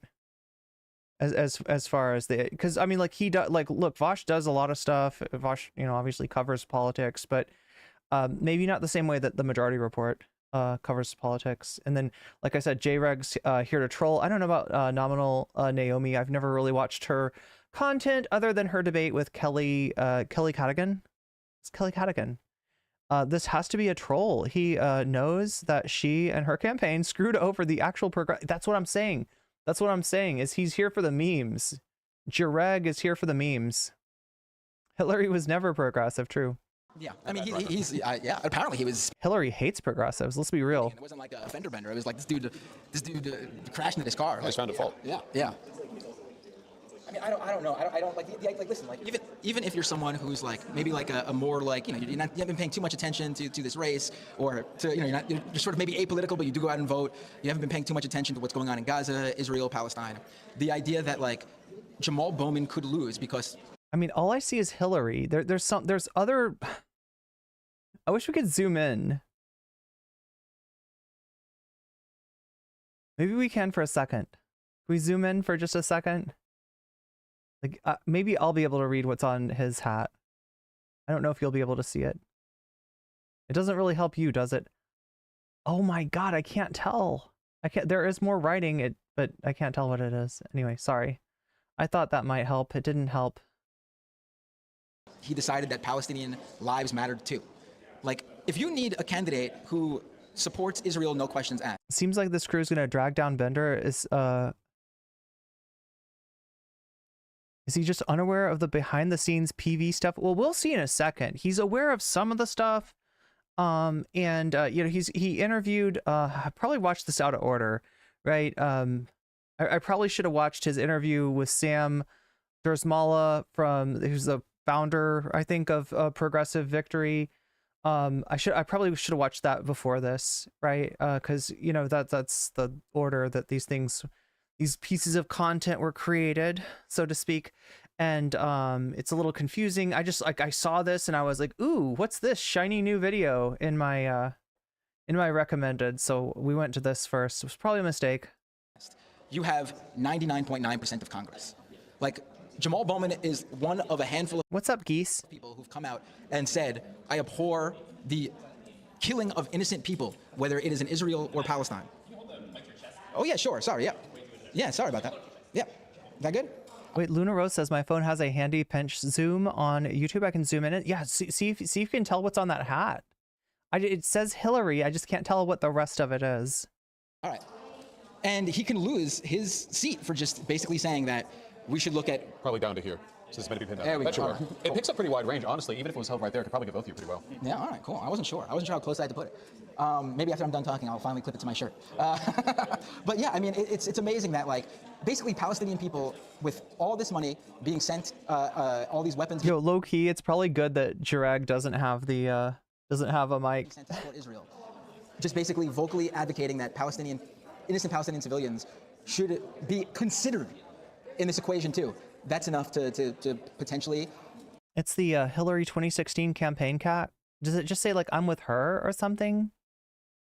Make you lose your seat. Have the most money ever spent in a congressional House race be spent to attack. Oh, you know what? I know what it says. It says Clinton. The small writing is just Clinton, right? Makes sense. I mean, it's unbelievable. It's unbelievable. I mean, I see why 99.9% are pro-Israel. Right. This is what happens if you. That story. Yeah. I mean, and also it so happens that, like, you know, unlike an AOC or Rashida Tlaib, who are in like super safe districts, you know, Jamaal Bowman's in a district where he has to, you know, even if it wasn't this year, he has to work to win. Like, just like he had to work to defeat Engel when he won the seat against the incumbent in 2020. Yeah, the incumbent who had been here for like 30 years. Yes, and the district was 87. Yeah, the district was a bit different too. And Engel was a AIPAC-backed candidate too, and you know, Jamaal Bowman was able to defeat him. For president. The sort of political atmosphere Bowman was in at the time was a little bit different. It was 2020. There was a pandemic. Voting was different. Campaigning was different. You know, Jamaal Bowman obviously came about when you know, Black Lives Matter ascended into like normie, everyday sort of Democrats, you know, lexicon. It wasn't no longer just like a left-wing or progressive thing where they were going out to rallies and marches. It became a thing where like communities that have never seen any social justice activism ever were suddenly seeing, you know, young people march down their street for Black lives. So, you know, Jamaal Bowman was able to you know, use that sort of progressive you know, groundswell that was coming up even in, you know, everyday Dems, you know, everyday lives, and use that to help leftist policy that he supported win out in that election. You know, right now we're in a sort of more, I think personally, in 2024, on a number of issues the country has sort of unfortunately gone back on, at least in terms of the rhetoric. You know, we are seeing attacks on LGBTQ+ that we have not seen in recent years. You know. Steve Gordon says, and then in even tinier letters, it says on the Hillary cap, Hail Moloch. And that's growing specifically. It's a Bohemian Grove reference, I believe. Trans people, we're seeing attacks on education. I mean, even in New York City, our wonderful mayor, Eric Adams, who sucks ass, he decided that we needed to give more money to cops So, which NYPD is already the most funded police force in the country. In the world. In the world. He looks like Pauly Shore, who, Bender or J-Reg. Also, Shorts chat, I see you too. Just like, I have not had you up the whole time. Now I can see all chats. Now I can see all chats.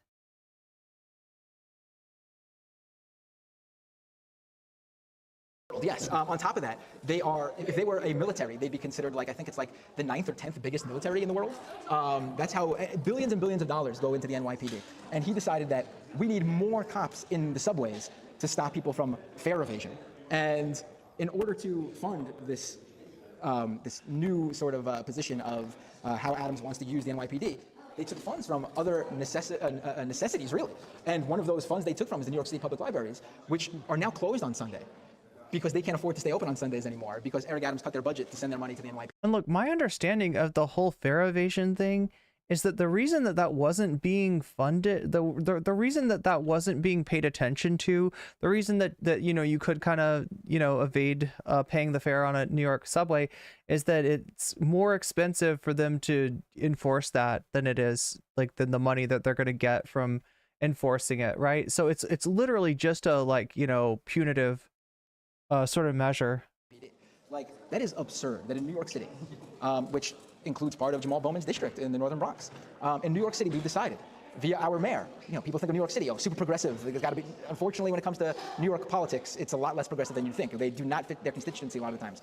We have the public libraries. What's going on? Closed on Sundays. Now the libraries. Oh, it's Jamaal Bowman. In it's a cardboard cutout of Jamaal Bowman. New York City. The libraries here in New York City mean a lot. They're more than just like a place where people read books. Kids spend a lot of time, especially you know, kids who have working parents. They spend their time in the libraries. Older people spend their time in the libraries, especially during, you know, heat waves like we have now, to basically find. Yeah. We're gonna put him right where you can't see his head. There we go. Jamaal Bowman's joined us. Yes. Jamaal. That looks good. Hi guys, I just wanted to bring Mr. Bowman here and remind you guys that you can still donate if you haven't already. I know you guys probably spend money on weird shit, so sorry. Just in case people can't hear you. I know you guys spend money on weird shit, so if you can spend $5 of that on Jamaal or something. She's got your ass on that one. You Cool. do spend money on weird shit. Thank you. I see you donating your painted Warhammer figures.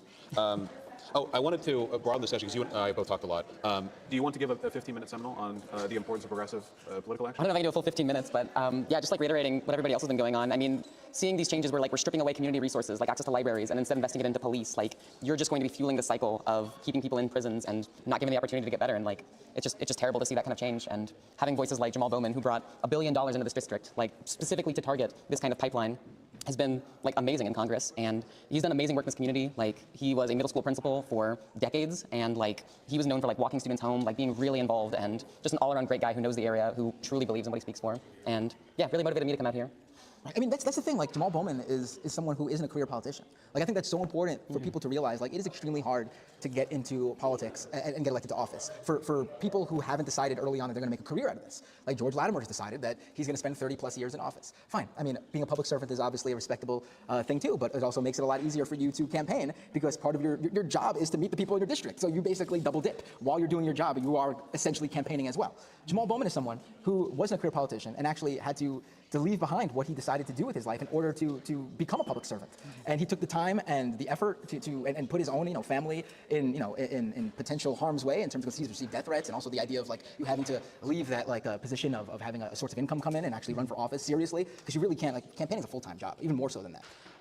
That's why so many regular quote unquote people do not get elected to office, and that's why there's so little representation for what working people actually go through, because a lot of politicians are just not representative of working people. They are full-time career politicians. I'm just going off vibe as a Canadian. Here we go. But since I've been here, I've learned a lot, and it seems like he's got a good vibe. I hear he can bench press a lot. The other guy gives off kind of J-Reg is here for the vibes. energy. So yeah. Let's put it this way: since you learned about Jamaal Bowman, the Oilers have come back from a 3-game deficit to tie up the series. I mean, there's got to be some correlation there. I think the stars are aligning. Something's aligning. It's definitely the shot with their angle of their pants and this. Anyway. Is that a local? No! Stop! Stop flashing me! Okay, so the Stanley Cup Finals are happening right now. NHL Finals. Walk it back. Okay, do you need me to explain the National Hockey League to you as well? Okay, it's hockey. All right. Oh, okay. It's ice hockey too. Trump actually. This is really funny actually. So, the Florida Panthers are the Eastern Conference champions. In ice hockey. In ice hockey. The Oilers are the Western Conference champions. They are now meeting in the NHL Finals to win the Stanley Cup. The Panthers won the first 3 games. You have to win 4 games out of 7 to become the champions. So the Panthers were on track to actually sweep the Oilers. They could have ended the Stanley Cup finals in 4 games. On the day of Game 4, just as the game started, Donald Trump, on Truth Social, for the first time ever, posts about the Florida Panthers and says how they're doing great. They're going to defeat the Edmonton Oilers from Canada, just in case you aren't sure where the Edmonton Oilers were from, which maybe you weren't, actually. I was not. And he also said defeat the Edmonton Oilers in ice hockey. So he also wanted to make sure that Yeah, chat's pointing out that Bender's pants fit the we all best. knew that the NHL wasn't field hockey, I guess. You might have assumed that. I don't know what I assumed all hockey I was. mean, this is something for the organization to take care of, right? Just a real simple thing of you're going to do a panel, you're going to have multiple cameras, right? Anyway, hopefully it's not a big deal. I haven't seen anything. Has anybody seen anything? Like, there's nothing, you know, dodgy showing, right? So I think we're okay. It's just like, you know, something could happen if somebody were to be, you know, say commando mode. I mean, Vaush is sometimes goblin mode, but, you know, maybe hopefully he's not commando. Bender also wearing fitted clothing in general. Yeah. No, there's actually other, but yes, the NHL is ice hockey. And since Trump posted about the Florida Panthers, the Edmonton Oilers have come back and won the next 3 games by a lot too. Like 8-1 was one game. It's been a complete. You know, it's gonna really suck if the Panthers win. The last game is tonight, right? Like after all this shit that I've even been talking about, Trump's Trump's blessing for the Florida Panthers, just like his blessing for the candidates that he supports, seems to go in the opposite way. Seems to actually hurt people. It's gonna suck if somehow Florida wins. Complete shellacking of the Panthers in these last 3 games from the So they're on Oilers. a match point now. And now it is tied 3-3. Game 7 is on Monday. Whoever wins that game wins the Stanley Cup. Monday. It's on Monday. Oh, that's today. It will only be the second time in NHL history that a team came back from a 3-game deficit in the finals to come back and win. The only other time it happened, I think it was like the Toronto Maple Leafs maybe, in 1942 or 43. So it would be insane if they pulled this off. It Right, chat, and they got the endorsement from Hubert Humphrey. No, just kidding. looks like they can pull it off. It's actually Neville Chamberlain. And there's a potential that it might be due to a Trump curse. No, it was Trump's dad. Was. Is it already a break? We're going to take a 2-minute break right now, and then We're gonna take a break. Yeah, you can just.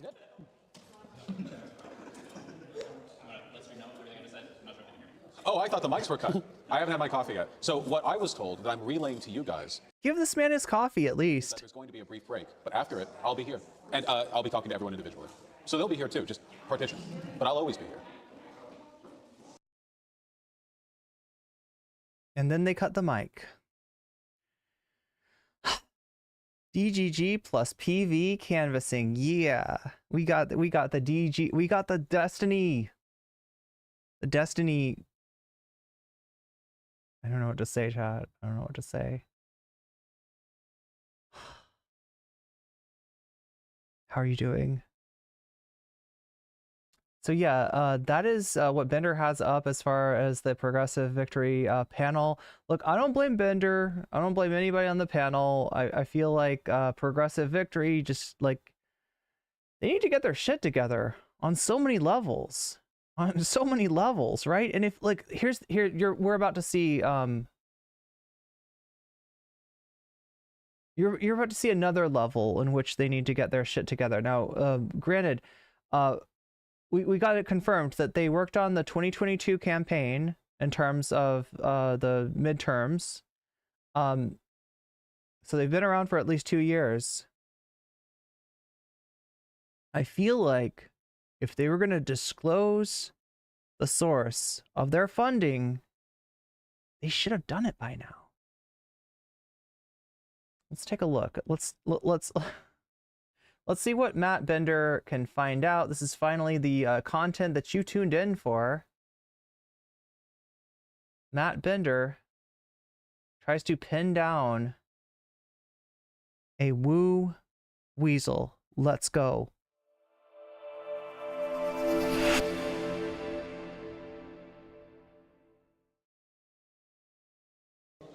I really like vertical ribbon. Yeah. Hot mics live? Okay, so hold on. All right. What's going on here? Maybe there we go. Okay. Maybe that's for the best, actually. No, I want to hear how. I want. Okay, so obviously, chat. This is Matt Bender on the left interviewing Sam Drismala on the right. Sam's I think the executive director of Progressive Victory. I believe the founder as well. And Matt's gonna. Up here, but now there are freaking communists invading. Matt's gonna hopefully ask him the important questions. Oh, I forgot, chat. We gotta let me see. Are we still let's do a check on the polls. Okay, I haven't been doing that for you. Also a check on the time. If you're on Twitch, you might have just experienced the top of the hour ad break. That's the ad break that comes your way every hour at the top of the hour and lasts 3 minutes. It's unskippable. That's the problem with it, right?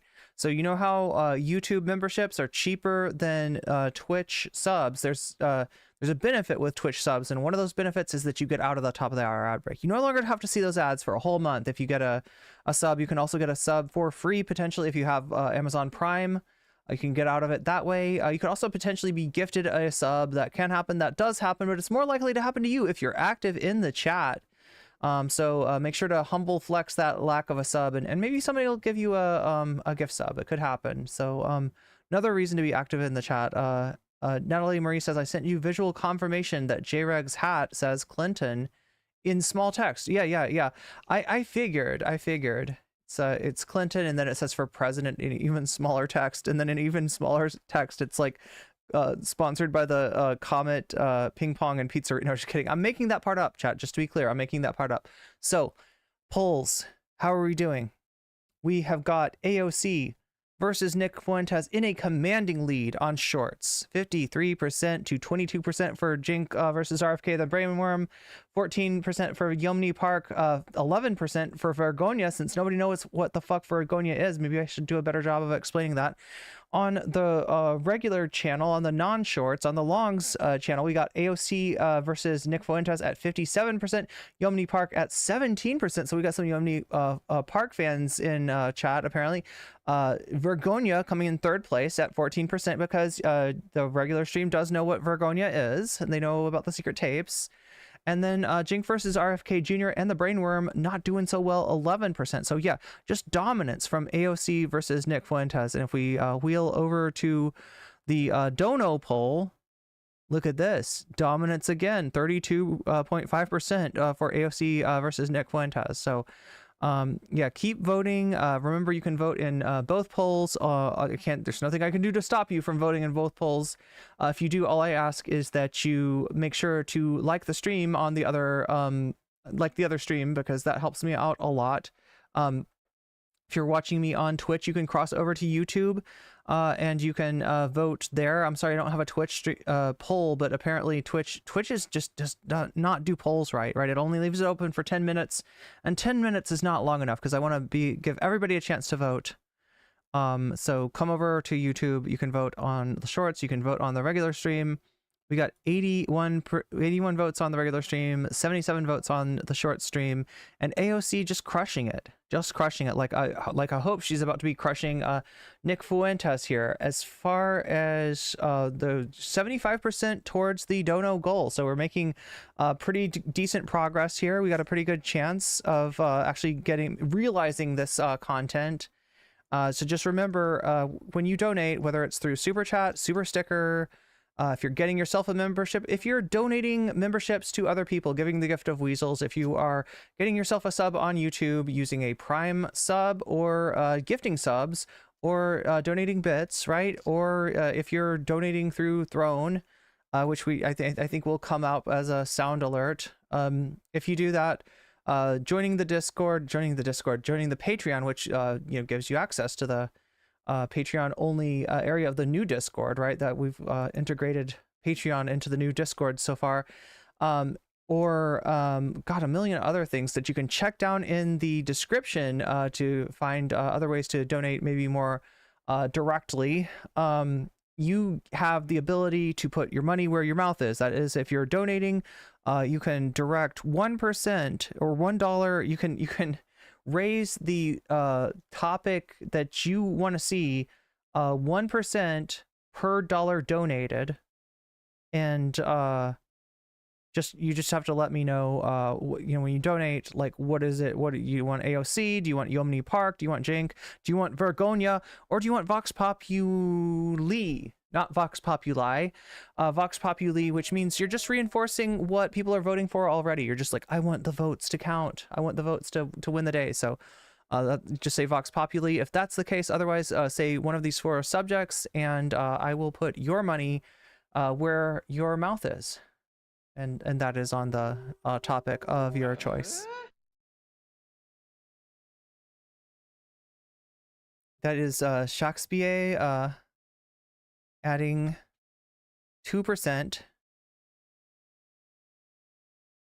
to the AOC versus Nick Fuentes, which is doing really well today. I'm going to mispronounce your Latin, though. Bellum inter personae Hispanae AOC et Nicholas.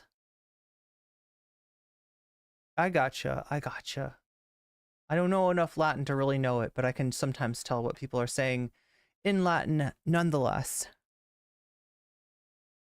All right, anyway, let's get back to what we were doing, which I think is this.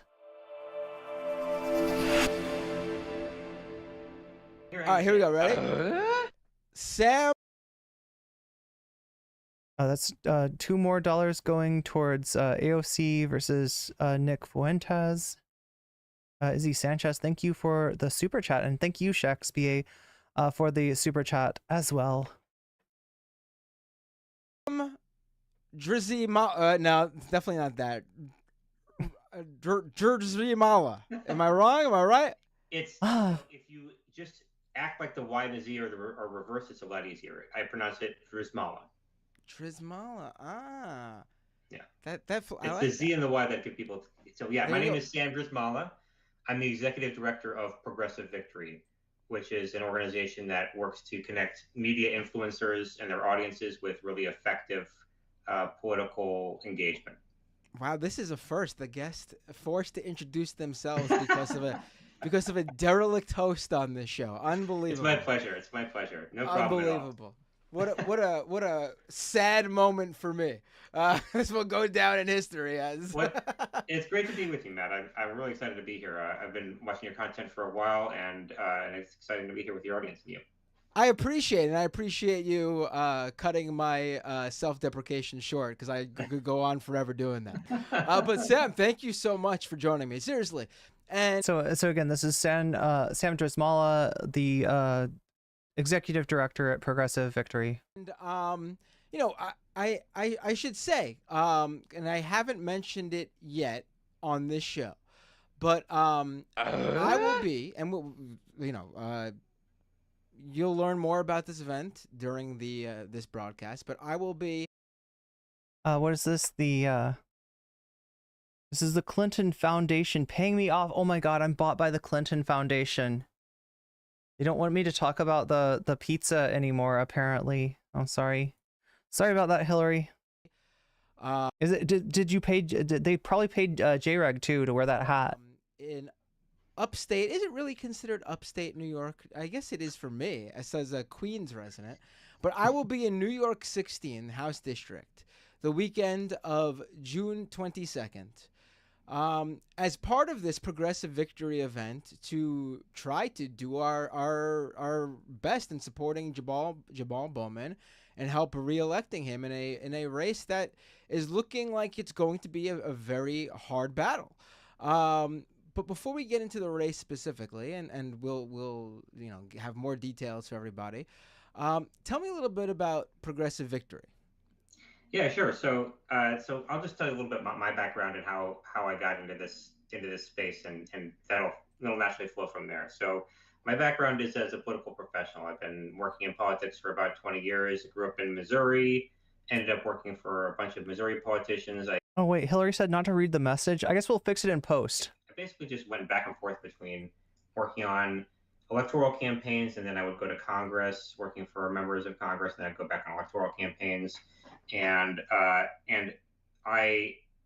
always did digital media, and I've worked with people across the ideological spectrum. I'm like, I love some digital media. a bit of a research test there, but I always have been.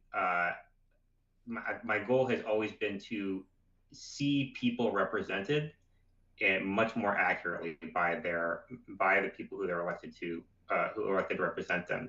And I've seen digital media as a really powerful way both to do that and also to build power around the structures that are trying to keep people out and away from having themselves represented.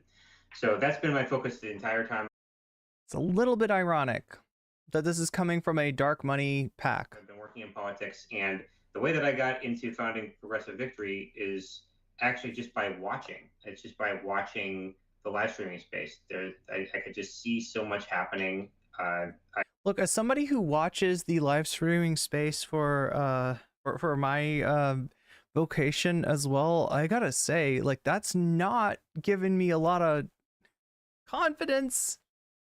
Like, just okay, here's what it is. Here's what it is I know what the space is like. I know what the audience is like, right? And Sam has just identified himself as part of that audience. Now, look, you all are cool, okay, because you're NCC fans. But I'm the exception. Let's be real.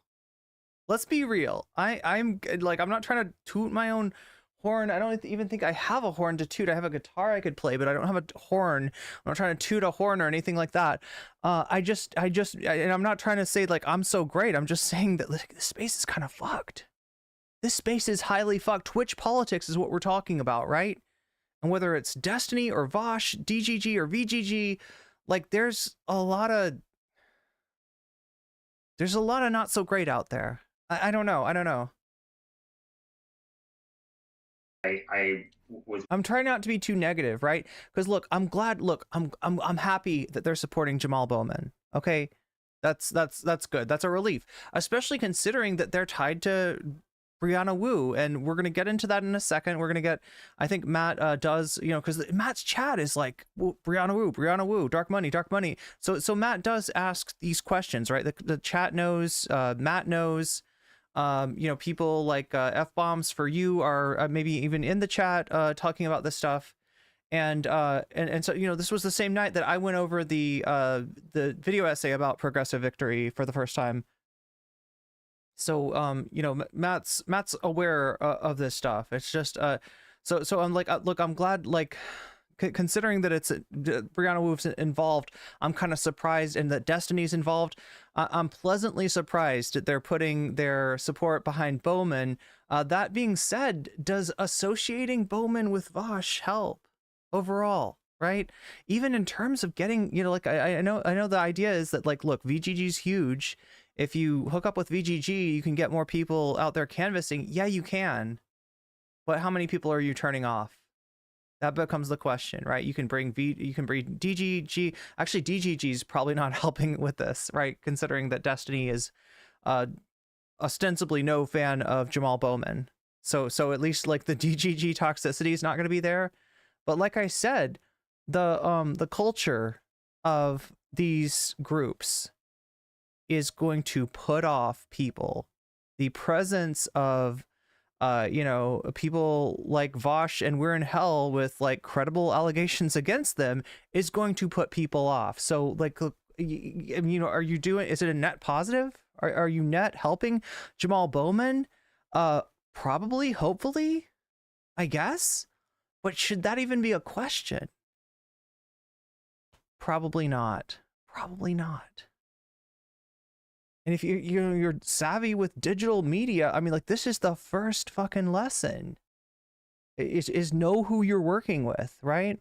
Watching as there's been a lot of experiments that have happened, combining media and like really strong media operation for media publishers and political operations. Like I think Justice Democrats, people don't talk about this that often now, but it originally was conceived of as a completely linked between YouTube channels and a political organization that was meant to try to elect people, and I've admired that model for a very, very long time.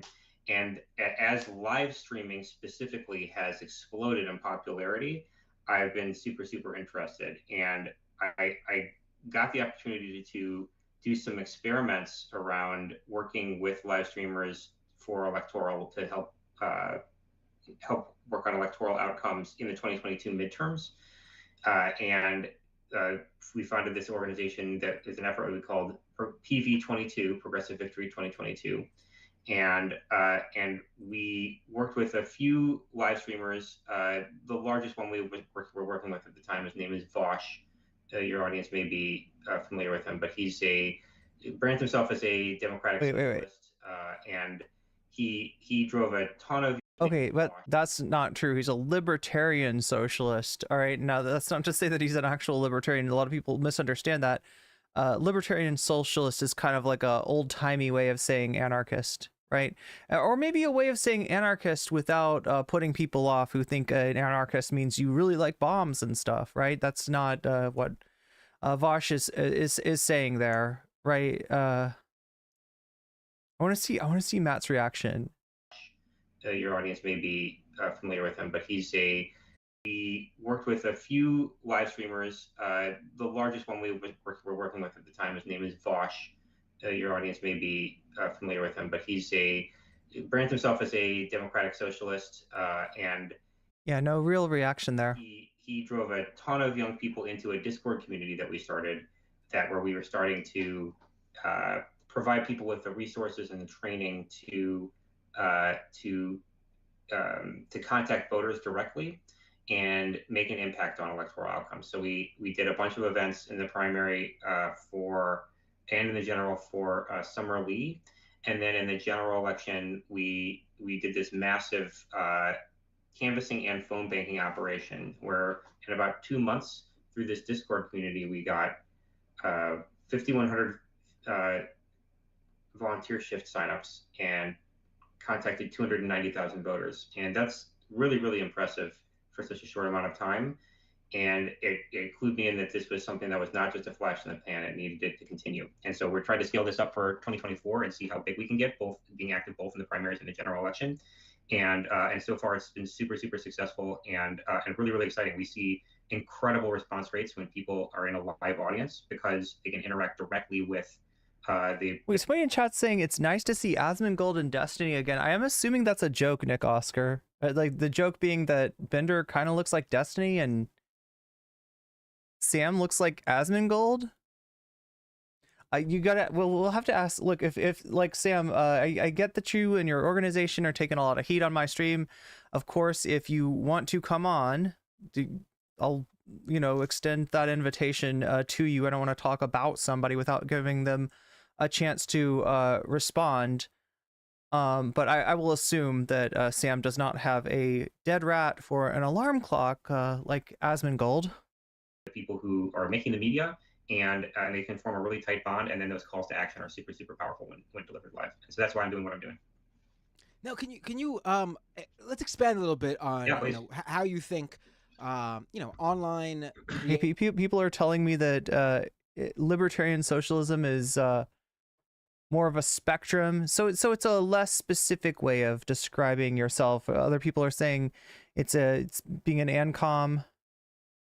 Because it was so peaceful. The right of reply, yeah, we're doing the right of reply. The right of reply does not mean that you're going to come off well on my stream. It doesn't mean that I'm going to be nice to you. It doesn't mean that I'm going to give you my stream to be able to spout off a bunch of nonsense, right? Spouting off a bunch of nonsense is not advised, right? But if there's more to this, if there's more context, if there's stuff that we don't know that might change people's perception, yeah, absolutely. And personalities and streamers and video creators, YouTubers, Twitch streamers, how they can help in this process, because I do think, and from my own experience over the years, online activism, I guess, does have a role. But I do think when it comes to electoral politics, it can give people who are very online or are just paying attention to what's going on online a skewed version of what can actually happen come election day, how voters are feeling, what actually sways them. And one of the reasons why I think, one of the reasons I personally decided to take part in this Progressive Victory Jamaal Bowman event, which we will discuss a lot more in the coming in a minute, is because the action here is to actually use these streamers and their audience to actually hit the ground and knock on doors, which I think is probably the most meaningful thing you can do in an election. So I guess my broader question is, now that I've given you my feelings on it, clearly Progressive Victory sees both as important because you've done both. Give me your assessment of what the online work does, and then how that, what you've seen through your time doing these events. Yeah, I mean, it's actually amazing. I never thought that it would be as big and as powerful as it is right now, and it's only going to get bigger, right? You can just see it happening. Speaking as someone who's been working in politics, I've worked for Democrats for as long as I've been an adult, basically. I know exactly how we do everything we do, and I'm sure you and your audience are going to hear this and you're going to know exactly what I mean. We have basically two tactics. There's an economy in politics around getting people to take actions, right? The campaigns want to keep, a lot of the time it's fundraising, but it could be any number of things. It could be volunteering, could be fundraising, could be anything. Action, signing a petition, whatever it is. And there's an economy built around that political organizations operate in. And we basically use two tactics to get people to do stuff. One is rank fear. It's just like, the sky is falling, everything's awful, we need you to do this thing, and then everything will be better, right? And then the other thing is hero worship. It's like, we need to help this person. This person is super cool, super important, and as long as you put your faith in this person, everything's going to be better, right? And so that's the Obamas, you remember the hype around Obama when he was elected, and it's the same thing with Bernie, right? There's nothing wrong with that. There's nothing wrong with either of these two things. Driving urgency using emotion is a very effective tactic, and organizing people around a personality also super effective tactic. But the problem that we see is that, number one, with that kind of fear drumbeat over time, it starts to sound really desperate. You've seen how the Democratic Party emails sound recently. If you read any of those, the fundraising emails, they get pretty crazy, and people get burned out. People get burned out really, really fast if they don't have a little more hope.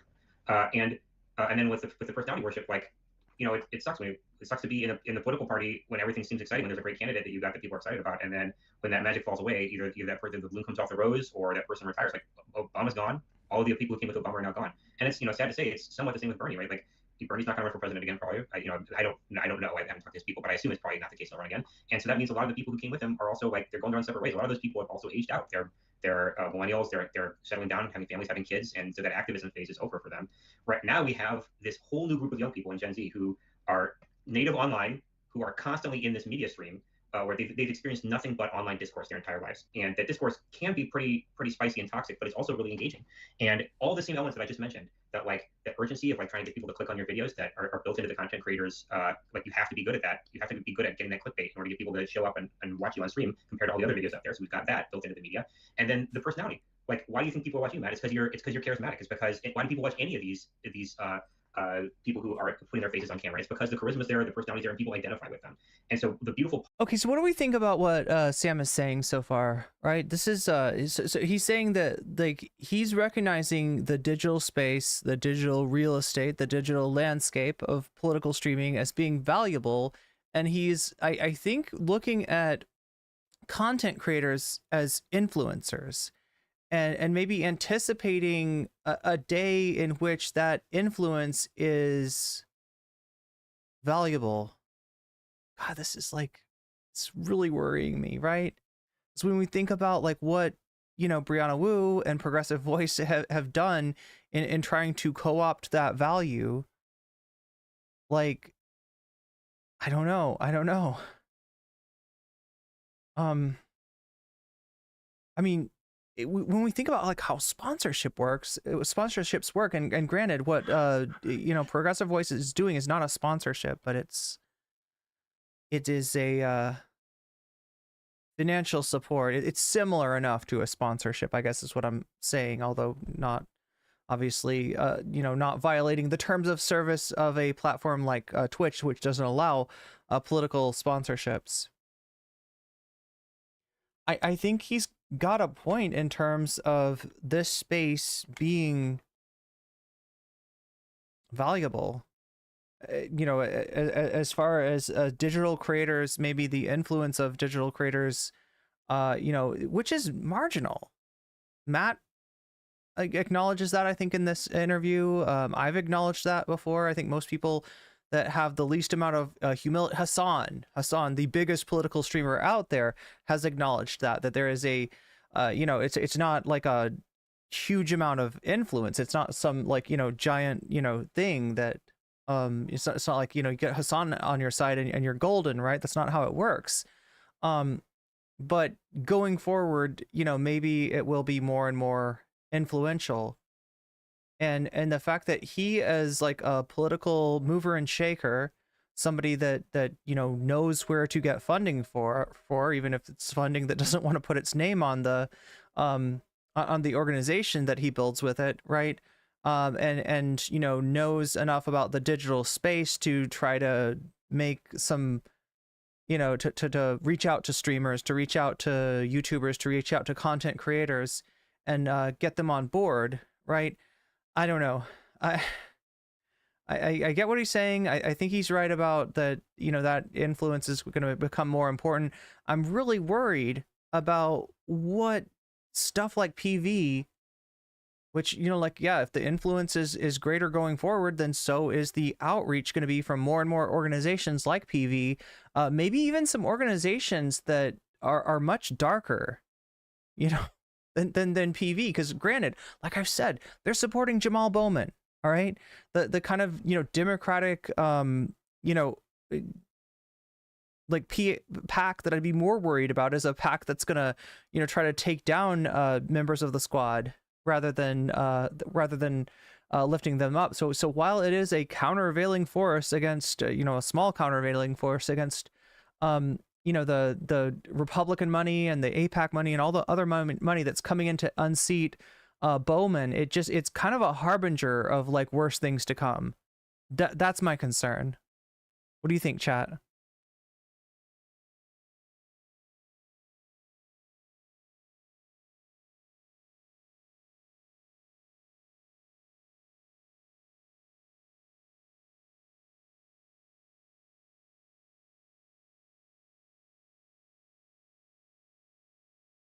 Did I do it again, Nathan Drake? Did I say progressive voice instead of progressive victory? Yeah.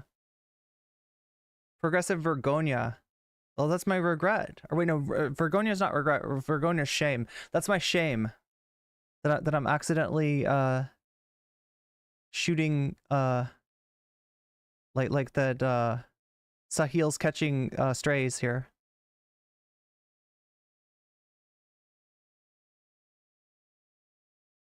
Anarchism is technically a type of libertarian socialism, but most libertarian socialists are not anarchists. The reason that I'm not going into super detail about this is because it's Vaush that we're talking about. And he's not serious when it comes to theory. Not in any way.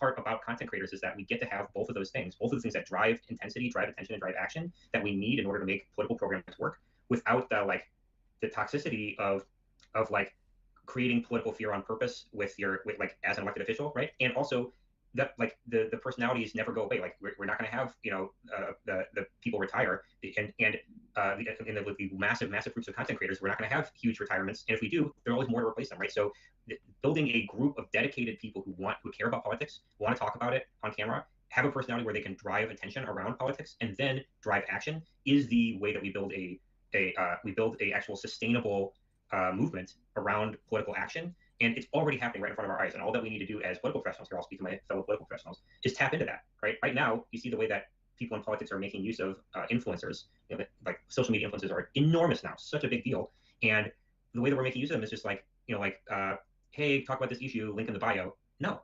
You like there are influencers who have a political interest who want to take and make an actual investment in it. So he's straight up calling us influencers, and like, look, that, you know, is there influence? Sure. That's not how I think of myself. That's not how I think of what I'm doing. That's not what I'm trying to do. And there's a lot of problems with that. There's a lot of problems because what influencer means is that you are of value to a brand, that you have the trust of your audience to a greater or lesser extent, and that you're going to be the intermediary between your audience and the brand that wants your audience, right?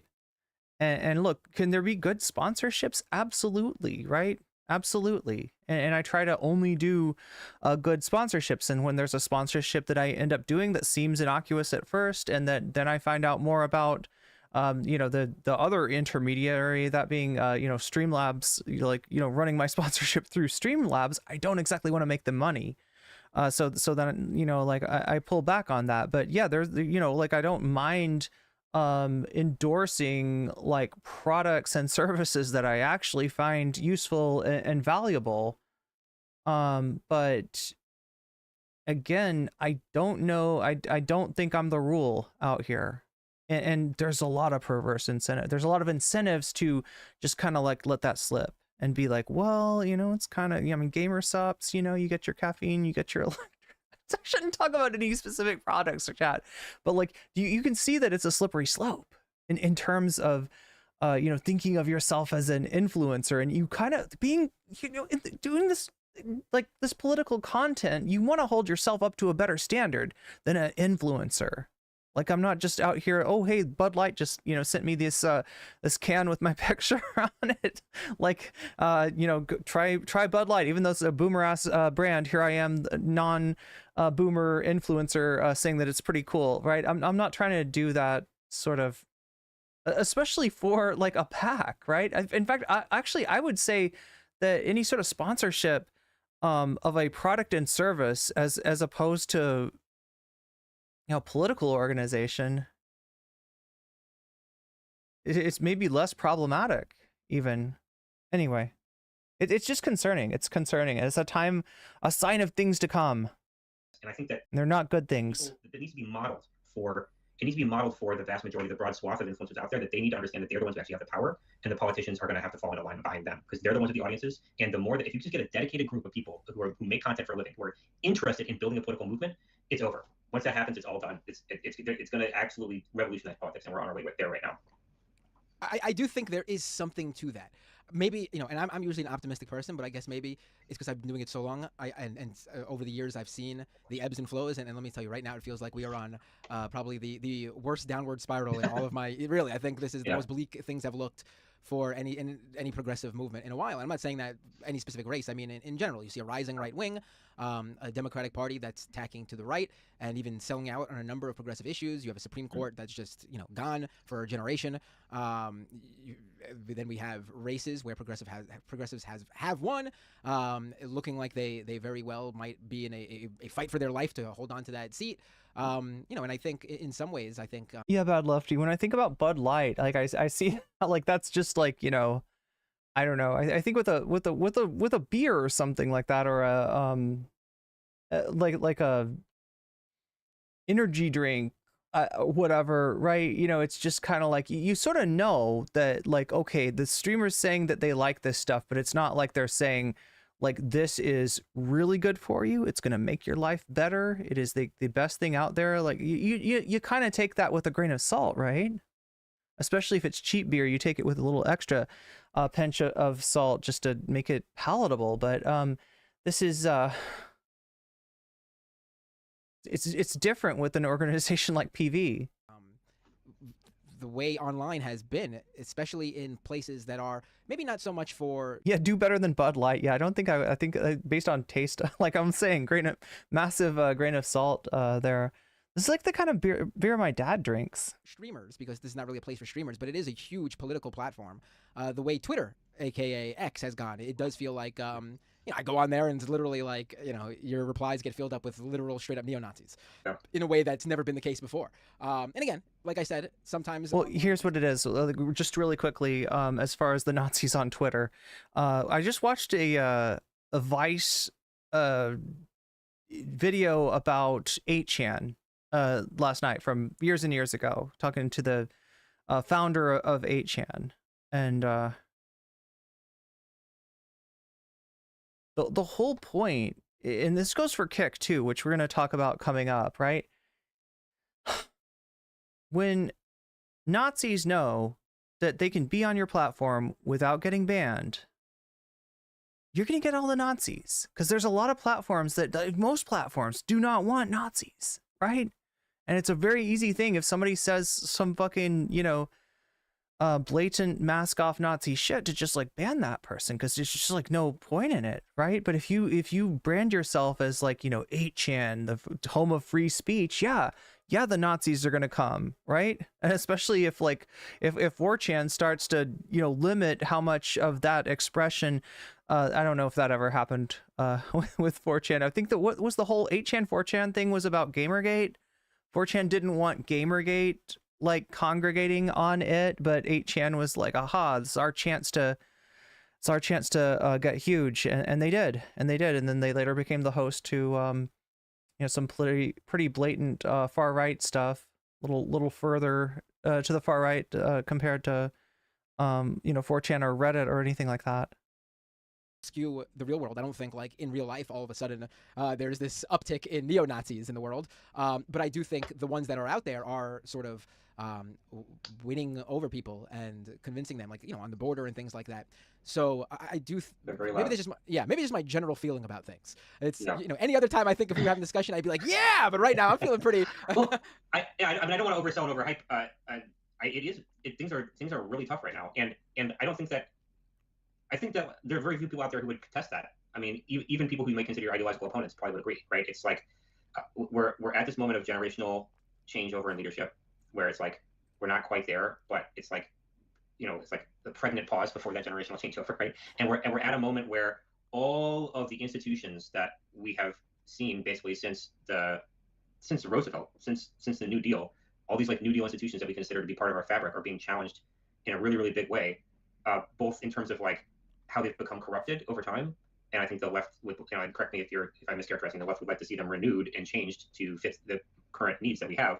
And then the right just wants to throw them away, right? So we're at a position where the only consensus is that things need to change. And so like that is a very scary moment because change can be really bad, right? But it's an opportunity, right? And the people who end up being willing to be the most dedicated to talking about things, to getting their viewpoints out there and selling their ideas in a way that that is compelling to people and draws them in are going to be the people who end up winning that argument and making the future what the vision that they see right now. Right. So jumping off that, actually, how does Progressive Victory pick the candidates that it chooses to support? You know, I'll say that like my personal view is obviously in terms of what I would like to see and the type of candidates I would like to see, that needs to sometimes be altered based on the actual candidates available to us. For me, like, you know, maybe a candidate isn't the most progressive, but they're the most progressive in that race, so I'll support them. How does Progressive Victory go about choosing these candidates?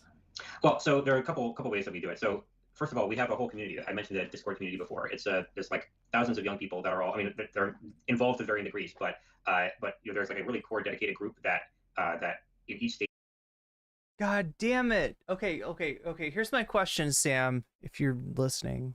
Do you know the online communities that you're interfacing with or not? Because yes, there is a very dedicated group of Discord users out there, right? Especially when we're talking about DGG. And these motherfuckers are known for brigading people. You can say as much as you want. Oh, well, don't worry. You can just always call Right to Bear Arms or Destiny's Mod or something. You know what I mean? Like we ban people that do harassment. You fucking know they do it on alts. Like they're not doing it with their same name that they interact with DGG with, right? That's such an empty fucking promise. I've heard that shit so much, and it is such absolute garbage. It's such bullshit, right? So yeah, this is, now I'm even more worried, right? You know, how do you decide which streamers you're gonna, you know, pick, which, you know, streamers you're gonna try to recruit? Oh, well, we have a Discord of very dedicated users, right? Yeah. I feel like this is just getting, look, I gotta do the Sunday, the President Sunday meme here. No! Oh my God, I'm sorry, chat. That was an unregulated volume on Boblax. I think I was trying to hit this one. It's going bad. This is going bad. This is going from bad to worse. This is going bad to worse. Sent a tweet about some of the things the previous candidates of PV have canvassed, have pushed for recently. Rollbacks of workers. What? What? Oh my God, I gotta check this out. Natalie's got something for us here.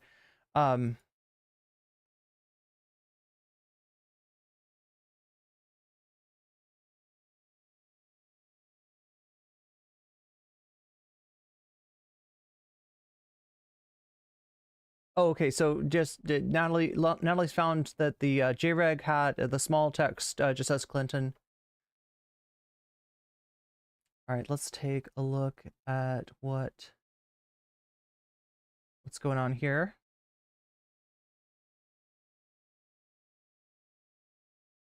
Okay, so the candidates that were candidates that were last canvassed for are doing this, rolling back worker wages, attacking activists, protests at Cop City. Oh, okay, so this is the crew. Oh, it's Lumiru. I recognize some of these people. Riverboat Jack, Vaush, Chill Goblin, We're in Hell, Nominal Naomi, Alec Gunter, the Gunt, J-Reg. I feel like I should is that Straighter Aid maybe? No, I don't know. I'm not good at recognizing DGG orbiters, chat, but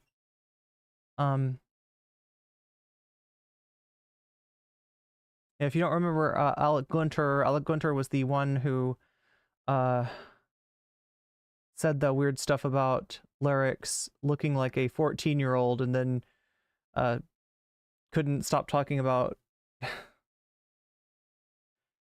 lyrics getting, F'd in the A. Like, anyway, hopefully he learned something from that shit. Kind of supporting Tipster. Yeah, that's right, because Lyrics did a video on Tipster, and then Alec Gunter tried to push back on it, watched it, and just sort of like, I don't know, bottom shamed Lyrics, like, just went full homophobic.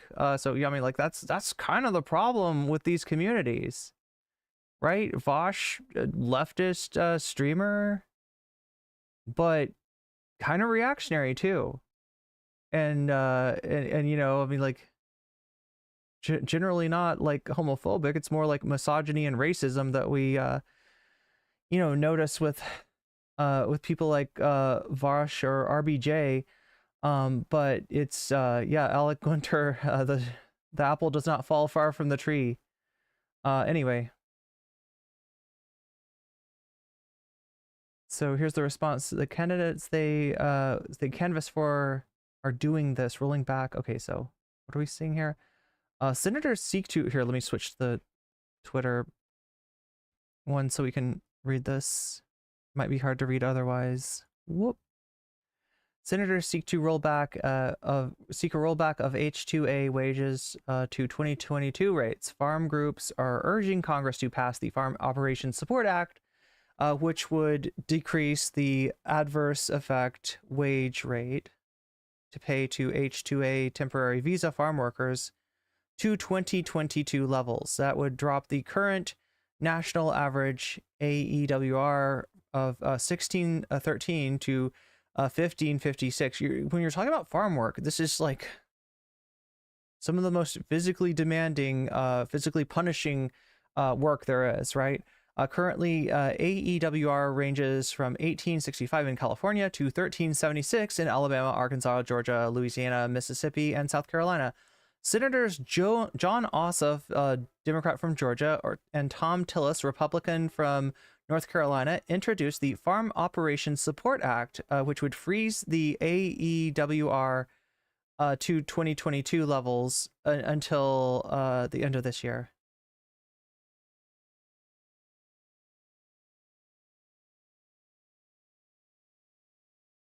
Georgia Senator Ossoff, that's like Ossoff's Reddit I guess, introduced a bill to cut farm worker wages. For example, if the bill is passed, growers in Georgia would be able to reduce H-2A worker pay by 14%, suppressing wages of entire communities.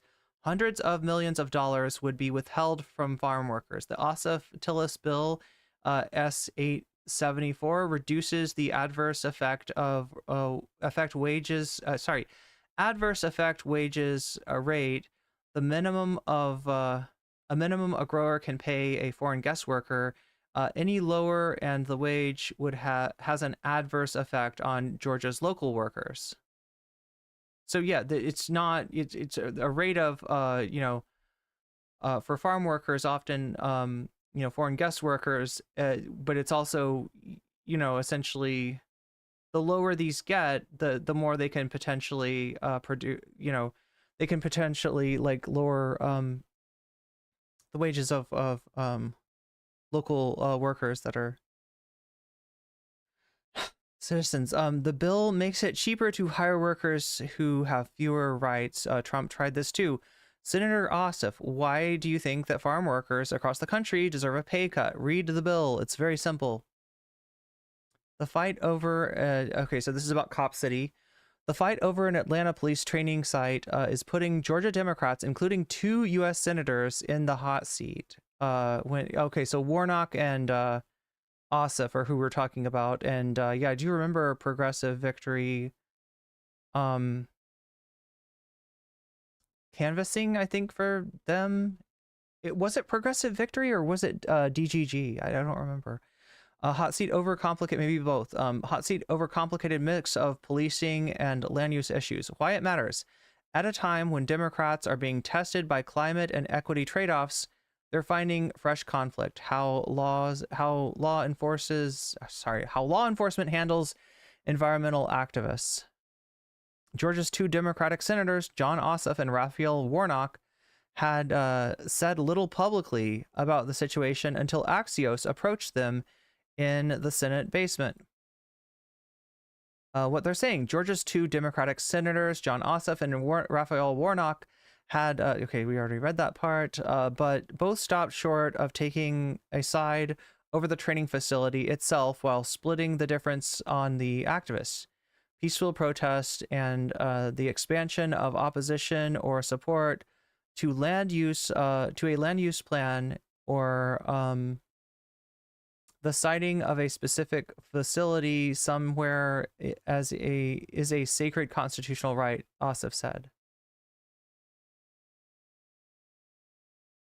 Okay, so yeah. What is not constitutional protected speech is Molotov cocktails.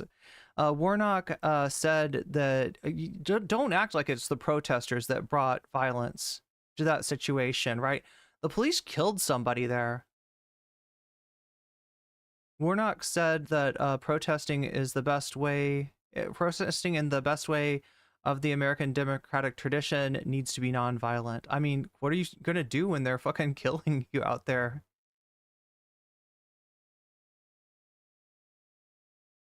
So it's disgusting.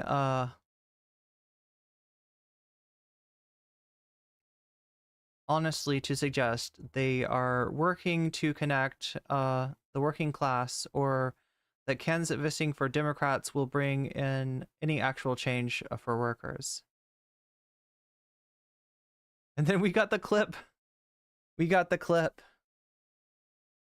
of the kind of structure that I'm referring to. What? Example of the kind of structure that I'm referring to. Right, one of the 2 images just flatly didn't look like Lolly. I don't give a shit. Like cope, I just don't care. Like disingenuous shit, you know? The other one is like a threesome with 2 chicks and a guy. And in retrospect, looking at it, knowing now that that artist is a lolicon, yeah, I can see it. When I looked at it, I think the vibe that I got was like short stack, thick kind of thing. You know what I mean? Like the way like goblins get drawn in porn. Like goblins, yeah, clearly. Entertain me for a moment on this presumed shared knowledge of how goblins get drawn in pornography. But you know how they're all like thick short stacks, right? That was the vibe that I got, because in the image, the girl that's shown has super thick legs and has like tits and a belly. So that's just the vibe I got. But now knowing that the artist is a lolicon, which I have been roundly reminded of, obviously knowing that it was intended to be a lolly drawing. So like, that's how it is, right? It's a drawing, you get it without context. I know that when I saved them because both the drawings have like a meaty dick in it, and I'm a huge size queen. So like, you look at it in retrospect and it's like, okay, well now with the broader context, I can understand how it comes off that way. Even if initially, or like at first glance, the vibe would be more thick short stack. You know?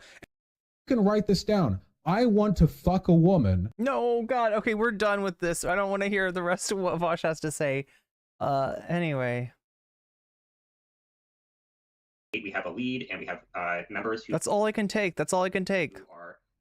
Who are committed, who are like on the ground locally, finding out which candidates are worth their time. Oh, here, let's switch. And putting their resources to bear that they have locally on those candidates, whether it could be a local city council race or it could be state rep race that they find, like if there's a candidate they find really super compelling. And so we let those things filter up from the grassroots of our organization. We also, during big elections like a presidential campaign like this, we also have national priorities that are decided from the top. So like how we arrived at this race with Representative Bowman, we just felt like this was the marquee race. I mean, we helped with Summer Lee as well, but we felt like she was probably going to win. And so we did a bunch of filmmaking for her, but we didn't do this giant canvas event. This event with Bowman, we're making a very large investment here, and this is our big primary election investment that we want to be strategic about. You know, as our organization grows, I think we'll have greater capacity, but we felt like in order to do this right, we needed to pick one race and really see what we could add to it. And Bowman was the one. He's got it's a really tough race, but he's got a really solid record of standing up for people on a whole range of issues, people in his district, especially on education, and we felt like this was one where it's likely to be a really, really tough one, but winnable. And so we made an investment of putting into place a group of influencers trying to ask him. Nathan Drake says, unfortunately, I've seen the image in question, and there's no way you can look at that and not know it as a child. Yeah. Influencers to get involved, to recruit their audience members to go canvas for him. And that's what we're doing this coming weekend, not this weekend, but the one after. It's the 22nd, 23rd. That's the weekend before his Tuesday election. Now, I think some people are a little bit like, I guess we're getting really into the weeds here in terms of, what an organization like yours does more broadly. I think people might be a little confused specifically what Progressive Victory does. So I'm going to just... Prehistoric says it was DGG with them. Okay, so this isn't, was this before Progressive Victory or? Like in like a sentence, like, because I actually, and I'm going to be getting into all this because, when Progressive Victory reached out to me for this Bowman event, and Sam could attest to this, I had a number of issues, and we sat down and we had a nice long chat, and he addressed all of them all the issues and questions I had, and at the end of the day, to me, the most important thing is this specific Jamaal Bowman event, and this is what Progressive Victory is doing here. They think that using isn't correct, partnering with streamers like myself, like potentially, I see some people talking about Sam Cedar and Emma Vigeland. I guess they've mentioned on the show that they're possibly going to be doing the Bowman event. I think they are. They reach out to us in order to get our participation in these sorts of on-the-ground... So again, like I said, supporting Bowman in this primary seems like a good idea. Seems really important. We don't, like I said, there's a huge precedent being set here as far as, can Republican money, can AIPAC money come in and they've done it before. AIPAC's definitely taken out a lot of, more progressive candidates in primaries and stuff, right? Can they come in though with like straight up MAGA money and unseat somebody in the primary, right? So I see why that's important. I must confess that I am not up on the situation in New York 16th enough to say that there is an alternative to working with Progressive Victory, but I would hope that there would be, right? So again, I don't want to, like I said, maybe the reason that Matt's doing this is because he's looked into it and there's just no other like serious canvassing or pack or whatever, there's nobody, it's the only game in town. Maybe I don't know if that's the case. I guess I understand this. Matt, is not taking the payola money, is not taking the consultancy fee from Progressive Victory like so many other Twitch and YouTube streamers. He is maybe using the offer of the hotel room, which they fundraise for, like hotel rooms for the people doing the canvassing, and maybe using the maybe getting reimbursed for his travel. But that's the extent of it, right? So it's not the same as what other people are doing here. Events to help good progressive candidates, and in turn, the hope is that our audiences come out to join us. MAGA money going towards progressive candidates sounds kind of like DNC money going towards far right French candidate. Yeah, you're right. So like the DNC has at times like supported extremist Republicans in hopes that they would be easier to defeat in the general election. I have heard of that sort of thing. happening, but it's the opposite here, right? We're not talking about a progressive candidate. This isn't MAGA money going to Bowman. It's just so everybody's really clear. The MAGA money is going to Latimer. It's going to Bowman's opponent. The MAGA money, the Republican money, is going to defeat Jamaal Bowman, right? Along with AIPAC money and, you know, just like a whole like murderer's row of you know, funding groups that want to get rid of Jamaal Bowman in the primary, right? So it's kind of like the opposite, right? Whereas the DNC, and I think I know what you're talking about. There's been some instances, I don't know if it's the DNC, but like, you know, Democratic groups helping far right candidates in their primary to make sure that they get to run against the more extreme candidate and ostensibly easier to defeat. I could also see that. I feel like it's blown up in their face too. Bannon is not above this shit. I wouldn't be surprised if dark money for PV. Well, was AIPAC? Oh, so just so you understand, like where PV's money is going, right? And this is coming from somebody that like I'm really worried about. Like I'm very negative about you know, progressive victory, right? But they are supporting Bowman, right? AIPAC's money is going to George Latimer. So Bowman, Jamaal Bowman, you know, member of the squad, you know, somebody that has been one of the most like, you know, out and open about his, you know, being against the ethnic cleansing that's going on in Gaza, right? Has made him a target of the right wing and of AIPAC, right? So that's why those organizations are supporting his opponent. That's George Latimer, right? George Latimer is, you know, winning the election, and just with a huge amount of money, a huge amount of ads, a huge amount of support from organizations that in a lot of cases are right wing, are explicitly like right wing, you know, Republican money organizations, putting, you know, funding the defeat of Bowman, right? So I'm super skeptical about PV as well, but in this case, in the Bowman versus Latimer race, they are doing the right thing. Natalie just sent me some DMs talking about some of the other candidates that they had supported in 2022 that had you know, done some really you know, that had agreed to you know, help essentially lower wages for farm workers, which, like I said, that's like one of the hardest jobs that you can do. It's an important job, and lowering those wages also depresses other wages as well. But yeah, just so I'm being really clear on this, there's not PV is sus, but they're not, you know, they're not George Latimer sus. To knock on doors and basically expand an on-the-ground volunteer, you know, door-knocking effort in a way that maybe, you know, helps expand the official campaign's work. Like, we're not working directly with the Bowman campaign. We can't. Progressive Victory can't do that. But they are working with streamers to help these streamers get to, you know, organizing a door-knocking campaign for streamers, and we will do our best to get our audience out to join us. That's right, and I think that it's really important to understand that when I was talking before about that, like, those two tactics, the fear, like clickbait, how do you get people emotionally like agitated enough to watch your content, and then the like the personality, charisma, hero worship thing. You all have that, and your audience members are interested in meeting you, right? So a lot of what this is. So for anybody just joining us, we're talking about New York 16th. That's a district in New York comprising Yonkers and you know,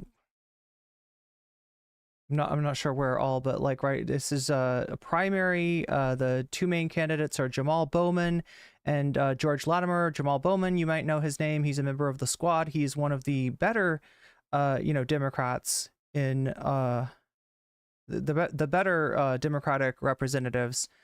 George Latimer is about as bad as you can imagine. Just like, you know, whatever issue you want to find, Gaza, whatever, George Latimer's like the worst, right? And he's getting a ton of money to try to unseat Jamaal Bowman, because Bowman is, you know, one of the, like, right, this is you know, this is an effort to take out some of the furthest left Democrats, and it's being done with some Republican money and some AIPAC money as well. This is a good thing that progressive victory is doing in terms of supporting Jamaal Bowman and canvassing for him. The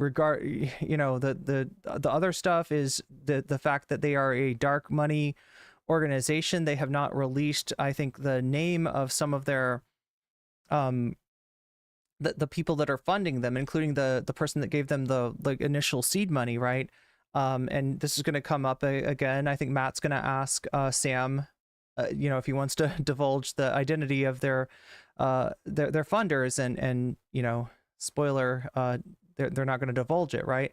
So it's dark money, and it's also an organization that has done some astroturfing of streamers with some streamers that are not great, like essentially. And we know some of the names, but not all of the names. We know that they're being paid to attend meetings. These are meetings that are, where they're being paid as a consultant in order to maybe get around the limits on sponsorship for Twitch streamers, right? If you're a Twitch streamer, you can't take political sponsorship money. But how they're getting around this is to say, oh no, we're not sponsoring their streams. We're paying them as consultants. They go to meetings and they get paid for the meetings, right? But essentially, yeah, it's money. It's AstroTurf. It's money AstroTurfing, political streamers, and it's really concerning in terms of the conflict of interest that might be present. So yeah, progressive victory for that reason. Myself and a lot of people have had our eyes on them as far as what they're doing in the space, and it's again just like kind of the usual suspects. What did we say before? Dylan Burns is on there. Wick is on there in terms of taking money from PV. I'm trying to remember. I think somebody said this in Twitch chat. I'm just gonna scroll back and see if I can find it.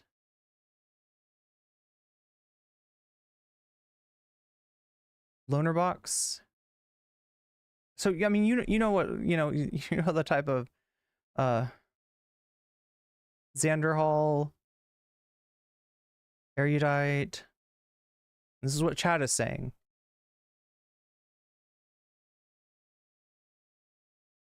Destiny, Riverboat Jack, Keffels, I'm really important. Connor points.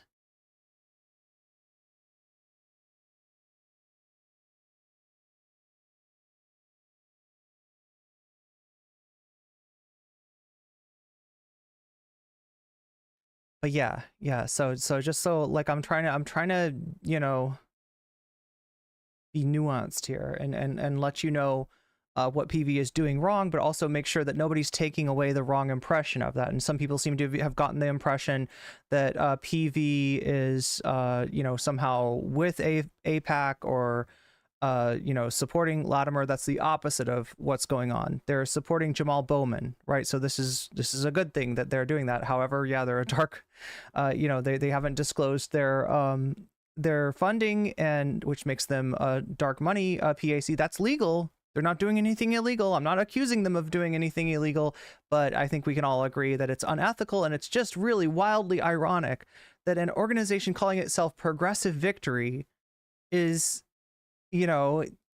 funded with dark money. If you all talk on stream about the importance of getting involved, and for a lot of people today, like we're all feeling isolated, we're spending a lot of time at home, maybe not going out as much as we used to, in a post-pandemic world, getting together in person and actually meeting some of the people you watch online and respect their viewpoints and the way that they look at the world is a huge draw. So when we've done this in the past, we've been able to get hundreds of people to show up to some of these events. This event, we have over 100 signups already to 100 RSVPs to show up to this event. And when these canvassers show up, we're going to surprise people with just how many people can arrive in person in New York to do some door knocks, because this isn't an easy thing to do, right? Like usually the type of door knocking campaign that people are talking about, they're like this people power, show up and Kev99 says I like Dylan Burns. Yeah, Dylan Burns was one of the ones that didn't divulge this at all until he was outed for doing it. So yeah, he's getting PV money that he apparently didn't disclose to his chat. This is what I'm talking about with conflict of interest. Talk to voters at their homes. It's expensive. It's really expensive to do, and that's why you see a lot of these campaigns rely. Lonerbox, who just took a trip with Destiny to the West Bank to meet with I think and talk to like a war criminal over there who crossed into the exclusion zone that like you're not allowed to go into if you're Palestinian. The thing about Lonerbox is like not a lot of people know about how bad his takes are. He did years ago, call out the apartheid situation in terms of Israel and the Gaza Strip and the West Bank. He has since specifically rescinded that viewpoint, and in addition defended apartheid anime girl herself, Aristocracy, who just got caught on stream saying a bunch of just straight up racist things about Palestinians. So that's who you're supporting, Kevin. I can't change your mind, but I hope you'll reconsider. On advertisements, because even if they're not as effective as a person-to-person conversation, it's much cheaper, and you can ramp them up and down. So from like a political professional's perspective, it's so like the ads are attractive, right? And because these door knocking campaigns are so expensive, but we're able to do it for much cheaper because of the efficiency of driving things through influencers and the attraction of getting people to meet their heroes in person and hear them talk and then knock doors with them. Right, got it. I just want to say, no one who watches the show should look at me like a hero. I don't think they do. I am nobody's hero. Please do not. I think that's a very kind word to use for maybe other streamers. I am no hero. I'm just one of you guys. Well, and are you suggesting that your audience members wouldn't want to meet you in person and shake your hand and talk and take pictures? I'm sure they would, but I hope that's because they think I just seem like a cool, down-to-earth guy they want to hang out with. Please do not come and expect me to whisk you away and give autographs. And Yeah. Whatever, Matt. Just wait till we actually show up, and you're going to see this like line of people waiting to talk to you, and you'll see how that dynamic is. This is how it is. I mean, you have a lot of people who watch you. There are a lot of these large influencers, they have thousands of people watching them whenever they go live, whenever they broadcast, or whenever they post a video. And it's it's not the same as like celebrity, but it is like it's surreal to meet somebody who you've seen over and over and over. Fanboy. Not that there's anything wrong with that, chat. Look, I gotta admit, I'm a little blown away when people are blown away by talking to me because I'm not special.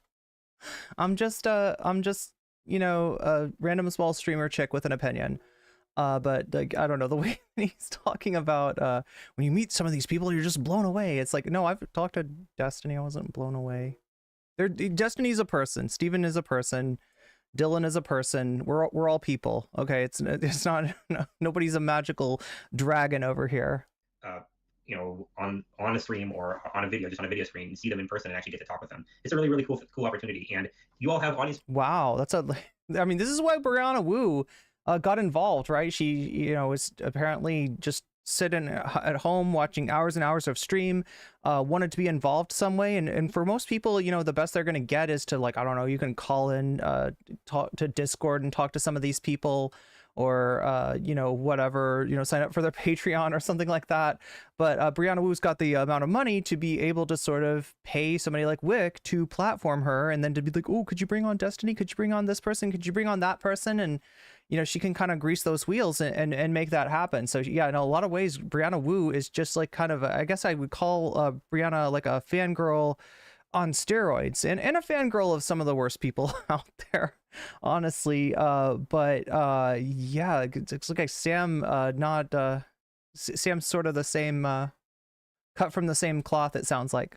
Audiences that go stretch all across the country. So a big part of this is that we those who can pay their own way, we really appreciate that, but we also offer subsidized housing in the form of a hotel room that people can have, so that people have the ability to come no matter what their means are and participate and knock doors for a progressive champion like Bowman. So let me ask you this now. Now that I asked you how you pick candidates, and you explained why you picked, for example, Jamaal Bowman, I think this is probably the most important race. And I think it's extreme. Like this is the biggest drawing point to me in terms of working with you guys. Like if it wasn't for Bowman being such a good a good person to have in political office and being genuine and really good politics, and the powers that are going against him right now, and really it's a Trump-backed effort. It's a right. Irene is, however, not a person. She's a weasel. Yeah, mythical creatures. We're mythical creatures. right-wing effort. Like if you go to his opponent George Latimer's social media, you could see like over and over again, hey, I usually vote Republican, but I'm rooting for you, or I never voted Democrat in my life, but I hope you beat Bowman. I mean, it's very clear what's going on here, and so this specific race is very important to me, and so let me ask you this now. How does Progressive Victory pick streamers? And I'm not asking so you could be like, pat me on the back and tell me all these nice things about me. I'm actually leading to a question that I had that, we sat down and discussed, and I see a number of people in the chat have already brought up, which I expected, and we'll address it, of course. But how does Progressive Victory pick out, who they reach out to? So it really is about the interest, right? So I want to say up front to everybody that we are a big tent organization, right? We not every influencer that we work with is like on the left of the center left spectrum, and like our goal for this year, our biggest goal for this year, I want to be very clear for everybody, is to reelect Joe Biden in the general election and help Democrats win against Trump and the Republicans, right? But I think first of all, we are an organization that represents young people, and a lot of the young people out there feel really, really strongly about this race and also about like what character candidates we want representing us after primaries are over to go. Oh my god, chat, I just realized we're like halfway done with this. If I do this all at once, your eyes are gonna glaze over. My eyes are glazing over a little bit.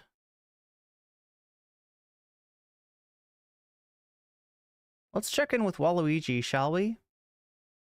What's up, Waluigi? We gotta keep an eye on this guy, right? This is like I told you, this is like the security cameras on Five Nights at Freddy's, right? You gotta just kind of watch him. You gotta kind of look from just you gotta look and make sure everything's okay, right?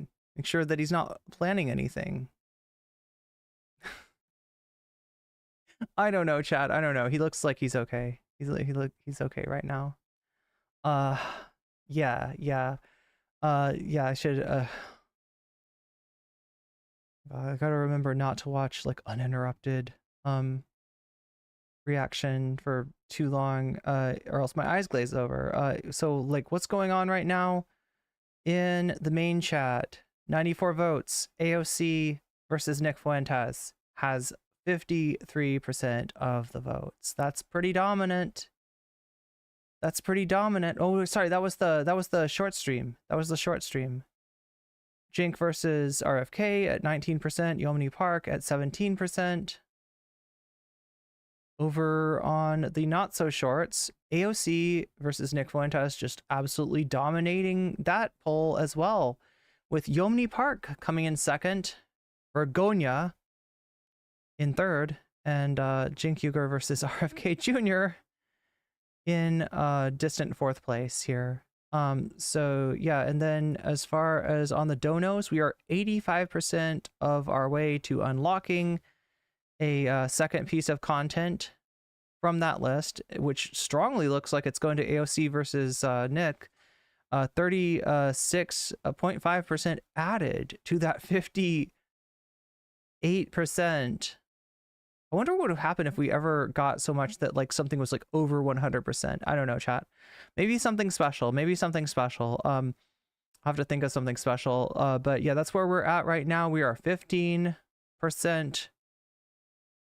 from unlocking a second piece of content. So thank you for everybody who's donated. Remember, if you donate through super chats, through super stickers, through getting yourself a membership, or through gifting memberships to other people, if you donate over on Twitch through subs, through gifting subs, through using a Prime sub, or even through bits, right? If you donate through any of the links down in the description, or sign up for Patreon, or contribute to Throne. Remember, we're crowdfunding. Let's see, what are we crowdfunding right now? Looks like a speed editor, which I'm really excited. It comes with upgraded DaVinci software, so something that essentially would cause more videos to be made faster. An Elgato teleprompter, which would facilitate me making prepared content like video essays and stuff like that. A dual monitor stand, which would make it easier for me to view all of the chats at once. A room partition that that would partition the room, I guess, and make it easier for me to leave my room messy. I don't know. That's why that's like down on the list. And then we got the boxing bag that is like way too expensive. It's way down on the list. But anyway, that's what we're crowdfunding right now. Remember, it's only because of viewers like you and your generous contribution that I'm talking to you on really good sound equipment, that I've got excellent lighting, and that like we've really increased the production value of the stream thanks to those who donate on Throne. So thank you, Throne Gang. I appreciate you a lot, including the latest edition, which is this I don't know if you can see this, but this is a Pyramid of Power. This is the USB hub that Shaxpia just donated to me on Throne. So thank you, Shaxpia. Oh yeah, I forgot. I almost forgot. I always try to shout out the fancy weasels, right? We've also got a Patreon, like I mentioned. You know, any donation, if it's Patreon or whatever, if you sign up for Patreon, just let me know which of these subjects, right? We've got the AOC versus Nick Fuentes, Yomini Park, Jink Uger versus RFK Jr. That's a debate. Vergonia, yeah, I should say the AOC versus Nick Fuentes is not a debate. It's AOC giving him shit on Twitter. Vergonia, the secret tapes, or Vox Populi, which is just you saying like, hey, I believe in the voice of the people, and whatever people vote for, that's what I want to win. So just, yeah, if you donate, just let me know what you want, where you want me to put that money, and I will put it at 1% per dollar added to the topic of your choice, basically. And if we hit 85% before I get done with it, I'm halfway done with this Matt Bender, you know, trying to pin down this Wu Weasel, Sam Drzmala here on some questions of dark money and more, then we will unlock that second block of content, which right now looks like it's going to be the battle, you know, AOCC taking it to Nick Fuentes. So yeah, it looks like we're well within striking distance, just 15% away from doing that. So let us, oh my God, chat. I was like, my eyes were like glazing over. Like I needed a break. I needed to check on Waluigi. I needed to check on the polls. I need to check on chat. Chat, how are you doing? How are you, chat? Vergonia. Vergonia indeed. When in doubt, Vergonia.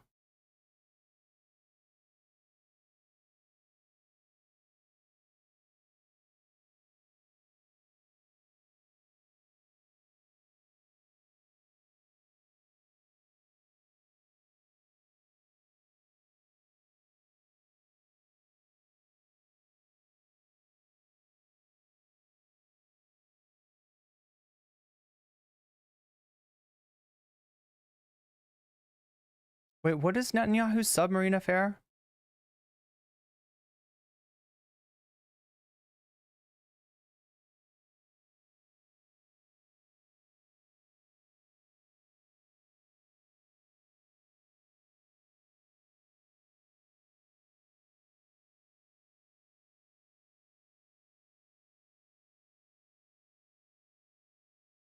Oh yeah, wait, I was supposed to shout out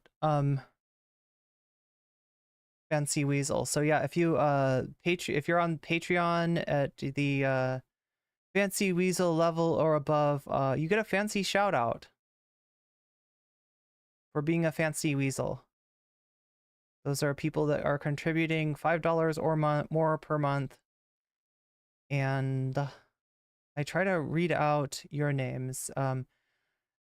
And again, if you sign up for this under something that is like a first name and a last name, just DM me on Patreon and let me know what you'd like to be called on stream, because I'm not trying to like I'm not trying to read off like your name on stream if you don't want your actual name read off. So if it looks like an actual name, I'll like ask you before I say it, because like I value your privacy. I value your privacy. It's important to me. Okay, so Omega Star. shouts out. Jules K shouts out. Moe Nope shouts out. Shaxpia shouts out. Funky Monkey shouts out. And Temporal Insanity shouts out. Shouts out to all the fancy weasels over there on patreon.com. And if you want a fancy shout out yourself, you can sign up at the fancy weasel tier of Patreon. We just integrated that with the new Discord, so we're going to be getting that set up. It also comes with there's a oh yeah, we need to do the premium streamium soon. We need to do the premium streamium again. We do one stream a month or so that is like special and that is members only, although there is like a secret way to still view it on Discord if you just can't afford to be a Patreon or a member or a sub, right? Those are the ways you get an automatically, but we also try to like set it up so somebody's simulcasting it on Discord, so you can also just like hang out in Discord if you want to see what that's all about. There's also exclusive content on Patreon. You get the uncensored, unedited, and before anybody else versions of the videos before they come out. Speaking of which, the next video to come out is going to be the Alex Jones one, so I'm going to be putting up the Snyder cut, so to speak, of the Alex Jones video pretty soon out on Patreon. So there we go. I think I've taken care of I think I did everything that needs to be addressed. Let's get back to Matt Bender and Sam Drismala.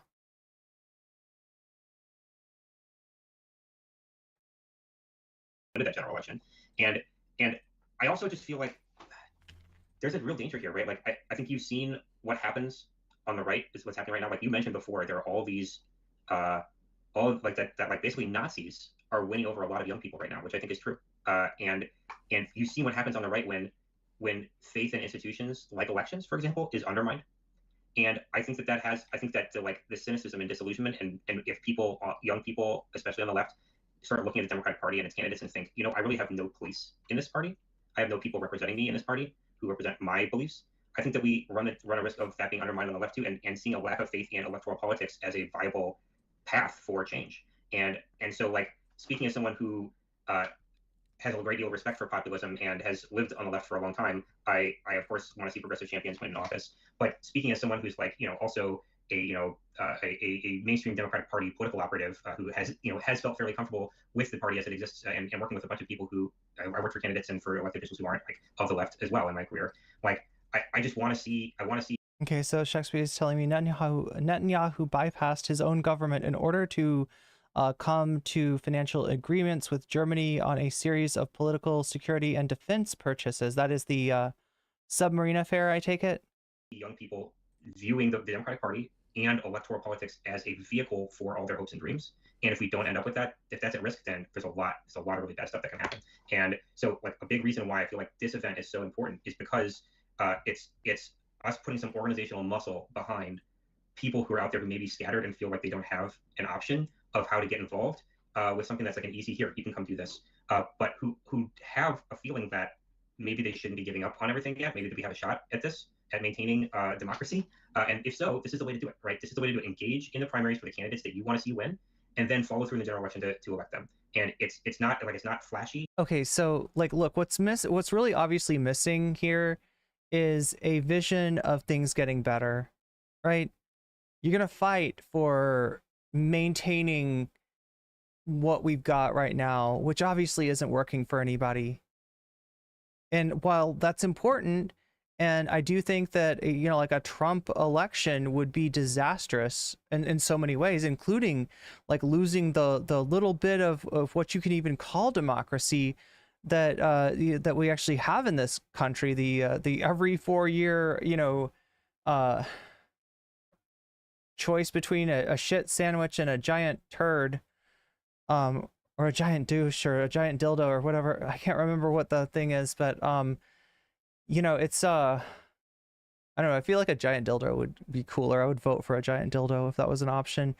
I don't know, you gotta give people a little bit more hope than this, right? Granted, I don't expect that some awesome like presidential candidate is gonna rise out of nowhere and all of a sudden start getting attention, start getting votes. Like that's not likely to happen. You know, what you're doing with Jamaal Bowman, right, is good because we're talking about sort of like the best of the House of Representatives right now that is under threat. And, you know, defending that is great, but you got to give people some kind of like hope for the future, even if it's for the future, even if it's specifically like, hey, we're not there now. You know, we're kind of fucked right now. I don't know. The thing is, I feel like that's been said before too. People are running out of hope. And that's a real thing. And any progressive political organization has got to figure out a way to energize people and you know, provide some semblance of a path forward to like not just like preventing a worse tomorrow, but maybe a better tomorrow. I don't know. It's frustrating that this is where we are. It's a douche and a turd. Every year you're going to hear from the Democratic Party. This is the most important election in history. Yeah, they're all important. The important part is that you keep engaging every election cycle. And we're going to have ways to support people who want to come in and make a change. And we want to be a vehicle for a collective of people who want to actually engage in a sustained way. So that's what we're building. Right. Now, I going off of that now, there's been questions, and these are the same questions I had when we had our conversation. You know, working with streamers, and I think, you know, especially in this specific time period where what's going on in Gaza has been such a huge. So I mean, this is basically the issue that might very well cost Jamaal Bowman his race. If there is one issue, this is the one that he's sort of battling against in terms of AIPAC getting involved and funding his opponent with millions of dollars. You know, so I do think there's been movement in terms of this, you know, people's position. Flobit says this guy is high on his own supply. Is this Mario's uncle? I mean, kind of looks like it, right? Where maybe kind of looks like it. Who wasn't so ideological one way has sort of turned the other way. And so two people specifically that I've seen come up in here, and these are the same two people I brought up to you, Brianna Wu and Destiny. Now, I know Destiny is a huge streamer. I know he's currently over in Israel, and it's been pretty amazing to watch like his content right now because this is a guy who's been pretty defensive of Israel. And I know his audience will argue that, oh, if you watch his like 12-hour streams, you'll see that this is a position he shared before.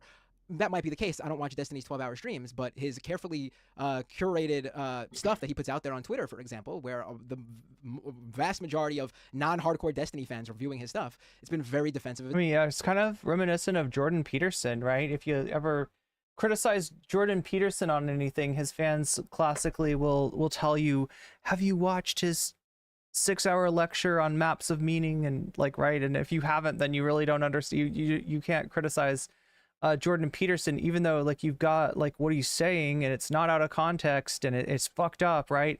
And it doesn't take a fucking brain genius to figure that out, right? Same thing with Destiny. Dude is racist. Dude is gross. Dude regularly jokes about people being unalived. For what? Protesting? Fucked up guy. I don't know what to say.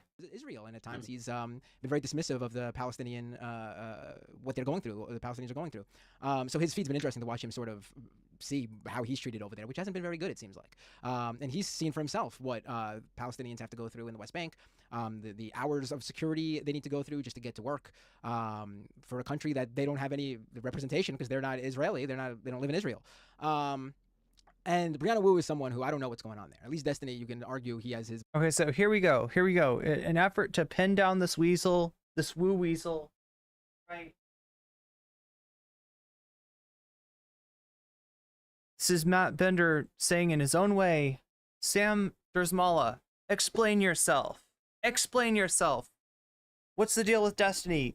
What's the deal with Brianna?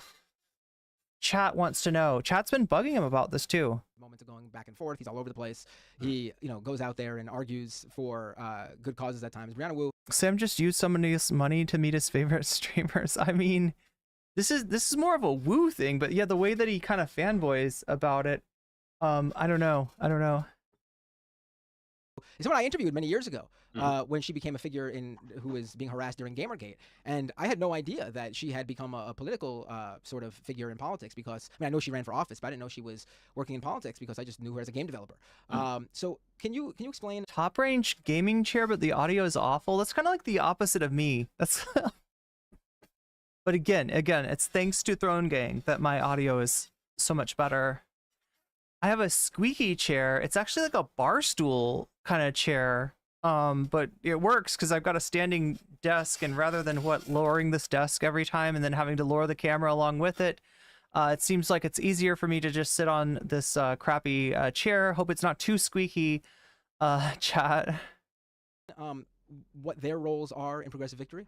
Yeah, so Brianna had a really important role helping us. Badash says, I was there and I can confirm that the chat wasn't happy. Develop some early connections in the creator space, and I respect her a great deal as a political operator. And I haven't talked with her in months. We haven't actually worked together in quite a while, and she hasn't been involved in planning this event or any of the stuff really that we've done this year. But okay, so what's his answer? I haven't talked to her in a long time. I mean, like, look, I was under the impression that she had resigned whatever position she had, that she had cut ties with Progressive Voice, or that they had cut ties with her. This is actually like a worse answer than what I was expecting, right? Look, you know, like the way that Matt worded that, it sounded like, okay, can you, like, this is obviously, you know, not like, you know, can you just explain, like, why were you involved with Brianna Wu? Like, how do you make this make sense, right? Considering that Progressive Voice's priorities, when we're talking about like who they're supporting in this primary, are not bad, right? They're supporting Jamaal Bowman. That's something that Brianna Wu would not be on board with. So that's great, right? But instead of the whole thing of like, we are not working with Brianna Wu anymore, we became aware of some viewpoints that she has that we were not aware of before. And for that reason, so we've cut ties. It's not a good fit, you know, whatever. That's not what we're hearing. We're just hearing like, I haven't talked to her in a long time. Like, how are we supposed to take that? This low-key makes me think that she still is involved with Progressive Victory in some way. I don't trust this Sam guy. I'm getting serious con man vibes from him. Yeah, I don't want to like jump out on a limb or jump to any conclusions here. But yeah, this is kind of worse than what I expected to hear, and what I expected to hear wasn't great. I've seen the positions she's taken on Twitter, and I've seen her mixing it up and taking pretty strong stand. And you know, and I don't watch too closely. I'm not like a big Twitter user myself, but I have. Am I still saying Progressive Voice? God damn it! It's because I became. Look, I blame Progressive Victory. Like, there can only be one PV, and it should be Sahil, and they should change their name to something else, because I literally like Sahil's channel is like imprinted on me in a way that will not let me to like replace it with Progressive Victory. I've seen that she's like, you know, she's mixing it up on Twitter and taking spicy positions on. She's mixing it up on Twitter and taking spicy positions. What the fuck, Sam? What the fuck? We haven't actually worked together in quite a while, and she hasn't been involved in planning this event or any of the stuff really that we've done this year. But I've seen the positions she's taken on Twitter, and I've seen her mixing it up and taking pretty strong stand and pretty strong stand. What are you talking about, bro? A pretty grotesque genocidal stand is what I would say. That's how I would describe that. You know, and I don't watch too closely. I'm not like a big Twitter user myself, but I have seen that she's like, you know, she's mixing it up on Twitter and taking spicy positions on this. Spicy. That's what you call endorsing ethnic cleansing and genocide. It's spicy. Whoa, that's spicy. She's being spicy. She's being bad. She's being naughty. Oh my God, what the fuck? And trying to be a part of the discourse, it definitely as much more of a, as I've seen more of a supporter of Israel than of Palestine, and you know, that certainly is her prerogative. It certainly doesn't represent us or this event at all. As far as Destiny goes, we've worked with him really constructively on electoral organizing, and the reason why is because he actually, I don't know if you know the history of a lot of this stuff, but you know, there are a lot of things we can do in politics using like working with influencers to get their audiences engaged. The canvassing thing is something that he actually pioneered from years ago, and his community is super invested and engaged in doing canvassing, and it's like a, first of all, incredible resource that we certainly can't pass up if we want to keep young people engaged in and there are a lot of young people who watch him and respect him, and I've met them, and they're amazing people. And he's like, no, he's like really popular. And we have to keep. He's got a big audience. Well, in order to. He does canvassing. What did it start off with? I feel like it started off with him doing some kind of political action for, oh my God, it was somebody in his hometown in Nebraska, right? And then they end up like disavowing him, right? Isn't this what happened? He was like on board for somebody's campaign that was like a politician that he liked locally, and then the person like, you know, distanced themselves from him. I'm trying to remember how the actual like canvassing started. The other thing is it's kind of similar to like Vaush's charity streams. Look, I love that, you know, people are raising money for Palestine. That's a good cause and everything, and I'm not gonna shit on that. But how much does Vaush's like charity involvement just act as like a fig leaf for him, and how it's cyclical in a way that seems like, you know, there's a scandal, there's a controversy, then there's a charity event, then there's a scandal, then there's a charity event. And like I kind of see it the same way with Destiny and the and the canvassing, but you know, they use it to be like, oh yeah, well we canvassed, we knocked on 30,000 doors across Ohio and New Hampshire this year. What have you done? You're sitting on your ass. Oh yeah, leftist, you know, sitting on their ass, slacktivists, right? This is like essentially an activity that he partakes in to win debates, as far as I can tell. Have a fighting chance in the general election, and also like, you know, like I said, we are a Big Tent organization. He first organized canvassing for Georgia in the runoff. I thought he did something before then. We want there to be an active dialogue and discourse within our community and across the space. We're not looking to get in the way of that discourse as it happens. We're just not going to.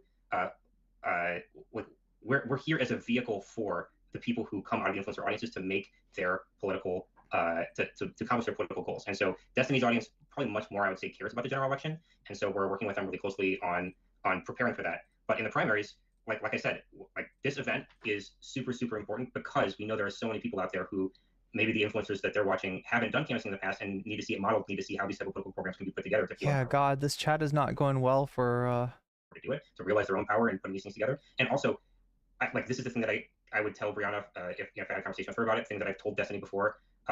This is really important to understand. There is no way that we win this election without young people who are engaged on this issue in supporting Palestine and who broadly identify with the left. There's no way that we win this election without engaging those people. And those people, the people I'm talking about, people who care about this. Wait, why do you have to explain yourself to Brianna and Sam? What? Sorry, Brianna and Sam. What am I saying? Brianna and Steve. He's Sam. What?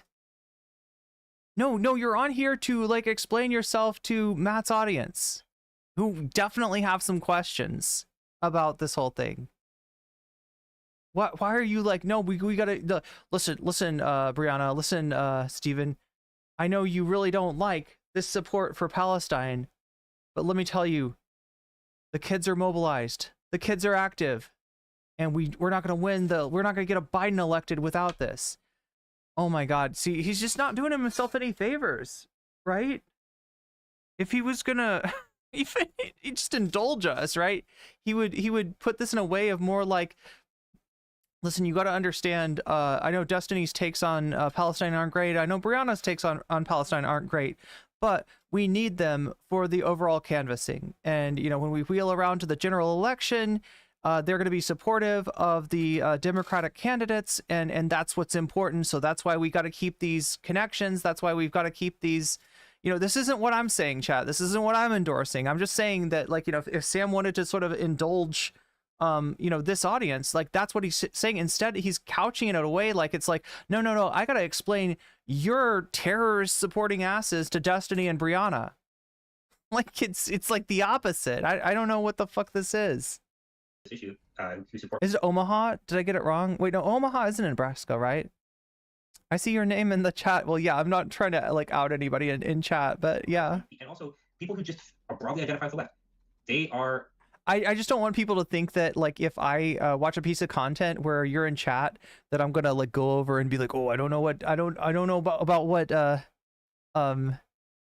Badass just said, or like, you know what I mean? I don't want anybody to feel like they're gonna get, called out for something that they said in another chat. But yeah, they're like a huge number of people who are principled, who have a really important. It looks like he's reading the chat too, and that cannot be good. The chat is very much against him. Viewpoint, and they need to be a part of our party, and there needs to be a dialogue about it. And I'm very comfortable operating in a lot of these spaces.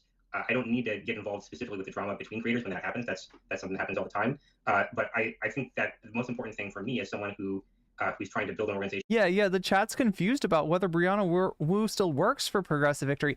The response that like I expected to hear is that like we have cut ties. It was not a good fit.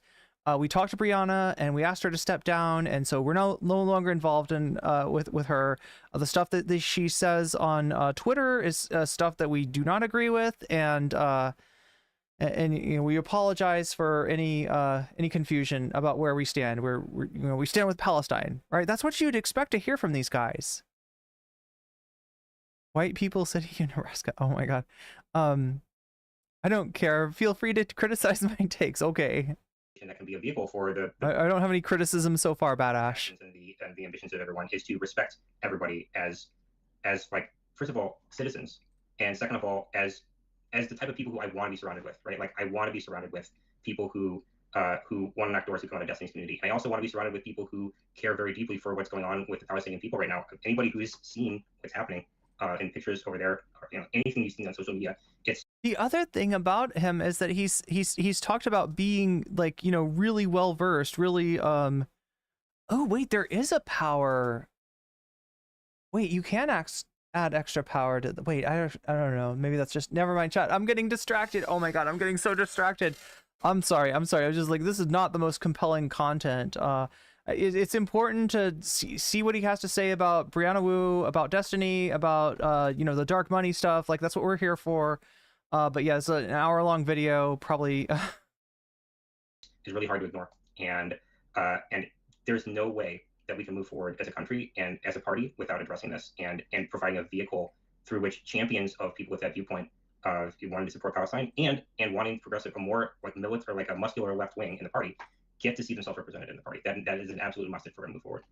Right. No, I when we discussed, I agree with you on the. Okay, so for anybody just joining us, all right, I want to make sure I give the context here.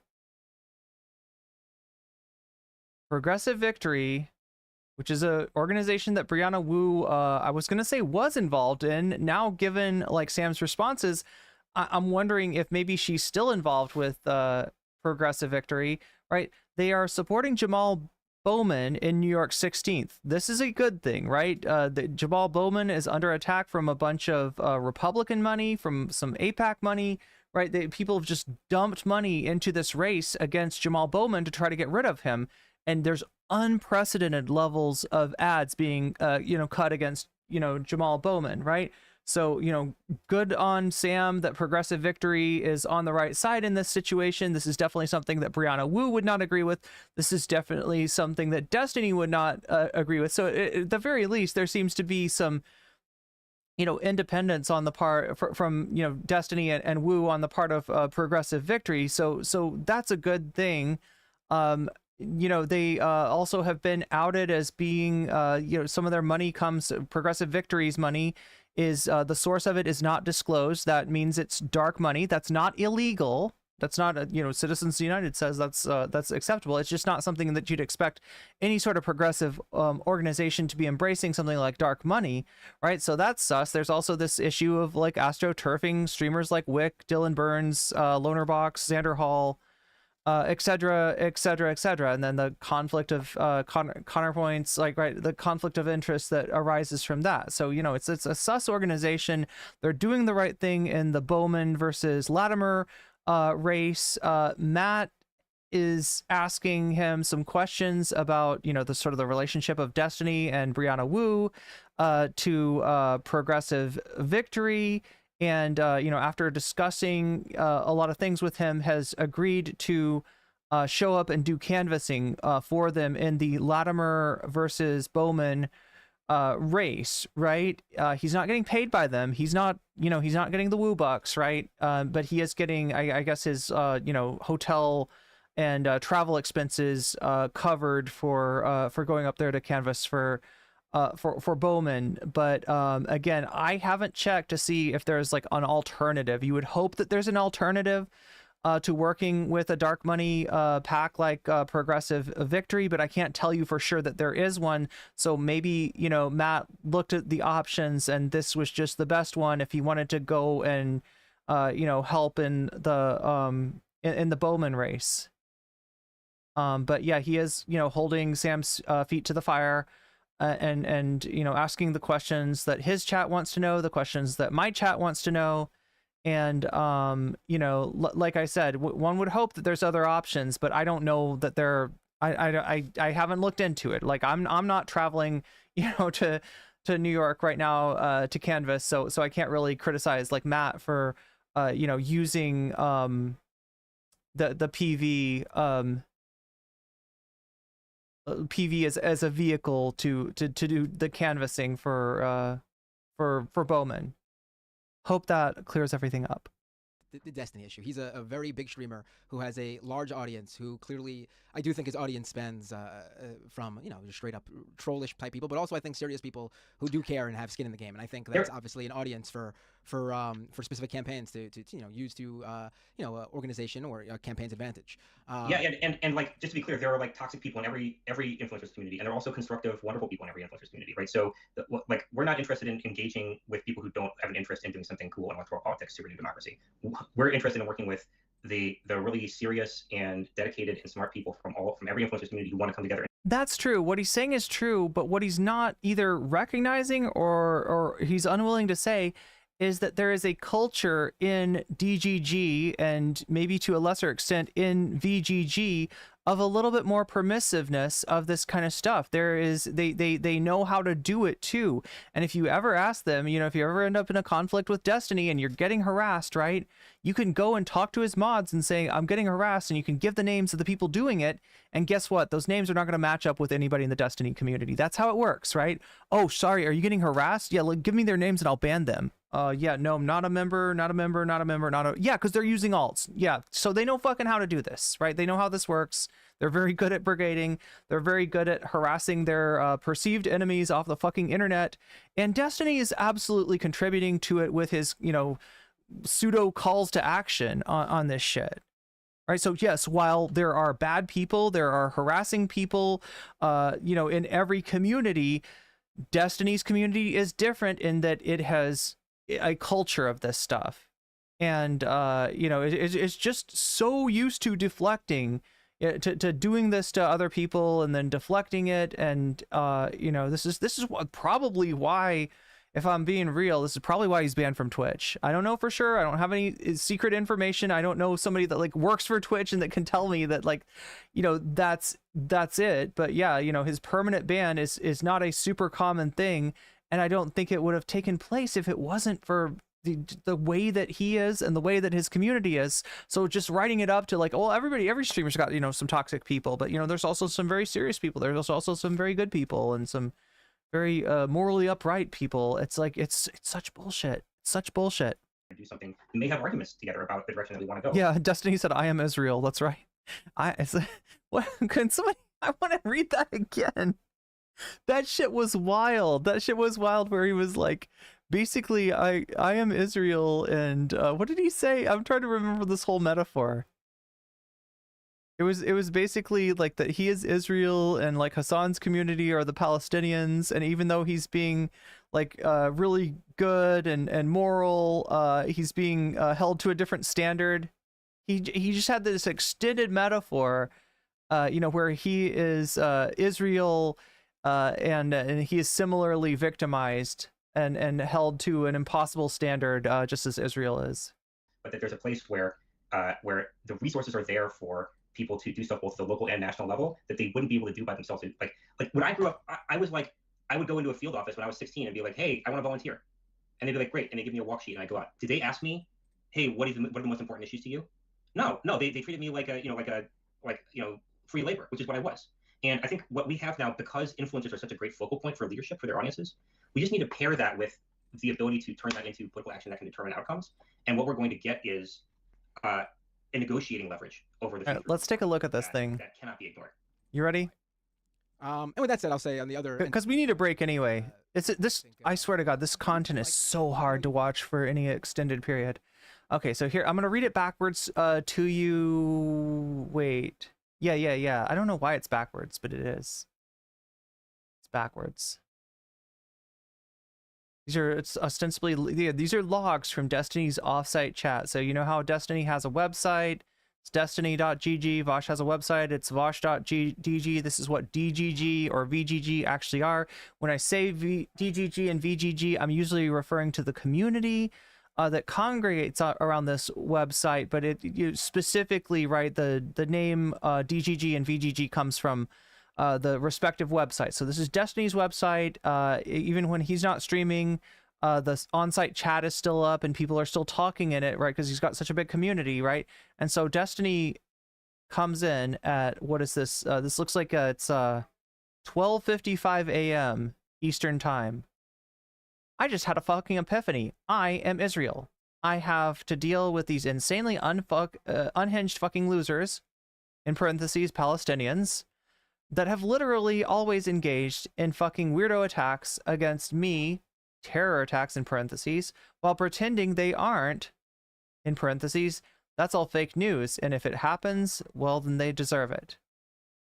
Destiny. Meanwhile, their fan bases, in parentheses, citizens, and their friendly fan bases, in parentheses, international support, hold them accountable for absolutely fucking nothing. Destiny. And then my own fan base is, in parentheses, Israeli citizens like Haaretz, that's a news outlet, and Betsalem, come down on me for every single fucking thing I do. Holy fucking shit. Destiny, fuck this. Destiny, it's Rafa invasion time.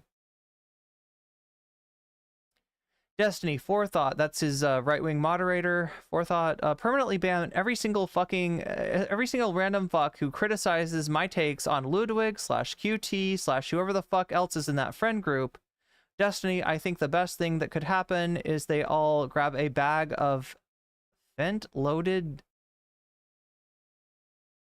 Coke, not the soft drink, so they can join Slime's OD'd dead fucking dad.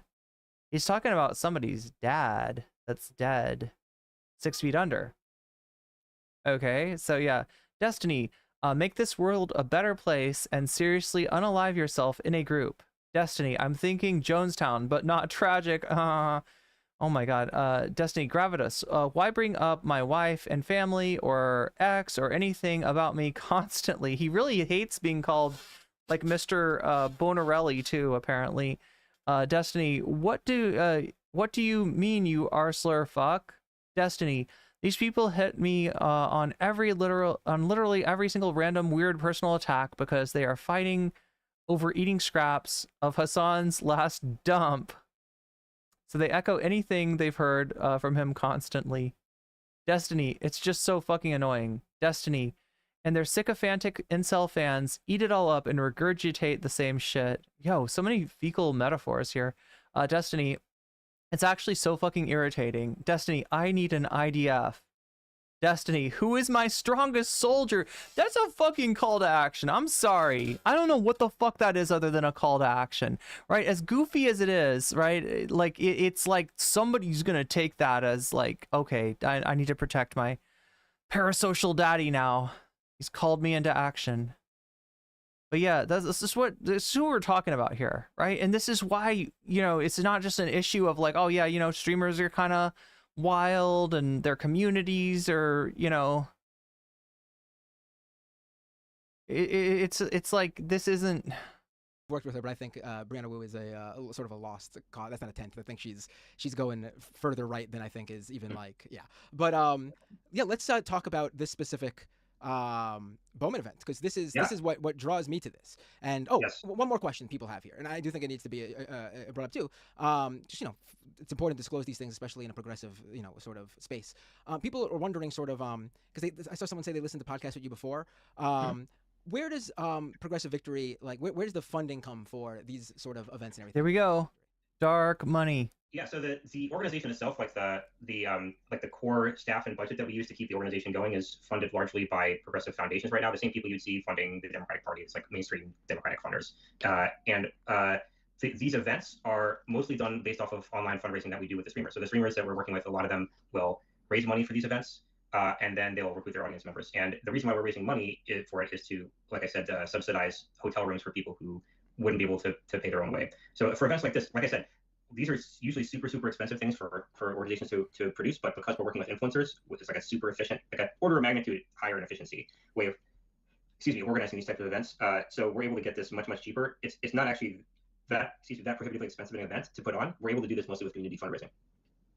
So it's like mostly small dollar fundraising that's behind this event and most of the campus events that we do. But the organization itself, like the institution of Progressive Victory, is largely funded by like Democratic Party, big donor foundation type groups. Are you able to share which groups, which organizations? I probably. So yeah, this is Brianna Wu's video game. It's called Revolution 60. This is apparently Brianna Wu's art style too, and somebody in chat's like talking about Brianna Wu from Whoville. They do sort of look like Who's from like they look. What is that Dr. Seuss thing with the Who's? Is it Horton Here's a Who? Anyway, that's Revolution 60, and it's basically, from what I can tell, a real-time event. Like it's just real-time events. That's the whole thing. I shouldn't yet because I haven't gotten permission from them. It's not like it's like going to be a huge secret. I'm sure that we're going to be putting out reports after the election talking about all the work we did together and trumpeting it from the rafters. But for now, I probably should check with them before I like disclose all that stuff. Yeah, we have close working relationships we want to maintain. Got it. No, I understand that. Yeah. So let's talk about this Bowman event specifically. How did this come about? How did you? I know you already said how you pick a candidate. But Yeah. What made you decide for this specific? I know it's the weekend right before Election Day, which is the following Tuesday, so that makes sense. Welcome Raiders. Yeah, it's the most impactful time. Right, the specific area. What's going on? Let's say, because this is in it's a town called Tarrytown, correct? Mm-hmm. That's right. And I just we haven't said it yet, but I just want to put it out for those people watching. If you want to join us, and Matt's going to be there, you should go to progress.win/New York. And you can sign up now on RSVP and make sure to get your hotel room set up with us. I want to deliver that ask, and I'll deliver it again, but I just want to make sure to include that here. How we arrived at this, actually. Her social mommy, Irene. Our first organizing director from way back in the midterms in 2022 was this guy named Bilal, who was Bowman's field director on his race where he first. Remember that Joe Biden's Delaware allows corporations to vote on local ballots? Is that real? Scout has taken? One. And Bilal was with us for the cycle and then moved on to do other stuff. But we brought him back to help design a strategy for this election because he knows the territory very, very well. And so he's designed a lot of the targeting for where we're going to go with this event. Got it. And so where I know there's a sign up form in my in the description of this video for people who will be in the area, who live in the area, who can come down that weekend of June 22nd to help knock on doors for Jamaal Bowman. Who's going to be there in terms of streamers for this particular event? Yeah, so it's going to be a large group of people. Hold on, let me just go try to find it.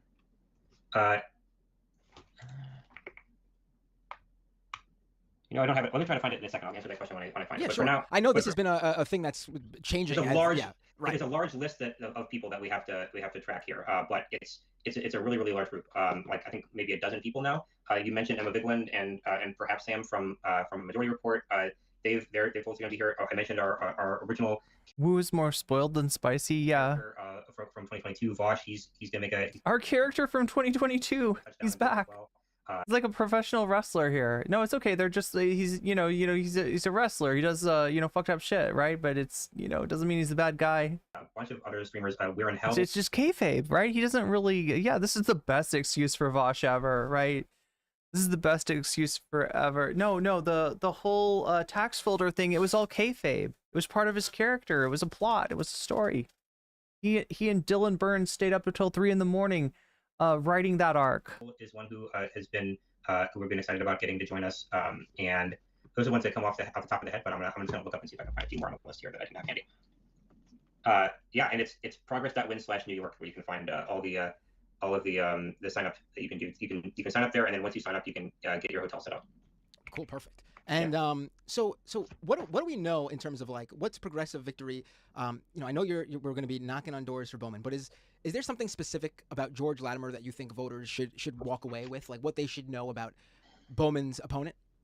Yeah, I mean, look, we're here supporting Bowman because we're here to support the progressive champion of the race, and that's what the members who want to be involved in this event want to see. I personally don't have a huge amount of knowledge about George Latimer.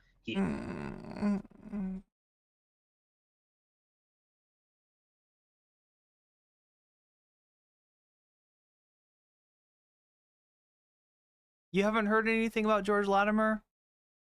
Really? Chat, this is just like I think Matt was trying to give him a chance to look good in front of his chat, because so far he's looked pretty bad. So far he hasn't answered a lot of questions. The questions that he has answered or like you did, like I would have expected him to just be like, we've cut ties with Brianna Wu, she's no longer a factor. And that's what I thought I understood from what Brianna Wu had said about progressive victory on Twitter, but like he just was like, I haven't talked to her in a long time, right? That makes me think, is she still right? So he hasn't looked very good. That was trying to give him a chance to be like, okay, so what do you know about Latimer? Like, what's you're against this guy, and he's like, well, no, we're here to support the progressive champion. All the progressives love Bowman, and that's what we're here to do. That's who our market, that's who our demographic is, and y'all like Bowman for whatever reason, so we're here to support him. Oh my God! I know that he's got a he's like I think he was an elected official in an area in the county, in the district before, and he's like making his play now because he feels like this is a moment where Jamaal could be vulnerable. But I think for me, I'm really focused on keeping a progressive champion in Congress who has done a huge amount of stuff on education and also been he's a progressive champion. That's what I know about this election for Palestinians in this as y'all like Palestine, right? I mean, come on, you're getting warmer. Been a huge amount of really terrible stuff coming their way. So that's been my main focus. It hasn't necessarily been about Latimer for me, although I'm sure that there are people out there who could say a lot about him. I just haven't spent a lot of time thinking about him. No, that's supportive of Bowman personally. No, that's good actually. Yeah. I mean, that's really what I just wanted to ask, just in case there was something from a sort of a political organization strategy effort that maybe there's a focus on something about Latimer. But I actually think it's better in that sense to sort of focus on what makes Jamaal Bowman so great. Well, and I think it's important to note. I think it's important to note that like there's like a you just sneak googling Latimer right now. Yeah, the Democratic Party has like a lot of old aging institutions that are built based on inertia. They're built based on name recognition and like machine politics, right? And I think that part of the reason why Latimer thinks that he's got a shot here is because he is the inheritor of that legacy of just like inertia and like institutional machine politics that all the like the people who like the pay to play system are going to be very comfortable with him in Congress if he's there. Whereas Bowman, I think, probably does not play by those same rules. I think that he's probably much closer to talking directly to the people of the district, not going through intermediary institutions that where there's a lot more like pay to play stuff going on. I think that he probably is much more invested in progressive policies, and that makes a lot of people uncomfortable. So it's not so much Latimer that I would have an issue with personally. It's aging and decrepit institutions that are standing in the way of. Okay, look. Can you at least tell me what's going on with Bowman? Like, can you at least talk about why there's this effort to take him out? Are you aware of the amount of money that's been spent to get rid of Bowman? Of actual people getting what they need from public policy, which happens all over the country all the time in local politics and federal, and it can't end fast enough. Right, absolutely. Sam, I appreciate you coming on the show, and I know there were a lot of questions that I saw, some of them that I even had when we first touched base. Yeah. So some of these questions are very specific to your organization, gets into some of the details. So I appreciate you coming on and discussing with us. And I already see people saying that they're going. I see a few people saying that they're going to either make it down. Well, depending on where they come from. I know this one person who said they're going to try to make it would actually be making it up, not down. You live near me, Ton Boson. But I already see some people saying they're going to, right in the chat, make it out. Awesome. So Progress.win/New York. Progress.win/New York, right? And is there anything else you think we should know in terms of progressive victory, this specific event? You're glad you missed this Bender stream? We didn't touch on? Yeah, so well, I finally found this this list of creators. He's a fast talker now. I also have them sped up, right? So they're at 1.5 speed. So here's something that I didn't mention before. Hey, it's Vadim, Nominal Naomi, Stacy K, Sir Skeptic, We're in Hell, Ariana Jasmine, Chill Goblin, Lumi Rue's coming, and yeah, I think we have a few more, but they may not be completely confirmed. So a lot of really, really great creators were coming out, and yeah, I mean, look, we've been playing this event for a long time. We don't know what the electoral outcome is going to be, but this is going to be a really exciting event. Look, I said before that there's this like I talked about the 8chan Vice video where Vice interviews the founder of 8chan, and you know, the discussion of like, you know, if you like Twitter, right? The reason there's so many Nazis on Twitter right now, the reason that, like, you know, Matt was commenting earlier, like if you go on Twitter, like half of your replies are going to be from like legit Nazis, right? Is that if you don't ban these people, they will congregate at your website. Like they will talk to each other and be like, yo, did you know that Twitter's not banning you for JQing? Oh, cool. Let's go over to Twitter, right? You know, did you hear that, like, you know, 8chan allows, like, you know, Gamergate style harassment? Oh, cool. Let's go over to 8, right? It's like that kind of shit. There's this dynamic, right? And I'm going to apply this now to Progressive Victory. If you don't care about the, you know, the kind of people that you're bringing on board to bring out their audiences to canvas for you, you're going to get more of the same, right? Oh, they're cool with Vaush. Let's bring in We're in Hell. Let's bring in. Hey, why don't we bring in why don't we fucking bring in you know, Xena and Poppy, right? Like, just everybody, come on, anybody that's got, you know, a huge, you know, fucking scandal, you know, it's the water, come on in, and the water's fine. And you're gonna get less of the people that are like, ooh, I don't know if I want to work with Vaush. Ooh, I don't know if I want to work with We're in Hell. You know, it's just as much as you think you might be helping your organization, as much as you think you might be helping, you know, bring in more people to canvas, you're turning a lot of people off. And maybe even, you know, the people that you need, you're turning off. And it's super, super important that people who believe in having progressive leadership in the country actually do the work to make it so. Because number one, every fight is just like, you know, like, do we have a chance in this race? And even if we don't, even if we were to lose, there is every fight is just the capacity building for the next fight. And yeah, somebody call Illuminati. Let's get Illuminati out. Let's bring Illuminati. Let's get Colleen Ballinger on the you know, on the PV crew. Connections that we're going to make with each other here on the ground, actually seeing each other in person and talking with each other, are the type of thing that can form the foundation that will lead to something much, much greater and more important. And like I said, this country is in a really tough spot right now. You raised that at the very beginning, Matt. Things have never looked more. You use the word bleak. I would just say like on a knife edge, right? Like it just seems like everything, like there's something's gonna break one way or the other, right? And the question is, when that happens, where are you? Where are you in that? And I have decided to put my energy into helping people find their way into finding meaning through electoral politics and finding friendship and accomplishing things together. It's empowering. I think that electoral politics can be empowering to people. But regardless, that the media that we create and the narratives that we create around these things is actually even the most important thing. And that's why I'm really, really thankful to leaders like yourself who talk about politics with through a lens of being really constructive and sophisticated in your analysis. That's the only thing that's going to get us through this is people actually talking about these things publicly. It's like, if you look back at, I know it's like kind of corny to talk about this, but like before the country. Creepshow art. Can we get Creepshow art? Creepshow art's got a huge community. Let's bring out Creepshow and the Creepshow art fans. Yeah. There's a whole generation of people who were like with that in the revolutionary times, who were basically doing what you all are doing. They were just publishing media. Well, they had all these like Drake. Let's bring Drake in.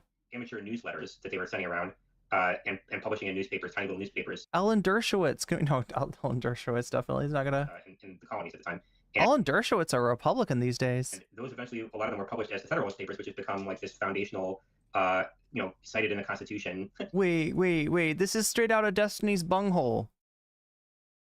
He just pulled those Federalist. This is what Destiny's been talking about. I'm just like the founding fathers, my dude. Documents. They were just like, they basically were like the drama streams of the time. So yeah. Like, who does he watch? Probably Destiny. There we go. This is a DGGer. They're worshipped Sam DGG Drizmala as foundational to the country, and the reason why is all those people who ended up putting their names out there and creating media around what they thought was important, even if it was messy and it didn't always come out well, and people fought and were attacking each other. It didn't matter in the end, because that was the vital energy that was needed to renew all the institutions and led directly to the institution, the intellectual framework that founded this country. And we're in a similar moment now, right? Like this is like everything's bounced on a knife edge, and it's going to go one way or the other. And it's only if we actually keep on publishing media and attaching action to that media that things are going to turn out well. So the event, again, is June 22nd and 23rd in Tarrytown, New York. That's about, what, like 45, 50 minutes away from Manhattan? Yeah. If you're in the Bronx, like let's say around the Yankee Stadium area, just to give you like a landmark pinpoint, it's, I think, like just like 25, 30 minutes away. So if you're in the New York City area, it's definitely not out of reach in terms of getting there. So if you're interested, again, are you going to put the list of, because I see some people wanting to be able to like visually see the streamers that are going to be there, like in terms of like, like this so they could see the list in front of them. It'll probably be easier. No, visually see them. Visually see, like, let's just like them to determine who's coming. Is there going to be a list put up on the I guess when it's finalized up on the site? Yeah, we can do that. I'll check in with my team to make sure that we do that. And that sounds great. Let's get that list. It'll be on progress that way. And again, chat, like, just please don't like please understand that like the people that are canvassing for Bowman, right, that is separate from being on the payroll. Not everybody who's canvassing for Bowman, Matt is an example of this, is getting Wu bucks. All right, so like I said, I don't know if there's another option. You'd like to think that there's another option. I would hope that there's another option, but I'm not gonna, I gotta admit to you, I haven't looked into it and seen whether there's like another organization that's doing canvassing. So Matt might just be, doing this because he wants to support Bowman and prevent, this this attack on somebody for being pro-Palestine from working, right, which is understandable, right, as opposed to the being on the payroll as a consultant of the Progressive Victory organization. That's two different things. So and yeah, so Progress at Win/New York. When you sign up, we're gonna be doing. Did you miss him saying he didn't know if Brianna Wu? He didn't say that. He just like Matt asked him the question, and he said, "I haven't talked to her in a long time." So it's not that he said something that was sus. It's just what he didn't say. What we expected to hear. What I thought I'd heard from Brianna, that they had cut ties. Right? We didn't hear that from him. So now we're left to wonder: is she, part of the organization? Is she not?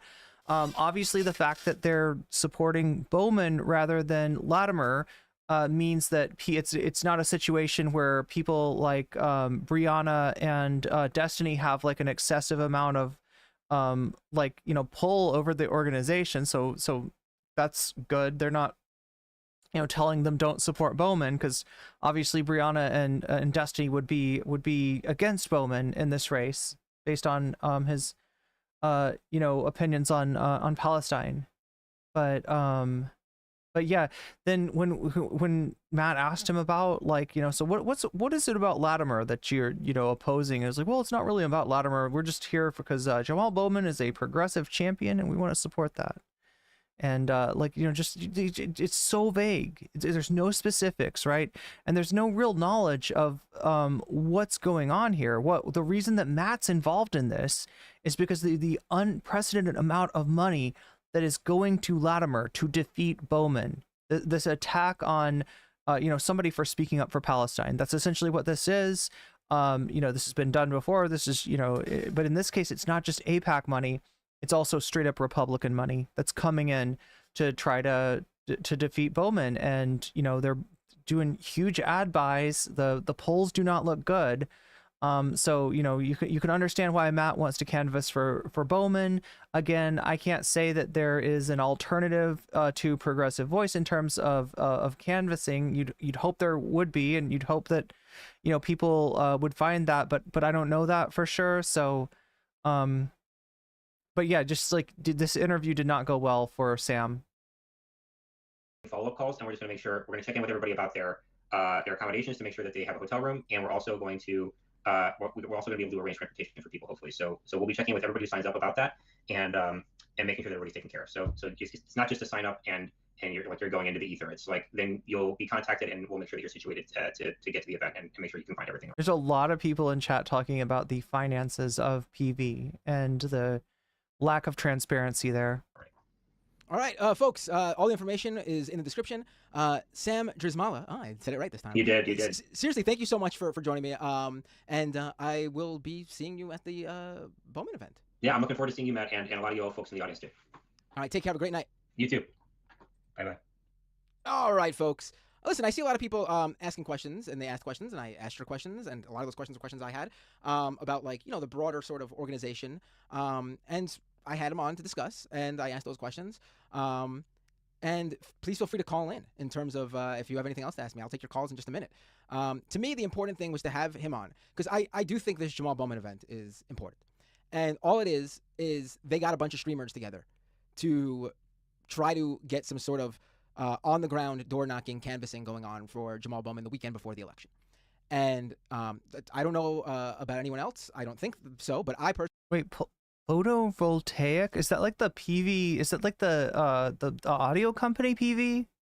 Personally, the only thing I am getting out of this, other than obviously helping Jamaal Bowman, is I believe, just like they're going to provide for any volunteers, any night I need to stay. I don't even know if I'm going to be staying on the nights or if I'll be driving back, because I got kids and a dog and a cat, and my wife's going to be out of town that weekend. It's going to be a busy weekend over here.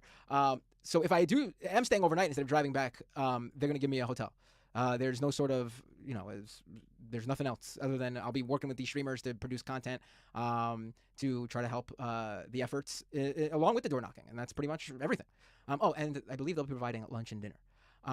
In terms of the broader organization, I do hope that they disclose where their organizational funding comes from. If I had to guess, it's probably, and this is just me from just what I assume. It's probably like Open Society or something, an organization like that. An organization where you apply for something. That'd be my guess. But I do hope that they disclose in the near future. Yeah. Again, this is to... Yeah, I think a few people from chat were in Bender's chat. Help Jamaal Bowman. All you got to do is come out. And, full disclosure, I've talked to Bender before. We didn't agree on everything. In fact, I didn't expect it. Ended up being a debate. We ended up disagreeing about FDR.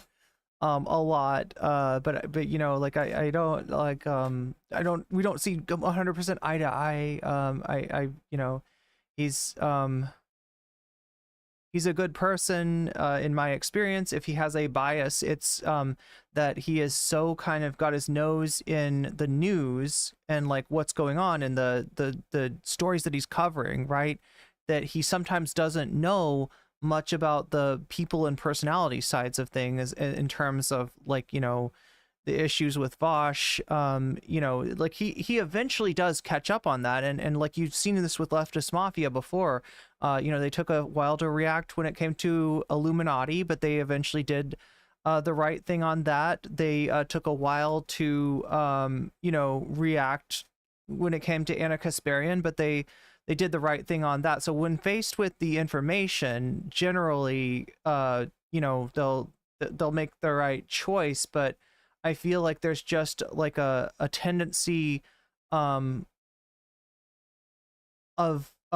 people that do such like heavy news content to be keyed into the news more than they are keyed into what's going on in the space, right? Whereas somebody like me, people could criticize me for being the opposite, right? And people have criticized me for being the opposite. I hope we give you enough, news. And when I'm talking about people and personalities, usually it's in effort to, to speak to the underlying issues, the underlying, especially when it's stuff like what's going on in Palestine, what's going on in Gaza right now.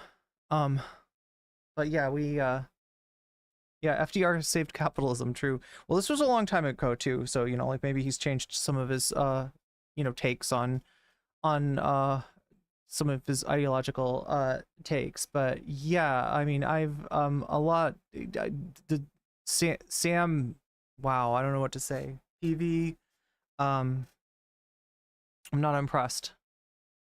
And you know, I'm glad they're doing the right thing in terms of Bowman versus Latimer. But yeah, it just didn't seem like Sam really knew why, or really cared particularly why. You know, I don't know. A lot of people in journalism and news media are like Matt Bender, Sam Cedar, Emma Vigeland. Of course, they don't. Yeah, exactly.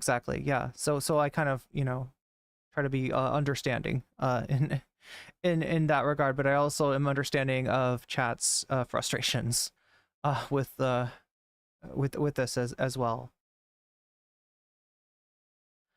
Oh my god. And knocking on doors. It is incredibly hot. Yeah, if you're on the East Coast right now, it's rough. Doesn't you're not giving any money to any political organization. There is a funding campaign for the you know, like they do for every event. I have a link. The link is on the site there, but you don't need to do that if that's not something that is what you do. So yeah, let's go to the second half of the show. You could Kilo the Giant says, why wouldn't he just share it? I mean, I think he should. Obviously, he needs to. The organization needs to if they want to you know, in the progressive space. I do think that's a necessity. I understand him not sharing it at this very moment if he doesn't have the acknowledgement from those organizations. They've been around for too long for that to be an excuse, right? They're dark money because they want to be dark money, and you know, if there's enough pressure, maybe they'll divulge you know, who is funding them. But they're not trying to do that. They're the way that they're operating this organization is like, you know, is not transparent, and I cannot have the good, you know, I cannot give them the benefit of the doubt the way that Matt's doing. That they say he can do that right now. Like if he didn't give them a heads up, I get that. But if it was my organization, for example, I'd be like, I need to disclose, and if I can't, then we can't work together. But that's just me. But no, if he can't disclose right now on the spot on the show, I understand that. All right, folks, let's go to the second half of the show. Okay, so there's a little bit more where Matt talks about Brianna Wu over here. Oh my god, I'm gonna sneeze. I'm sorry, chat. I'm sorry for the sneeze noises. I'm sorry for the sneeze noises. What's going on? That's not. There we go. All right. Let's go over here. Check in with our reporter on the street, Waluigi. Feel like he's doing okay. Are you staying cool, Waluigi? Have you got plenty to drink? Have you? Yeah, chat. I should remind you, if you haven't taken your meds because you've been paying attention to the stream too hard, make sure to look at the time and see if you need to do that. If you need to get a drink of water or stretch or whatever, you know, go to take care of your personal needs. Yeah, just a reminder in case you forgot to do that stuff. What else? Oh yeah, the poll. Let's take a look at the poll, see how we're doing on that. AOC still coming out #1 with Jink Uger versus RFK Jr. in second place. Yeomni Park in third place. This is in the short stream. Over on the not so short stream, AOC and just killing it with 57%. Yeomni Park and Vergonia tied at 15%, and Jink versus RFK kind of losing out in this whole vote at 13%. We are still 85% of the way towards the goal. That is 85% of the way towards unlocking a second subject, which is right now looking strongly to be AOC versus Nick Fuentes, because people who have donated have put their money where their mouth is, and their mouth has been at AOC versus Nick Fuentes, almost, yeah, to the exclusion of anything else. So if you donate, let me know which of these options you want to go with, which of these options you want to see, and I will put your money where your mouth is, and at the rate of 1% per US dollar, and that will actually increase whatever they're getting in the poll. So yeah, right now AOC versus Nick Fuentes is coming out on top.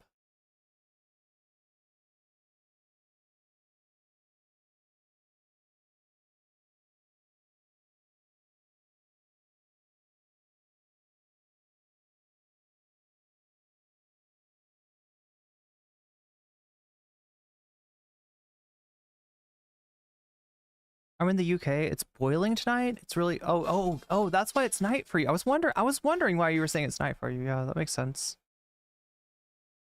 Time zones and all. Time zones being what they are.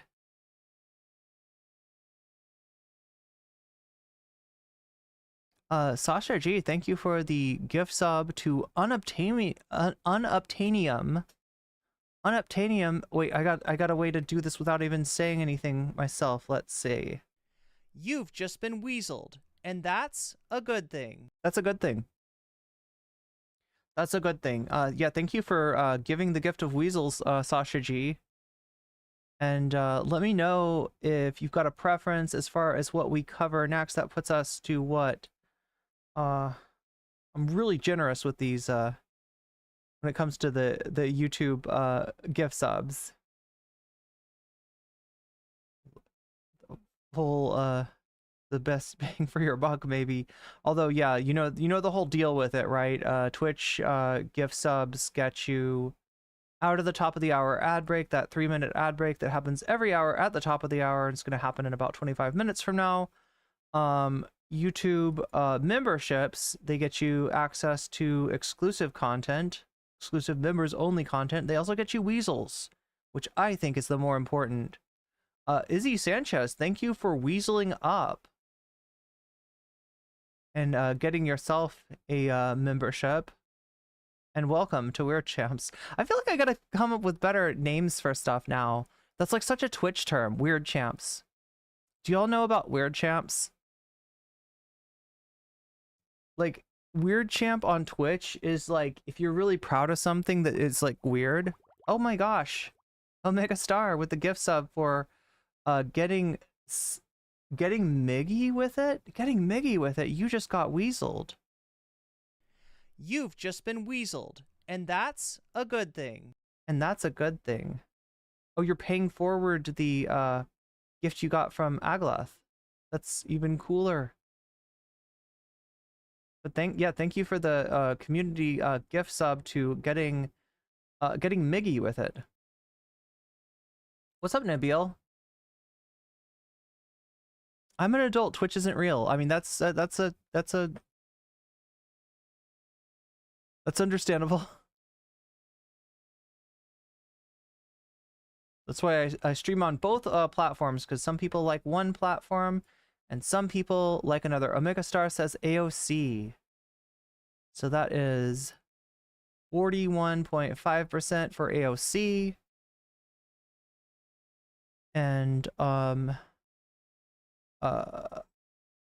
needed to become a weasel.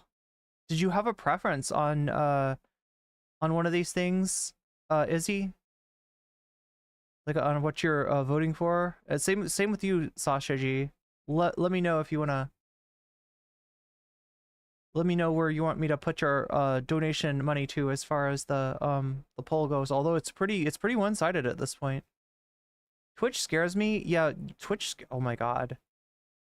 There's stuff that I could tell you, but I can't tell you, right? Because I'm not supposed to talk about. God. AOC versus Nick. That's 44.5% going to AOC versus Nick.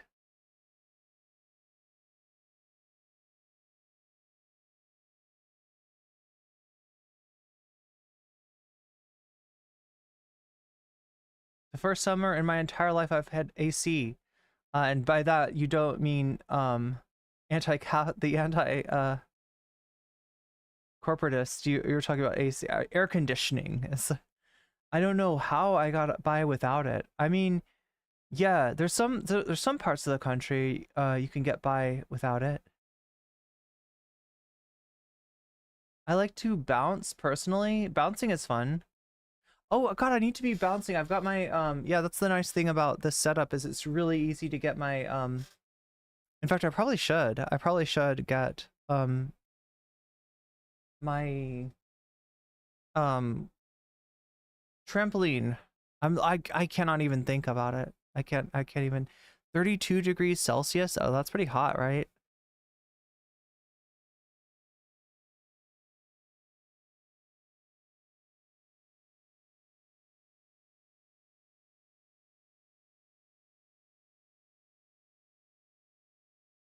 Wait, about Twitter? Did I say Twitter when I meant Twitch? Sometimes I say the wrong one.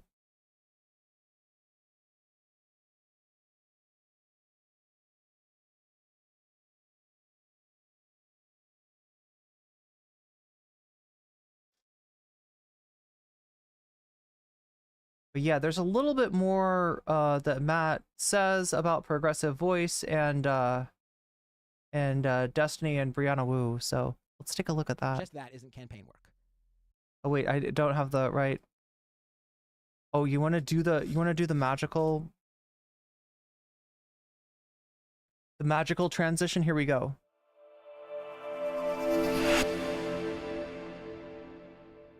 It's magical. So there you go. That's the whole disclosure there. They will be, if I stay overnight, they said they will cover my room. They offered to get me there. I guess they'll pay because I'm going to drive there myself. I guess they'll pay my gas. And they will give us lunch and dinner. And I will be doing media stuff and canvassing with. Oh, lunch and dinner? That's conflict of interest, no? Any future things that they do, if they're I wonder what they give you. Like, right? Is it like a sealed tuna sandwich? Or do you think it's something? It's probably something a little bit better. Spaghetti. What do you think? What do you think they feed you? I always guess it might be a sealed tuna sandwich in a plastic wrap.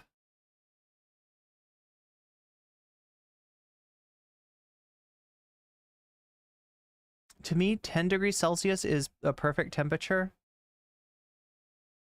I still have trouble converting to Celsius in my brain. Why are you talking in non-freedom units? Yeah, that's right. You gotta use the freedom units, the Fahrenheit.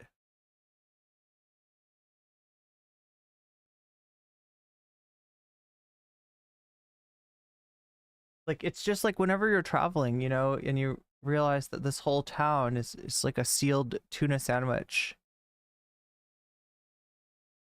Sealed tuna sandwich. Anyway. Interested in me working with them, I will bring the same concerns up for each specific event. And if I feel like those concerns affect that specific event. Do people know what I'm talking about? Like when you wrap a tuna sandwich in plastic as your lunch, and it's like, because it's tuna, your bread gets soaked. Tuna mayonnaise, right? You know, your bread just becomes kind of like mushy, and you basically got to eat it out of the plastic wrap, because if you try to hold that thing, it's just gonna mush, right? And you're kind of like slurping your tuna sandwich out of the saran wrap. I finally get to see you in 4K. Hey, we're at 4K. Oh yeah, I forgot to mention that. I think somebody in chat mentioned this. You literally caught it 4K here because we're at 4K. 4,000 subs on YouTube. Let's go. Let's go.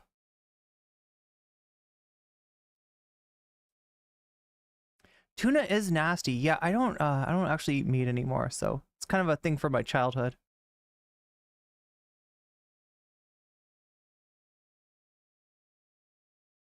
I like cloudy and rainy weather. Yeah. I mean, it can be nice, especially if it's been too hot for too long. It's like a tuna burrito in a inedible plastic tortilla. I guess.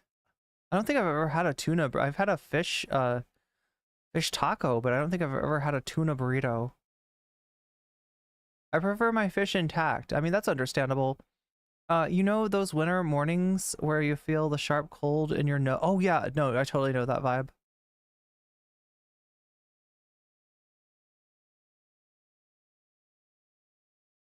Yeah, don't eat too much tuna. Yo, no, this is sorry, chat. I should explain this. It's a reference to like a Frank Zappa song. Apparently, when you were touring in like the 60s and 70s, you know, you'd often be served something like a sealed tuna sandwich, and it's notable because it's disgusting. That's kind of the vibe. I will not take part. That's how, yeah, the RFK ate too much tuna. I heard that. I will not work to re-elect Joe Biden. even though out of Trump and Biden, I prefer Biden, obviously. This is specifically about doing what I can to reelect a candidate who I think has stood up for the Palestinian people and has put his reelection prospects completely on the line due to that position. And for that reason, I will do what I can to help him, whatever little bit I can do. But I think that's a fair question. It's the same questions I had. It's the same questions I had.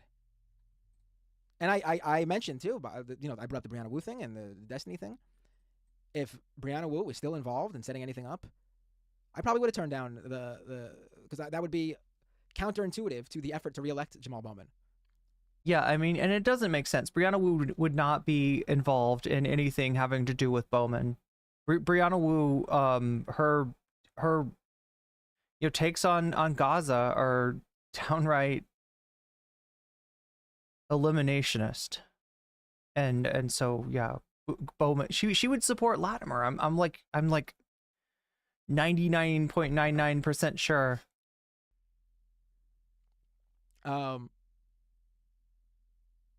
But she doesn't work. She hasn't worked there in months. I'm pretty sure the last time she worked there was before. Wait, is there a reason that oh,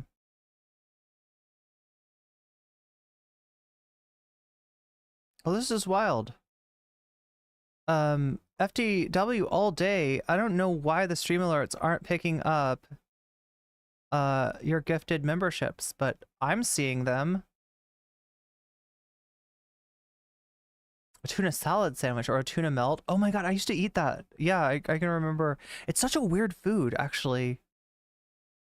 Like, cause like the tuna is cold and the melt anyway. Or you end up heating up the tuna, and there's hot tuna. Hot tuna is, God, we're all about the 60s references right now. I don't know what it's doing. FTW all day. I'm sorry that we're having no notification check apparently. No stream alert check. Let's see if I can make manually do the stream alert for you. There we go. It should sound something like that. Rat Boy Genius, you just got weaseled. Grand Theft Autobot, you just got weaseled. WTF Dad Shoes, you just got weaseled. Wesley Thompson, you just got weaseled. Angie M, you just got weaseled. Pedro, you just got weaseled. Wait a minute. That's like... Okay, yeah, that is 5.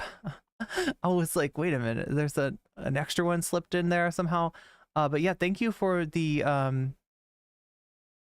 gifted memberships, FTW.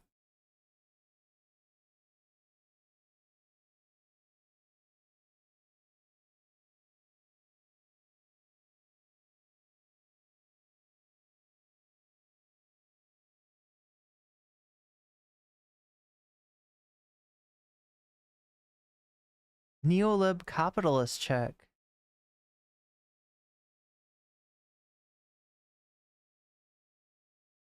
Yeah, this is why I'm always talking up Jimmy Carter over FDR. I toast the tuna until the cheese melts. Ah, and then the bread is lightly toasted. That way you don't have to heat up the tuna. My mom would always heat up the tuna. My mom would literally fucking microwave the tuna, and it would drive me nuts. It would drive me absolutely nuts. I don't know. Some people like hot tuna. I am not a fan. Okay, I feel like tuna, it needs to be chilled. I did not get weaseled, and I'm already. I did not get weasels, and I'm already weaseled. Microwave tuna. I mean, some people like it. I think my mom was a fan. She cooked a lot of stuff weird. I shouldn't be. I don't know. I feel like I was mean to my.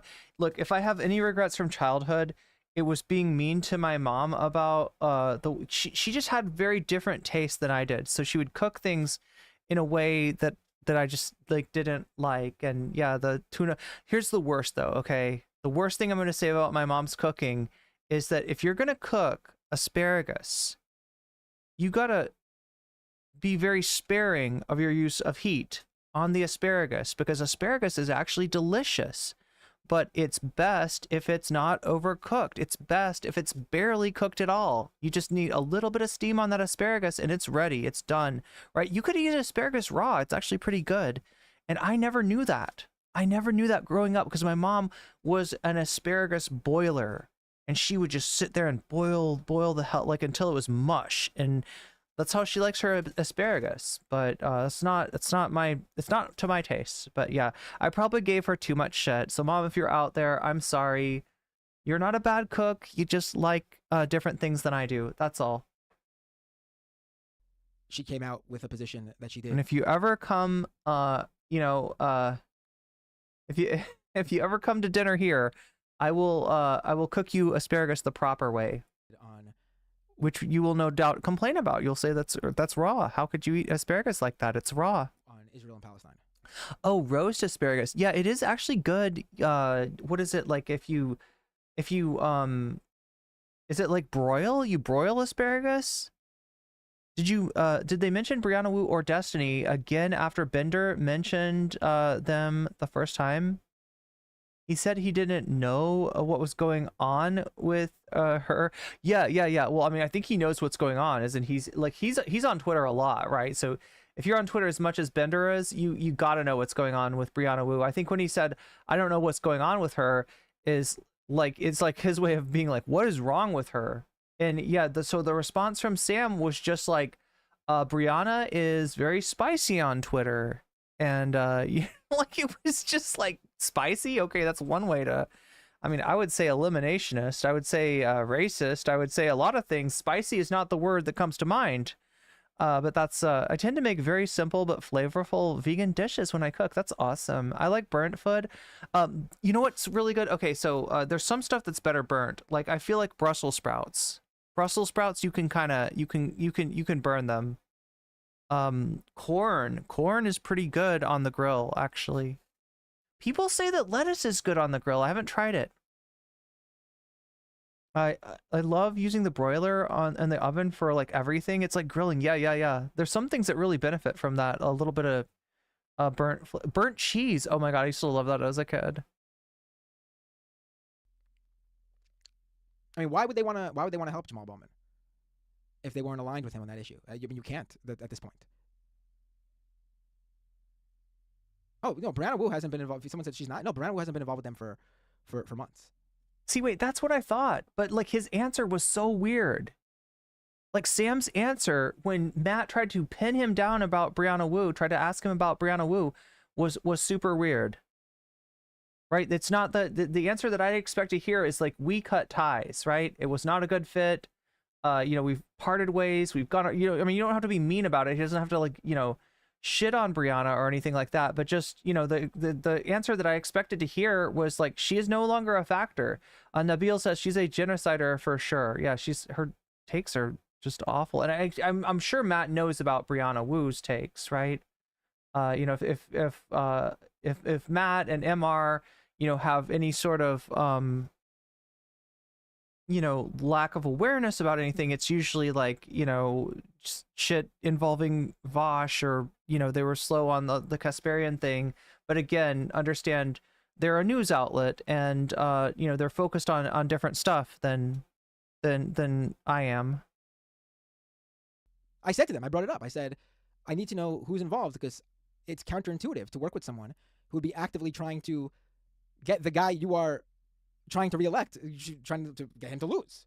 I use the broiler a lot too. It makes up for not having an air fryer. I have an air fryer, and I bought it back when I had more money, and it has been a very, very good investment. I'm so glad that I own an air fryer. It's like my favorite thing, right? I use it for potatoes. I use it for Brussels sprouts.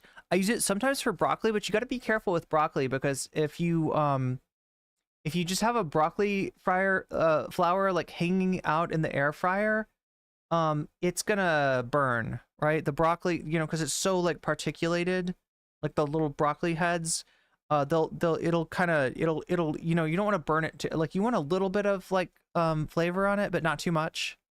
Air fryers are badass. Yeah. Oh yeah, what's the other thing?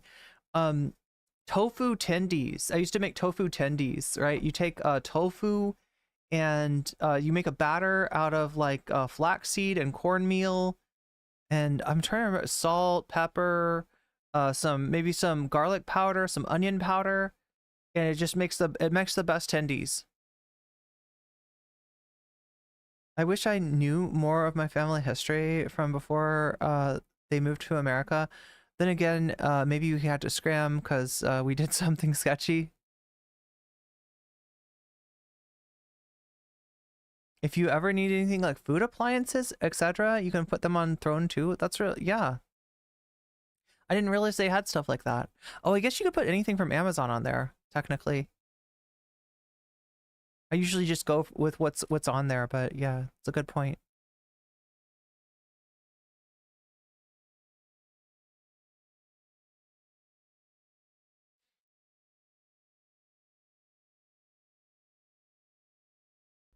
And so I wouldn't be part of that.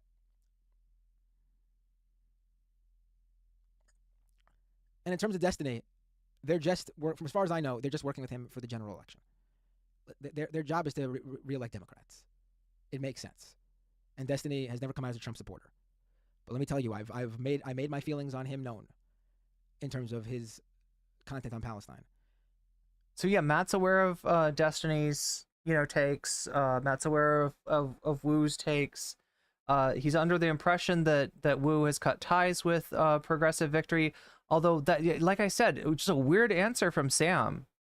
Weird answer from Sam for something that I expected to be like, yeah, she no longer works with. We no longer work with her. It's not a factor. It's not going on anymore. That's what I thought was going on. I don't know now. I don't know. Like the answer he gave was cagey. There's so much about that guy that is just cagey. It's just like you ask him one question and he answers another, and you're just like, wait a minute. Is there a reason that you're not answering that question? But then he's coming out now with the stuff of his visit to Israel isn't going too good in terms of. So I think. Wait, what's it? What? Does anybody know what Matt's saying there? All in all, if his visit to Israel continues that way, then his visit to Israel isn't going that good. What is Destiny's content is? I've been on a stream with Destiny before. I was on an election stream with Destiny once. I even said to him there, on in terms of the electoral issues, we probably align on a number of things. I mean,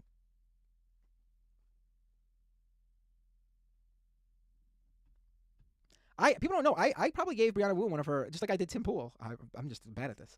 I probably gave Brianna Wu one of her earliest. I mean, I was Tim Pool's, apparently, according to him, majority report was Tim Pool's first media appearance during when we asked him to come on during Occupy. I'm sorry. I'm pretty sure I'm the one who reached out to him too to book him. This was in 2011.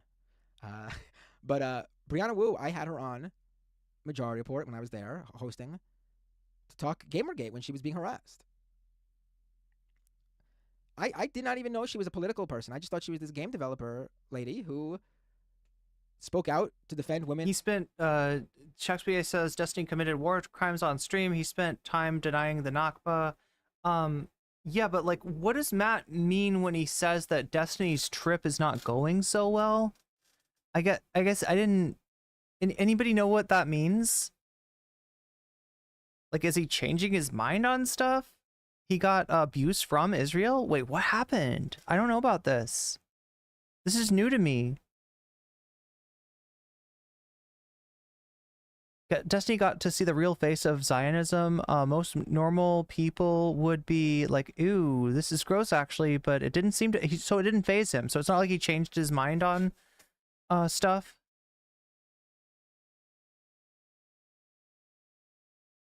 Then he came back to say Nazis would have been seen as the good guys, had the communist won power in Germany.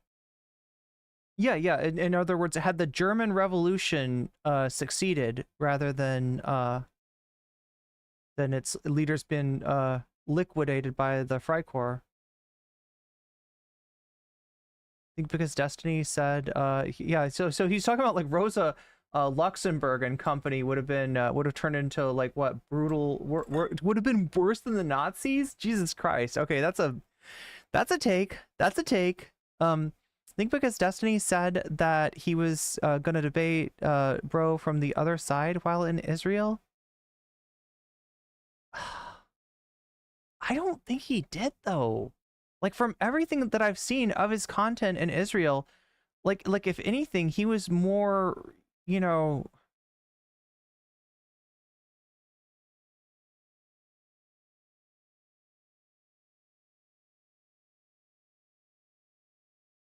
he was comfortable with that stuff.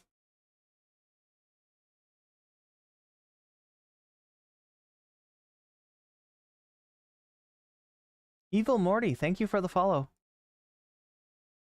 He barely did any pushback. That's what I thought. Yeah. Well, I mean, I didn't see anything about him being like, you know, grossed out by what he saw or like changing his mind or anything like that. But remember when Destiny sort of debate broed very lightly the IDF podcast guys? The IDF podcast guys? Wait, which guys? Pretty sure the politics of Scotland at the time my family lived there was more, hey, if you invade, you get the stabby stabby. Literally had a massive crowd of Israelis come meet him and Loner Box at Gordon Beach in Tel Aviv. In the field, which isn't inherently political. Like, that's not... The IDF Twink Guy podcast? Is this like a TikToker or something? Politics. I mean, in some ways it is, but it's not like political in the sense of like policy and electoral politics. And I thought what was happening to her was wrong. She was being harassed. I mean, I still feel that was wrong, obviously. I don't think anyone should be harassed. And again, as much as she inserted herself into that situation and sort of like later on, sort of centered herself in you know, in a way that like, you know, sort of I would characterize as stealing valor, I don't doubt that she got harassment during Gamergate, and that's fucked up. The Dante 1122, thank you for the follow. We're almost at 4,000 on both Twitch and YouTube, aren't we? We're pretty fucking close. I should do follow goals for Twitch, even though I don't really...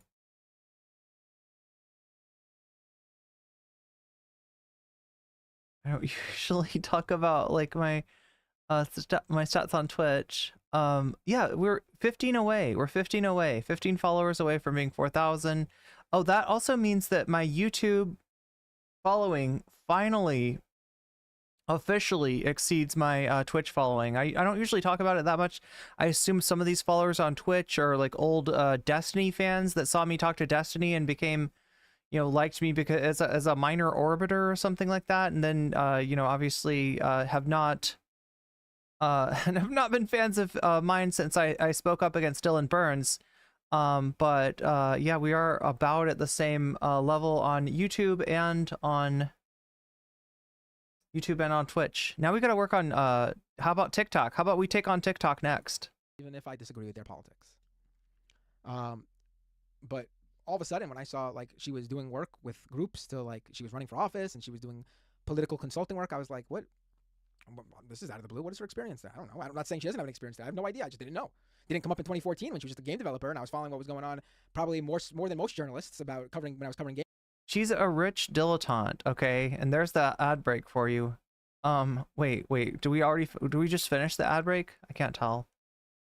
Ends in 3 minutes. We just started the ad break. Oh my gosh, I didn't even warn you. I didn't even warn you about the ad break. Yeah, she's a dilettante. That's what she does, right? She dabbles. She's wealthy. She comes from money. She comes to money, right? And you know, her spouse is wealthy. You know, she's wealthy, and she's able to just kind of fuck around at whatever she wants to fuck around at, whether it's anything that feeds her narcissism, right? Fancying herself as a game developer, a studio head for, what is it called? Space Cat Studios or whatever the hell. That terrible game that she made, Revolution 60, running for, you know, Congress twice and failing both times, or now, you know, seeing herself as some sort of a social, I don't even know. What the fuck do you even call her now?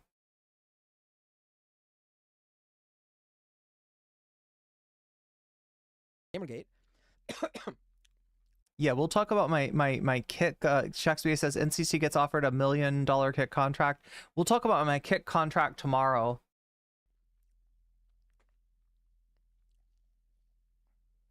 Yeah, that's coming up in tomorrow's content.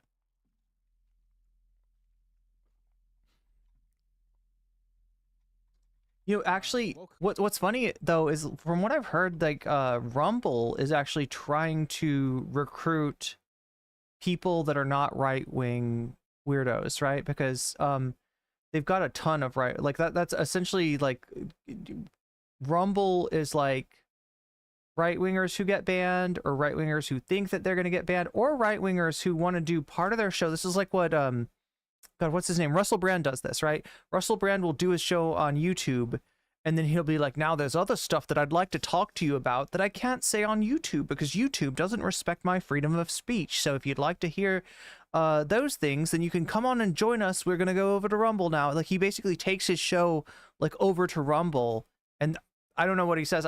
Crowder does this too. I think Crowder does this too, right? Crowder's still on YouTube, although he has been demonetized before. I don't know what his current status is, right? But then he'll bring his audience on to Rumble so he can say the T-slur or whatever the hell he does over there.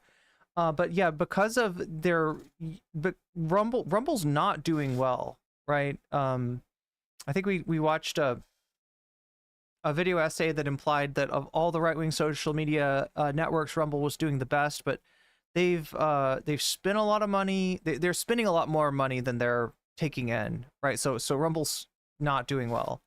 But they are trying to make themselves like a legit platform by bringing people who are not like foaming at that's what it is, right? Because at first they when they started, they were like, you know, they had all these right-wing weirdos on, and they would inflate their numbers and inflate their views. It seemed like they were just pumping up the numbers, kind of like Facebook used to do.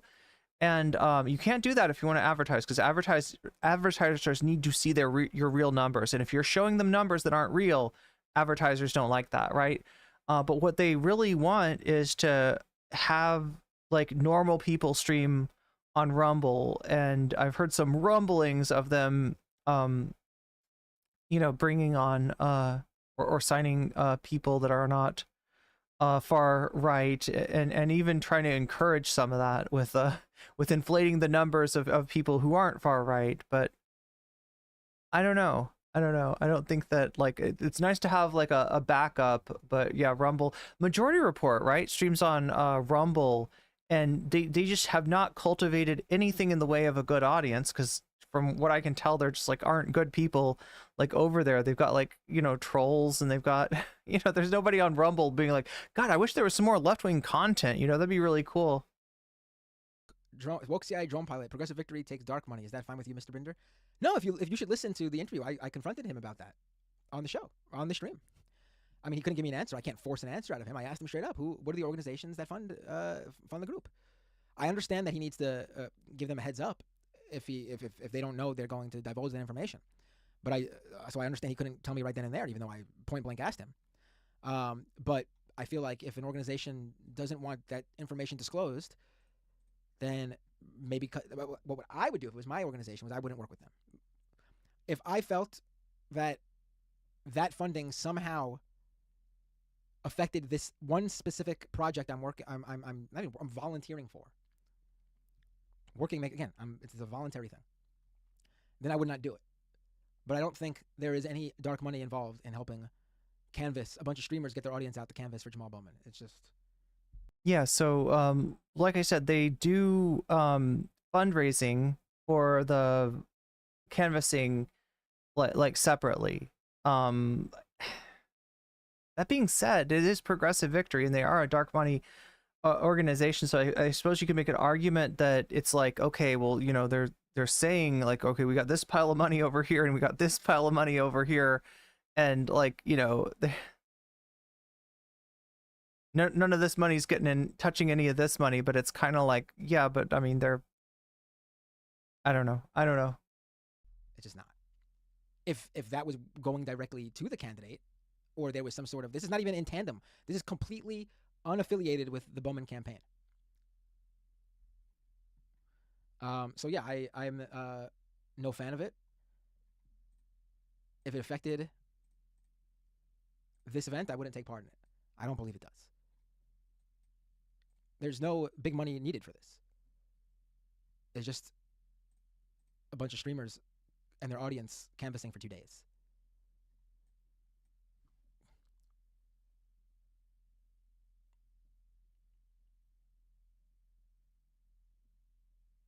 Woxy iPod. It's literally dark money because they won't disclose their fund. I don't know if you're replying to somebody else, but I didn't say it wasn't dark money. It's if you don't disclosing, you're not disclosing.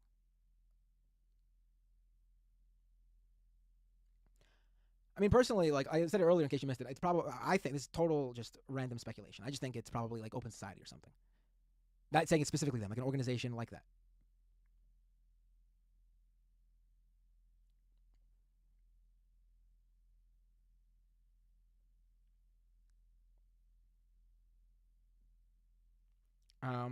All right, folks, let me read the super chats, and that's the show. Let's see.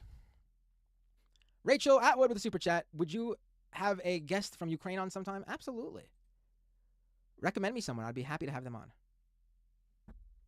Django Fett with a super sticker. Thank you so much. It's the pair with the fist bump. Thank you so much.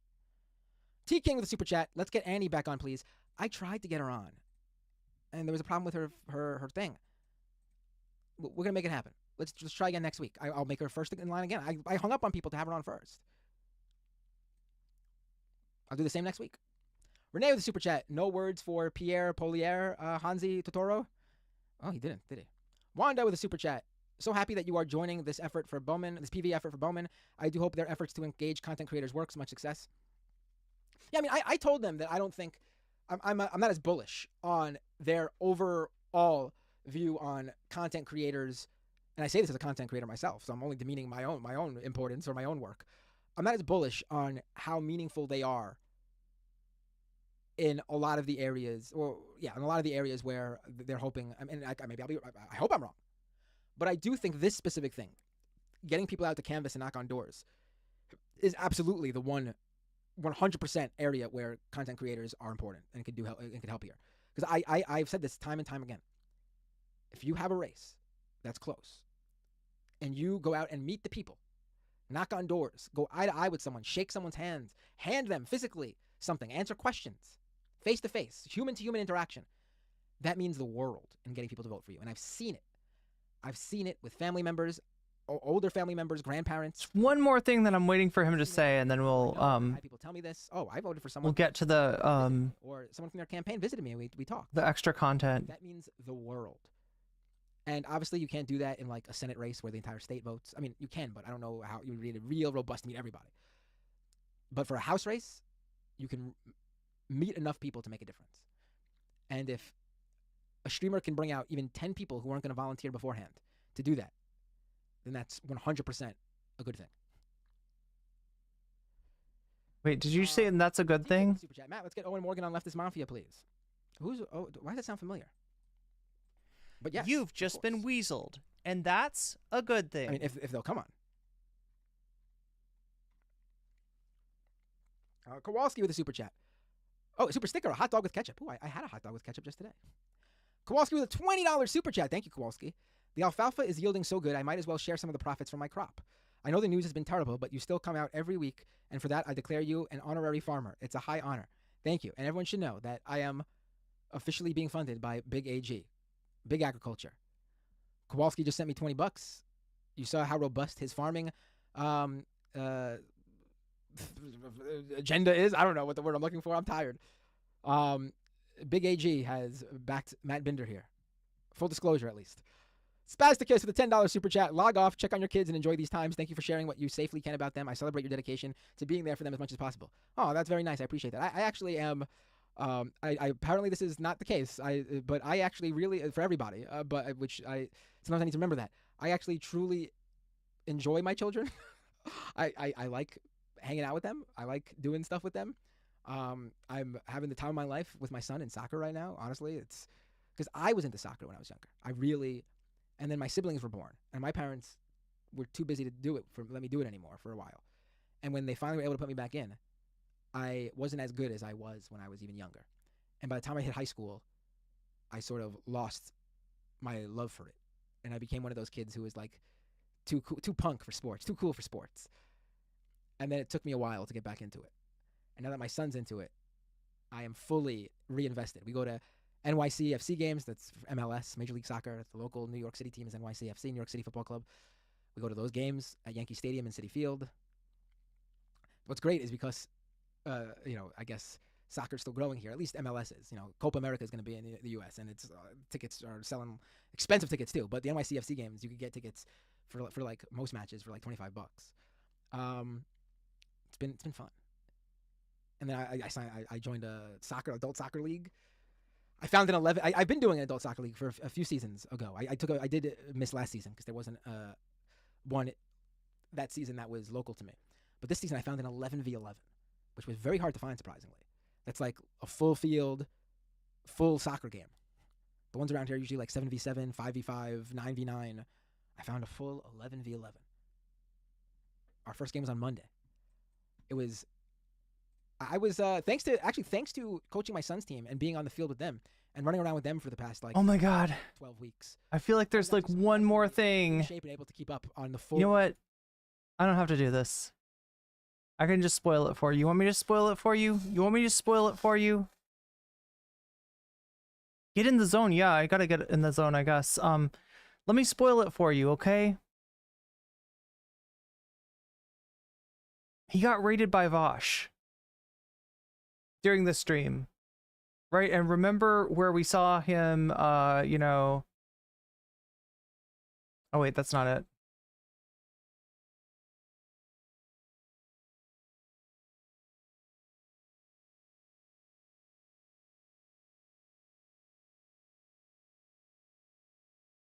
Was it like back here?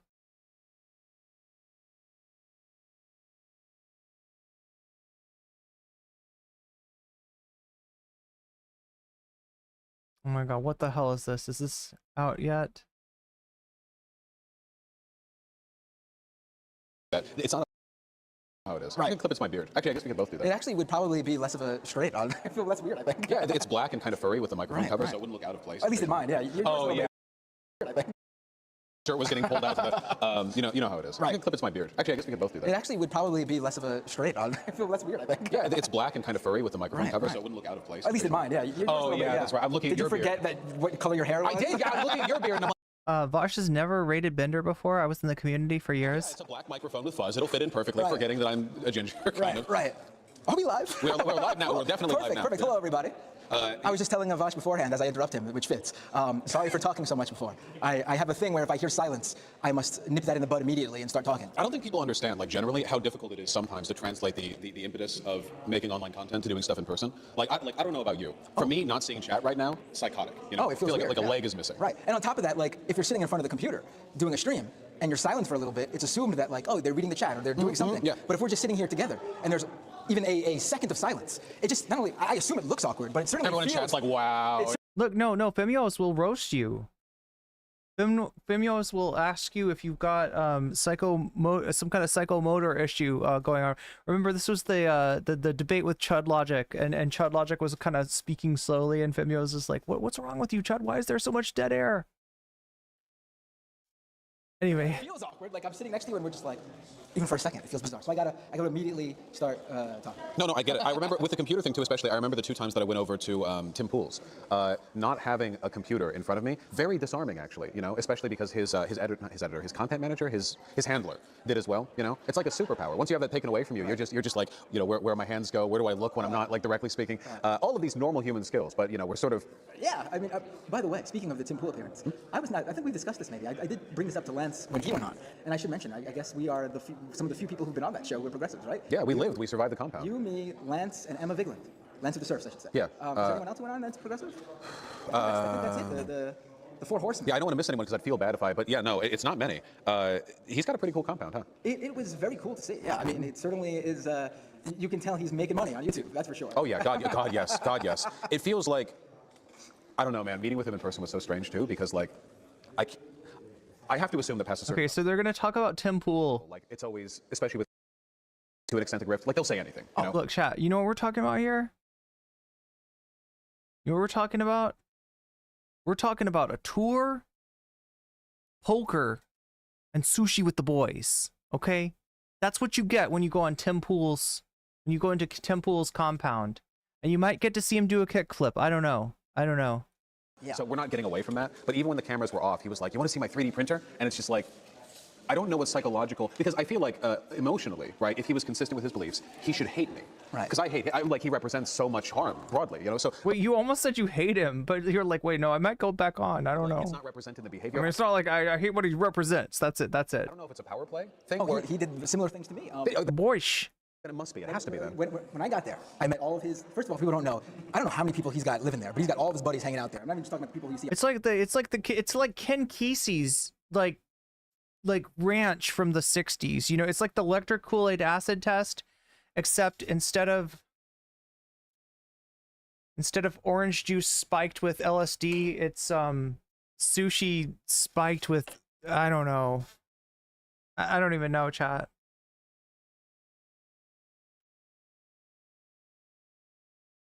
Extreme. Like just random guys who are just there all the time, it seems. Like Moonlord. When I got there, I met all of them. They were all very nice or whatever. Everyone's very nice. Everyone's very nice. Yes, I'm not good. We're telling the truth. I get to this. They bring me up to the studio where they recorded the show, where they stream the show. Tim comes in for the first time. Immediately, I will be right back. His swords off the wall and starts cleaning it in front of me with a cloth.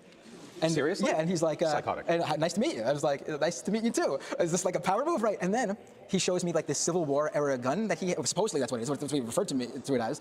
That was like leaned against the wall in the corner. And he's like, oh, you want to go check it out? And I went over and I looked at it and I was like, oh, it's pretty cool. And he's like, I guess he was assuming I was going to pick it up or something. I don't remember if he asked me to pick it up, but I didn't. I ended up not picking it up. But the reason I didn't is because he told me it's a Civil War era gun. I don't know how old it is. Like, I don't know. I don't want to pick it up in a couple of dust. And apparently, according to someone who watched the stream, this is secondhand sourcing. I didn't see this. But on a later stream, he brought up how he had some leftist on his show who was too afraid to touch his gun. Oh, wait, I remember that. I remember him saying that. I'm assuming he's talking about me. I didn't know that was... But I wasn't afraid to touch the gun. It's all a power because I didn't want to ruin his Civil War relic. That's why. I have no problem touching a gun. After the Tim Pool thing, I'm not doing any more in-person appearances at other people's things. Because, you know, like, you're going to show up and it's going to be like the man with the golden gun with his house of fun mirrors or whatever. You know, like, hey, Vaush, do you like this? And it's like a fucking clown maze I have to navigate. It's a whole thing with these people. I don't know. I feel like it's like thresholds of normalcy, because, and I'm projecting perhaps here from my experience, but like with me, you know, I stream, it's just like a computer in a room, and then I chill. You know, it's like my house. And then when you get large enough like Tim Pool, it's this big career thing, and he's got the compound with the 50 friends and all the antiquities strewn about as conversation starters. Did you get your picture drawn, by the way? I did, yeah. For people who don't know, they have a wall. When you get there, they have someone who draws a portrait of you. He does this with all of his guests, and they put it on their guest wall, which I wasn't expecting. That was very, it was a bit of a interesting, fun fact of the compound. It's very grandiose. One might say like a little megalomaniacal, a little like King in his village, I feel, personally. It's very strange to me. I don't get it. I don't even have a point. I'm not even like getting it anymore. This is just kind of crazy. Hey, this is the first, I mean, there's not many of us who've been there, so it's nice to meet someone and have that shared experience to talk about. Yeah, that's like unloading trauma from the experience. Right. Did you get invited to for a little bit of poker and sushi with the boys like Emma Vigeland did? Because I didn't. I was very disappointed. If I was offered sushi, I would have taken up that offer. I think they asked me if I wanted to go to dinner afterwards, but not anything like that. It wasn't like poker and sushi. That sounds cooler, but I declined because the flight. Wow, I guess they didn't like me. I did not get offered a dinner. Tim Pool did not. No, because I remember that the way Emma described it with the I didn't get offered that at all. It was literally like, oh, if you want to grab a bite or something. So I think they were trying to get her up especially. I have to, because Emma like stonewalled the whole thing in like a very respectable fashion, if I might say. So I don't know. I feel like from their end, that was a way of trying to like compensate or like, you know, like loosen her, like break through the incredible fucking like stone wall. Yeah, exactly. Which I get from a rhetorical perspective from them, which is why I'm glad she said no, of course, because, you know. Right. I mean, I went in with a different idea. I was like, you know what? I'm gonna talk to his. I'm gonna like take it as, I don't. Maybe you had the same thing in mind. I'm gonna like just act as if I'm talking to his audience. They're gonna get someone that they're not the type of, you know. I'm gonna obviously be a progressive because that's who I am. But they're gonna get. I'm not gonna like show up and give them like the rhetoric that they think I'm going to. And you know, interestingly, on my own stream I take calls, and for a few weeks after, I get people from the show calling and being like, yeah, I thought, you know, some of the points you made were really good. I wanted to talk to you. I mean, I don't know, calling in and, you know, that was that. No, it's good. That's the best feeling there is. Yeah. That's the best there is. I think Emma came in at a massive disadvantage. You know, I'm throwing out the hot take here. She's a woman, you know.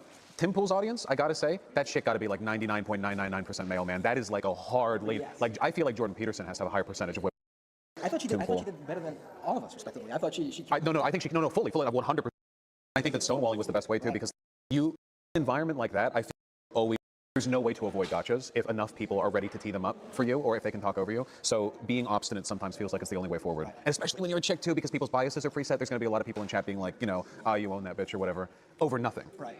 I was on the show right after on the time. Tim Pool made a post. This was right during like when Supreme Court was about to take up Roe v. Wade, and Tim Pool made this, like, I don't remember exactly what it was. I'm trying to, but I can't remember. He made a purposely provocative tweet about abortion that made him go viral. He was trending. So when I went on, he wanted to make the whole episode basically about pinning me down on my beliefs on abortion, and they did not like that. My opinion came down to whatever the woman who is pregnant or is considering an abortion wants due to what's best for her health. That's my position. That's what I agree with. And they were not happy with that. They were like, you're obfuscating, you're not, telling us what you believe. I was like, no, I am. You're just not accepting that that's what I believe. They tried to get me to talk abortion with Charlie Kirk. I fucking hate abortion debates. I despise them. Because it's also bizarre to do when it's a room full of guys. it's also just like, the thing that bothers me about it personally is I know for a fact that conservatives don't care about abortion because they don't care about childcare or anything that goes into the health or life or well-being of anyone ever at any point. So it's not that. It's about controlling women, because if women can't have abortions, that means that they're really easy to socially lock down. You can't really work past a certain point in pregnancy. And, it's like, there's a reason why abortion rights are like critical to feminism. Like, you literally can't get around that, because otherwise your shit's locked in. You get fucked or raped or whatever. And I wish I could talk to that. I wish I could say, why do you feel the need to control their bodies so much? But that's like a soy liberal thing, is the thing. Controlling women's bodies is the thing they expect. That was the same mindset I had when I went on. I was like, I'm purposefully not gonna use the sort of cliche sort of slogans or words or phrases that they expect, because I want them to sort of see that, like, I want them to see beyond that, because they're so stuck in that. Like, when you try to bring up like the cost of like college and like the student loan issue, what does their go-to? Oh, why? So you could spend $50,000 on a gender studies degree or something like that? They are so locked into like the trope of like a South Parkian trope of what like a liberal or progressive is. And like, if you could break through that and actually talk about what the policies or your beliefs actually entail without using that rhetoric, I find that you actually break through, even if like they don't realize it. Yeah, their positions are very weak, but they have a lot of thought-terminating cliches that get activated by one of like 60,000 things. Yes. You could say. Like, if they hear something, like you could be making total sense, but then you'll say something that they've come to expect from their right-wing influence audience. It's like problematic or whatever, yes. and then it's like, nope.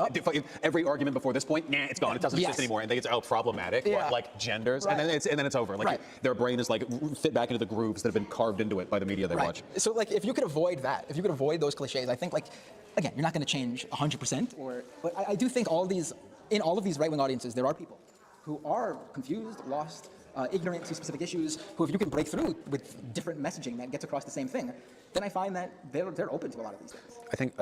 I'm sorry, I just thought of this. I thought, like, because the controlling women's bodies thing, I was wondering if there's a hypothetical you could build around that to try to like circumnavigate, like to avoid the pitfall. I wonder if you asked a conservative pundit, you were like, what if there was a procedure invented where a pregnant woman could transfer the pregnancy into like a viable external womb that would operate with 100% efficiency and the baby will be fine, like totally normal, right? And will be given to like an adoptive system, like the orphanages or whatever upon birth. Would you be fine with that? And all of them would say no. And then what would they have to say to justify that? It'd be like, well, it's not natural. But then you'd have to argue past that, because they wouldn't like that the woman could do that and then go get fucked again, right? They're already falling into this trap, but I don't think people are making enough of a big deal about it, because they know it's a trap, and they use rhetoric that is opposite to how they vote. We're talking about at least Republican politicians, but the IVF issue is a perfect example. That's true, and they're getting their. These are actually families, men and women, who both decide together that they really want kids. They're kicking their own asses over this. It's like nobody wants this, but then you have like some lunatics in the courts or whatever who are like, finally, they missed the mark. It reminds me of it's the. Oh, what's this? My mic. Oh, cool. It's like the IVF thing. That was pretty good. That was good. Yeah. It's probably both talking mics. It was the IVF thing. It was like there was a comparison I was going to make. It was Pornhub in like just a few weeks, right? It's pretty close.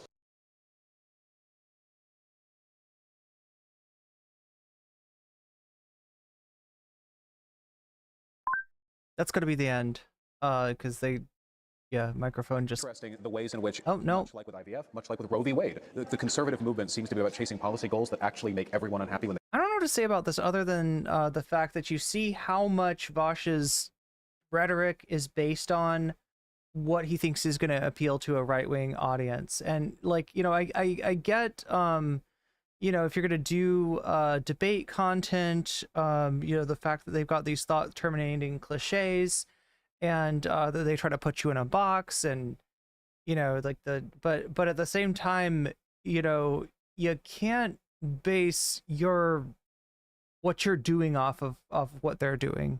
Like that, I think is a trap too, and I think that's where a lot of Vaush, this is where Vaush's failing is, right? It's not a good thing to emulate.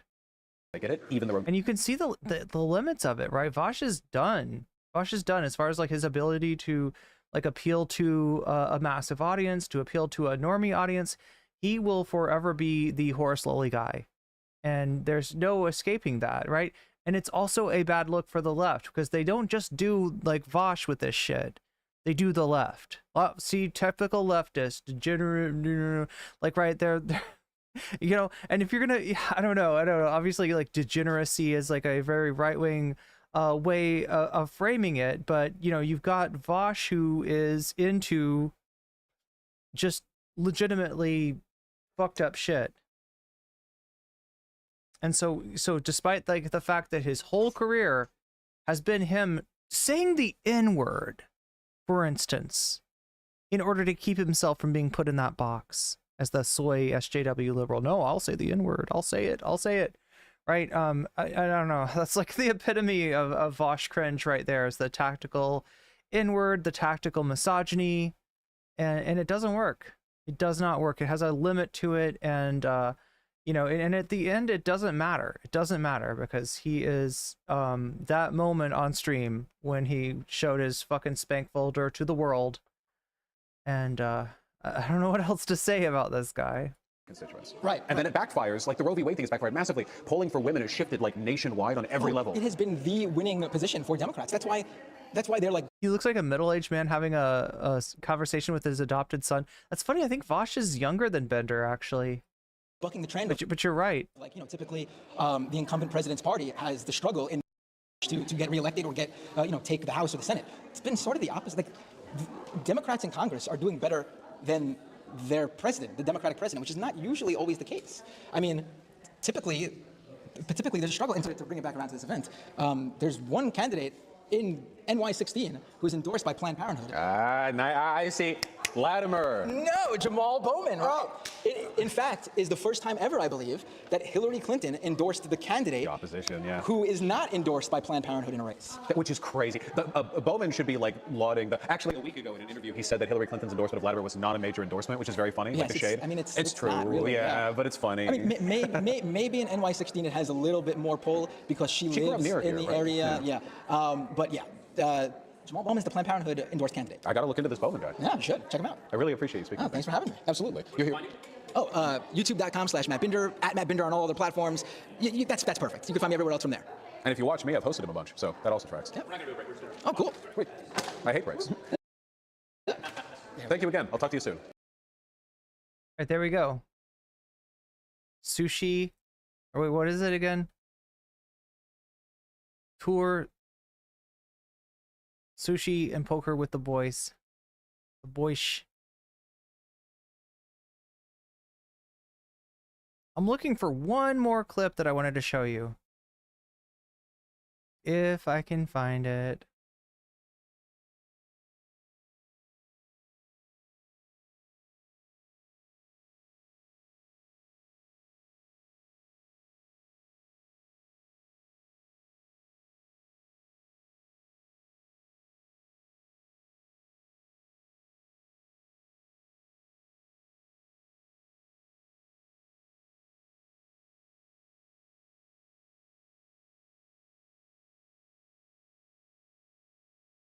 Wait, okay, I think it was like I'm trying to remember, was it like a comment on the...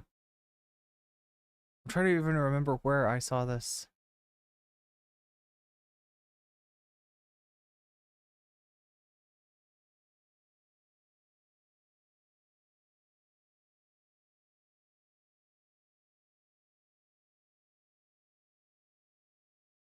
Assuming that I'm not blocked by Progressive Victories, Progressive Victories Twitter account. I think it was on their Twitter account where I saw this.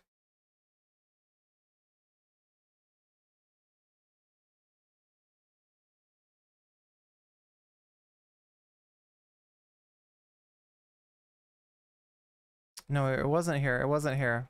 Oh my god, chat. I wish there would, you know how like on YouTube you can see your history? Like what, even if you just watched a video for like a second, you can go back to it and be like, what was that video again? No,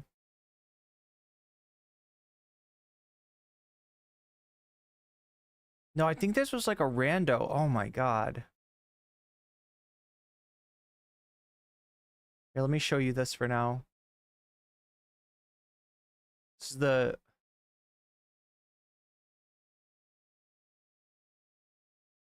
This is the crew. Jesus fucking Christ. Look at those tube socks on We're in Hell.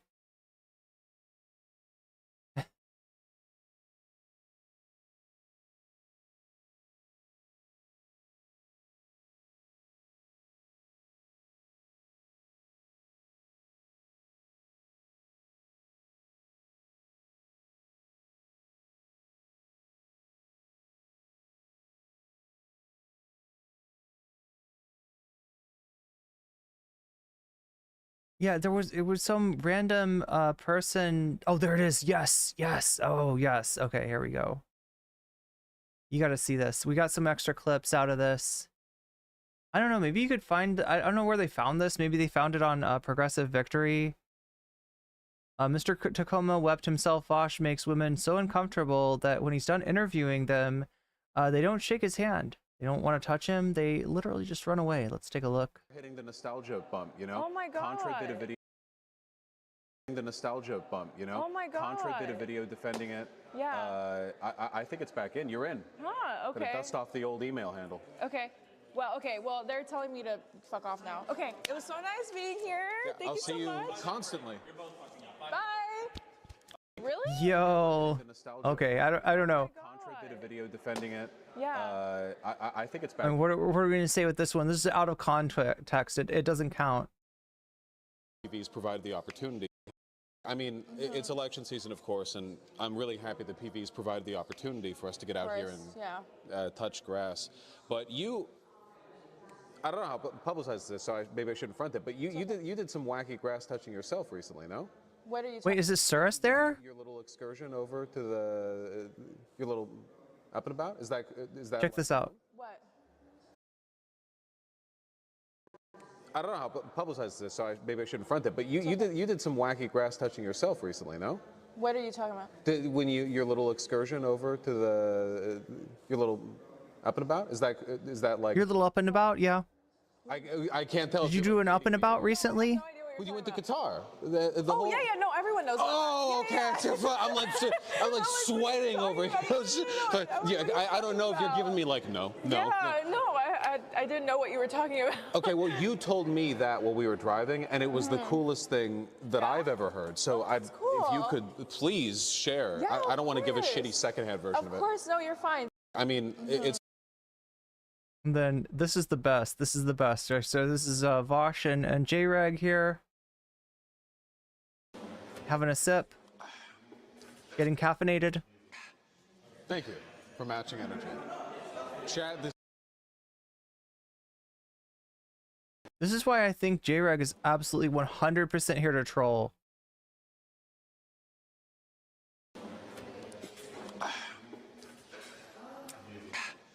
Thank you for matching energy. Chad, this is huge. I was given a cappuccino. What do you have again? I have black tea. Black tea. Like English breakfast. Starbucks. He's never heard of black tea. No, I'm just trying to. This is like literally the most common type of tea in the world. Is it black like the way tea would be Earl Grey? Is it like a type of tea, or is it a way you make the tea? What makes tea black? Does that mean like nothing in it, the way black coffee is? Yes. Oh, okay. Troll. Okay, for anybody who doesn't know, it's about how it's like, I'm trying to remember, like fermented, and oh my god, there's like a process that there's a way that you process tea, you dry it, you ferment it, you do different stuff to it, right? Like essentially black tea has the highest amount of caffeine because of how it's prepared, how it's treated, how it's like, I'm trying to think of the word. There's something else besides fermentation that goes on too, right? And that's what makes it black tea. It's you know, it's got more tannins, it's got more like bitterness to it, and it's also got more caffeine in it, so that's what people like it for. This is like English tea, this is breakfast tea. You know, there's like different kinds of you know, black tea, Darjeeling, Assam, like, right? It's anyway. Wait, what? J-Reg's trolling him, right? It's not that it just like doesn't have any sugar or milk in it. What do you put into tea? Cream? Sugar? Just the same thing as coffee, really. I didn't know people did that. Yeah, it's a lot like coffee, except less Disgusting. caffeine. Yeah. He doesn't like tea. He's not a fan of tea. I mean, like, right? This is the guy that doesn't like music unless it's electro swing. Yeah. Yeah.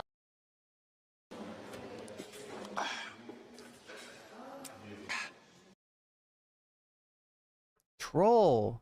Freaking troll. Anyway, chat. I don't even have to do the math this time. I don't even have to add this up. I know what won. In England, they ask you if you want your tea black or white, meaning, oh, really? Yeah, but like, you know, when you say black tea, like, right, you're talking about the leaf. I mean, I guess that's because there is legitimately white tea. There's a kind of tea called white tea that's got the least amount of caffeine in it. Green tea has like the second least amount of caffeine, and then you got your oh my gosh, you got your like pu'ers, that, you know, and then you've got like black tea that's like the most caffeine. What do Yeomni Park do now? Oh my gosh. White tea is how do I describe this? It's subtle. Okay. It's subtle. You know, the preparation makes a big difference, and like you're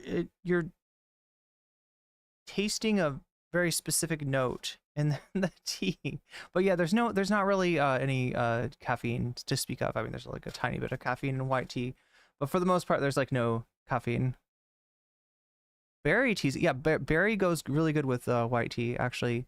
Some acai and honey, some acai.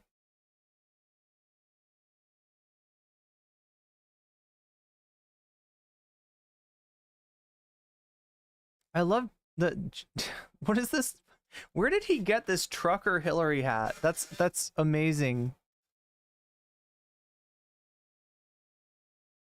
Anyway, like I said, it's definitely AOC versus Nick Fuentes that won. Somebody was curious about.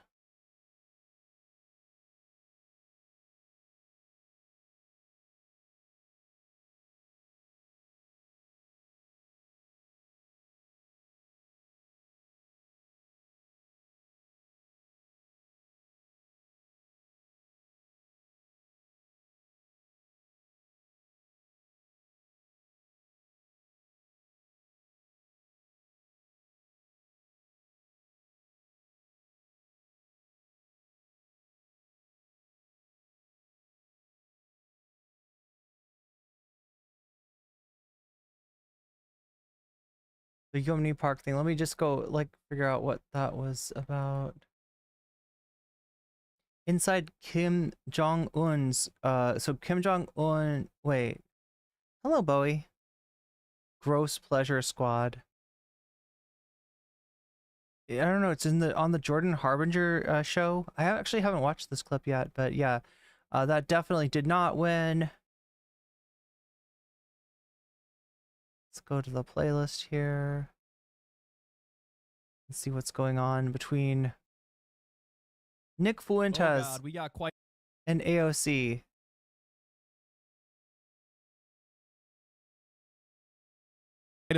quite a little snipe fest here, y'all. So AOC tweeted this: an unspoken secret in Congress is that much of the reflexive, blind, unconditional vote support for nearly any Israeli government action isn't from actual agreement.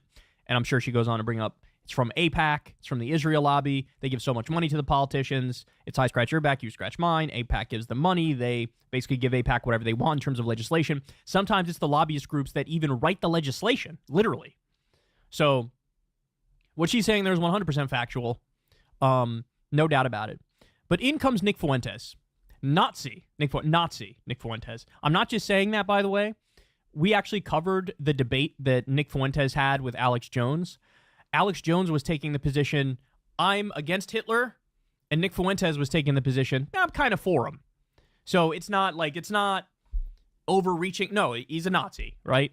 Anyway, so Nick Fuentes comes in and says AOC is a more America first than 99% of Republicans. The fuck? I mean, this is the kiss of death here, right? That's what he's doing. He's quote retweeting AOC in a way that is agreeing, or you know, really recasting. Like what he's saying is like she's one of us. Like you got a problem with Israel's policy in Gaza? Yeah, we're in agreement here, AOC. This is a kiss of death here. This is what he's trying to do. Like he's trying to, you know.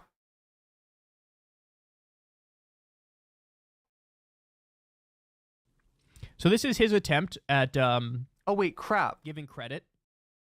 We gotta change the thing here. Let's look at it in this view. What did I walk into? Nick Fuentes trying to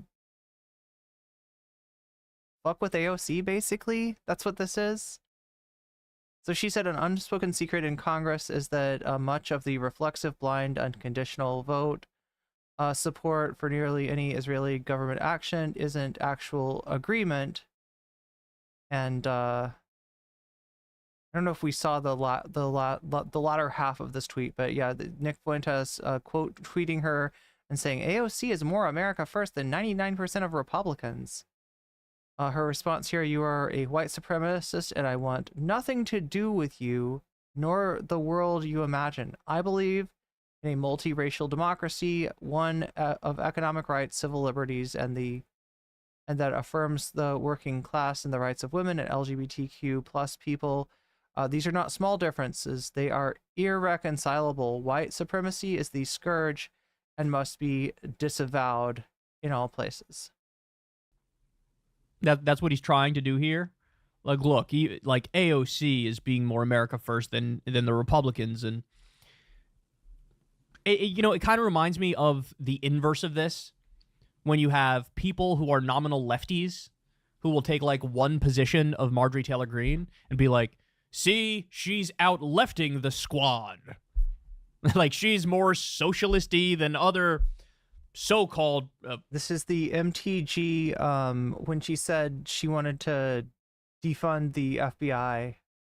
Progressive lefties, and there were some people who were like, "Hey, maybe should we just take her up on that?" You know, like to get a little Congress. It's like the inverse of that, right? Anyway, AOC comes out here and says, "You are a white supremacist, and I want nothing to do with you, nor the world you imagine. I believe in a multiracial democracy, one of economic rights, civil liberties, and that affirms the working class and the rights of women and LGBTQ people. These are not small differences. They are irreconcilable. White supremacy is a scourge and must be disavowed in all places." Hot damn. So they went. Then, of course, you had the weirdo groypers underneath trying to pretend like there's some. So now, here's the deal. Like, what would you do if you were AOC? Because this has come up in other places, and I've seen other people, you know, that have like Nazis agree with them, like not do a good job of distancing themselves, of disavowing, of, you know, illustrating the you know, contradiction there, right? But like okay, so here's the deal. Wait, actually, do I block motherfucking Booger Nick? Because here's the first mistake, okay? Nick Fuentes, right? You can search his name up on Twitter. He's back on Twitter because Elon decided to let him back on. He's bringing back all of the Nazis. I mean, he's already got all the Fuentes followers, so you might as well have Slippery Nick himself, right? And so here's his account right here, Nicholas J. Fuentes, and I go up and I go block, right? I mean, I don't think that like Nick Fuentes is ever going to come across any of my tweets, but now I know it won't happen, or at least now listen, she's AOC, right? So she's not some random small streamer chick. There's every chance that even if she blocks Nick Fuentes, he could see. So what he's done right here, yeah, for those of you who are not savvy about Twitter, this is a quote retweet, right? He takes her tweet and he, you know, presses the button and he quote retweets it. He's like responding to her tweet on his timeline. That's what that means, right? And then she's replying to him. But even if she were to block him, right, he could still, if he got, you know, a hold of like a picture of her tweet, he could just retweet that, and it's kind of like the same effect. But yeah, I just blocked him because I realized I didn't have him blocked, and it's like, wait a minute, why don't I have him blocked yet? White supremacist, and I want nothing to do with you, nor the world you imagine. I believe in a multiracial democracy, one of economic rights, civil liberties, and that affirms the working class and the rights of women and LGBTQ people. These are not small differences. They are irreconcilable. White supremacy is a scourge. So look, I could see some people saying, don't respond to him. I could see some people saying that if you disavow, you know, like he's trying to imply that there's some, you know, connection between his view of things and your view of things, right? And, you know, obviously you don't want people thinking that, but this is Nick Fuentes, right? As long as it stays right here, it's just his fans seeing this shit. There's some argument to just, like, what, block him at this point? And not engage, right? Because, like, this is, like, you know, it's her letting him know in no uncertain terms that no, their viewpoints are irreconcilable, right? Which they are. But does she need to say that? Does she need to make that point? Is disavowing actually here? I don't know, somehow imply or make it look like that she has something that she needs to disavow when in reality she doesn't. It's a question. It's a, you know, I'm curious what chat thinks. And must be disavowed in all places. Hot damn. So they went. Then of course you had the weirdo groypers underneath trying to pretend she's not allowed to. Oh wait, is that true, Stephen Gordon? Is that true? She's not allowed to block people because she's an elected representative? That's true? Remind me to never run for Congress. Really? You can't use the yeah, just because she responded he won. Yeah. That's what I'm kind of afraid of, right? It's I'm not trying to backseat drive her because, you know, I'm like I can block the guy. Unlike her, I guess I'm able to just block him. Like there's some sort of sexual tension here or something. It's so strange. It's so strange. Any interaction at all between like a guy and a woman, and they're like, huh? Sex? It's like, no, not every single interaction has sexual tension at its core, you absolute freaks. Nothing has ever had less sexual tension than these two fighting online. Okay. Like in general, I mean, this is a different situation, right? Because he's a large account and she's a large account, right? But if I get, you know, if I get some smaller, like, I don't know, like a Vaushite account baiting my engagement, generally I'll leave them alone, because the only way that anybody's going to even see what their tweet is if they interact with me, right? You know, when it's like Destiny himself, I think I also I just ignored him when Destiny replied to one of my tweets, and his whole fucking community, because it's not like Destiny, it's never just Destiny replies to your tweet. If Destiny replies to your tweet, DGG is on that thread. They are all commenting on your tweet now, right? But I ignored him. Vaush, I think I joked with him when he ratioed me. Yeah,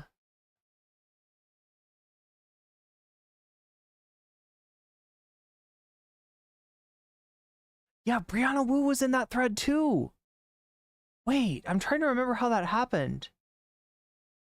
I think it was Vaush noticed it first, right? Vaush replied to me, and then Brianna Wu. I'm trying to remember. Does anybody remember this? It was about George Orwell or something.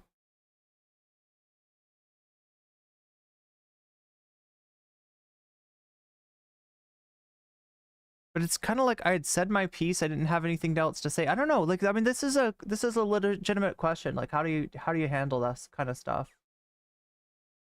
Now I'm like, should I have? Maybe I should have responded to Vaush, and AOC should not respond to Nick Fuentes. I don't know, chat. Okay, it ain't happening. Get over it. Elected officials' Twitter is supposed to be open to the public, even to Nick Fuentes. Oh, I see. Okay, yeah. So yeah, here's the difference between like Elon's Twitter and Twitter, right? Is Elon's Twitter has Alex Jones, Nick Fuentes, right? You know, you got to respond to everybody if you're an elected official, but that includes like, you know, fucking Nick Fuentes, right? That's Elon's Twitter. Orwell would hate Vaush, unironically. That's true. That's true, actually. So anyway, a lot of Groypers were being really weird about it. But look, I think AOC handled this properly, in my opinion. Because here's the thing, and guys, this is not something to gloss over. This is actually super important, and people need to realize it. There are many people who will cynically... Yeah, I mean, the thing is, Vaush replying to my tweet is a win for me. And I don't need to say anything else. If he's that mad that he has to reply to a random, small streamer chick, he's fucked up. He just fucked himself. Thank you for the follow, Ask a Physicist. I will ask a physicist next time I have a question about physics. Yeah, but yeah, like I've you know, if he's replying to me, I've won. I don't need to say anything else. It's like, all right, thanks for the W, Vaush. There was just like nothing to say. If I reply to him and I get mad, right, then, you know, he's kind of won. I don't know. Like, it seems like bizarre Twitter advice. I feel like I'm doing this thing where I'm giving you almost like a mystical answer, which is completely impractical. Right? The idea of like, oh no, just like anybody on Twitter, just don't respond to them. Just don't give them the, like, right? I don't know. That's oversimplified. That's oversimplified. Sometimes you don't need to respond. That's what I'm trying to say. Sometimes you don't need to respond. Not always, but sometimes. Latch onto the Palestinian cause, right? Who will cynically criticize the Israeli government, but not because they're in favor of human rights and justice and Palestinian sovereignty and independence.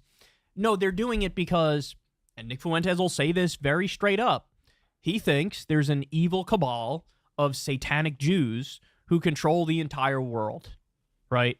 And he tries to obfuscate that position as if it's just like, no, I'm just, you know, I'm against AIPAC and I'm against corruption and I'm against, you know, I'm against the lobbyists doing this and I'm pro-Palestine. But anything you ever hear him say about this topic, when he expounds on it, it's got nothing to do with any of that. It all has to do with he's pro-Hitler and he wishes Hitler had finished the job. And remember, guys, as we've talked about 1,000 times and we'll continue to talk about, the problem is not Jews. In fact, there are many. Yeah, so my take is this, right? You gotta gatekeep when it comes to like liberatory movements, like when it comes to, you know, sort of like, you know, if Nick Fuentes was to try to join into in a protest, right? If he was to just like walk up with some groypers and try to be like, yeah, free Palestine, right? You got to kick that fucker out. You cannot abide that shit. All right. You cannot let, you know, you shouldn't like, you know, be like, oh wait, he's saying something good now, let's retweet, right? You can't do that. You can't play that game. You got to be real like clear about your line. And that goes for Nick Fuentes, and that goes for Infrared Haas, and that goes for Jackson Hinkle. And that these motherfuckers are not with us. They are not with us at all. That's but I guess because it's her personal Twitter, it's not personal, it's her, you know, people keep reminding me it's her representative of Congress Twitter. But I don't know. Maybe there's an argument that she did need to say something. That's her official Twitter as a representative of Congress. Maybe she did need to say something. Right? Even though it's not ideal and you shouldn't have to, and it kind of just like it risks making you look like you think you need to like that there's some confusion that you need to clarify, right? Which there's not. Anybody who knows anything, right, knows that it's not like AOC like low-key agrees with Slippery Nick. pro-Palestine Jews who are leading the peace movement. The problem is the Zionists. That's the problem. The people who believe in an ethno-state and a theocracy. They are the problem. The people who are basically supremacists and people expect her to explicitly denounce it. Yeah, I was thinking about that. I was like, oh, I don't like that she responded to this. But then when I put myself in her position as a member of Congress on an official account, yeah, I guess you have to. They will step on anybody. It sucks that he's getting the engagement. And it sucks that people are going to portray this as like, oh, look at her, like, you know, methink thou doth protest too much. But yeah, I guess there's no other way, considering, you know, she's an elected official. Not responding to a Nazi saying we're the same would have been used to censure her. Yeah, you're probably right. You're probably right. Yeah, in her position, she cannot deny him the engagement. But it really sucks because and everybody's right to take what they want, even if it's illegal, even if it's unethical, even if it's immoral. I mean, the people who want a greater Israel, right? That's the problem. The problem is Zionist extremists. That's the problem. And that's not his take. He might pretend from time to time like it's his take, but it's not. GTA says, I don't have a problem with congressional Twitter accounts blocking Nazis. I know. I feel like they should be able to block. There should be. But chat's telling me that the way that this works is, as a government official, you can't block anyone. It's supposed to be open. I think it's an obvious win for her. It helps distance the cause from anti-Semitism. He's the kind of guy who loves Hitler and doesn't even try to hide the fact that he loves Hitler. And he doesn't have a problem with Zionists. He has a problem with... Well, here's the deal. Okay, so I will tell you something. As somebody who used to suck at analyzing how I'm perceived in a public situation, right? As somebody who used to really suck, no self-awareness, right? Just get cooked out there. Just get cooked by the worst people on Twitch. I will say that one thing that I've learned is that I've always felt the need to explain anything that I'm accused of, like, extensively, like beyond the shadow of a doubt. I felt to need to completely walk through the logic, right, of why whatever somebody's saying about me is wrong. And that is not actually a good idea. The more you talk, the more it feels like you, like, think you're guilty. Not that, I mean, it isn't saying, you know, you don't respond at all, but you respond succinctly, you respond confidently, and you don't give the person saying obvious bullshit about you, you don't give them, you don't treat them in a serious way, right? That's how I should have responded to literally all of the drama thrown at me, because I had a lot to deal with, right? And there's no way that, like, especially with just the bogus strategy. Irene, you had too long a pause after the first suck? What does that mean? Also, why am I not hearing the noises of the,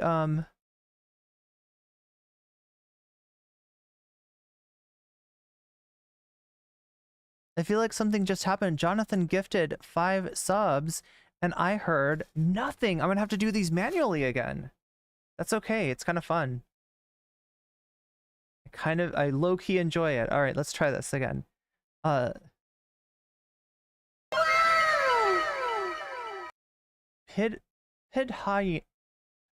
Nick. You just got a gift sub from Jonathan. Variant. You just got a gift membership from Jonathan. Chris Perez just got weaseled by Jonathan. Isaiah, you just got weasels. Fiona, you just got weaseled. Okay, so yeah, God. See, now I'm questioning my weaseling. I'm questioning, like, the way that I acknowledge the weasels. But thank you, Jonathan. Thank you for the 5 gift subs, and I'm sure that those who just received them appreciate them as well. you've just been weaseled, and that's a good thing. I just need to put it on automatic, right?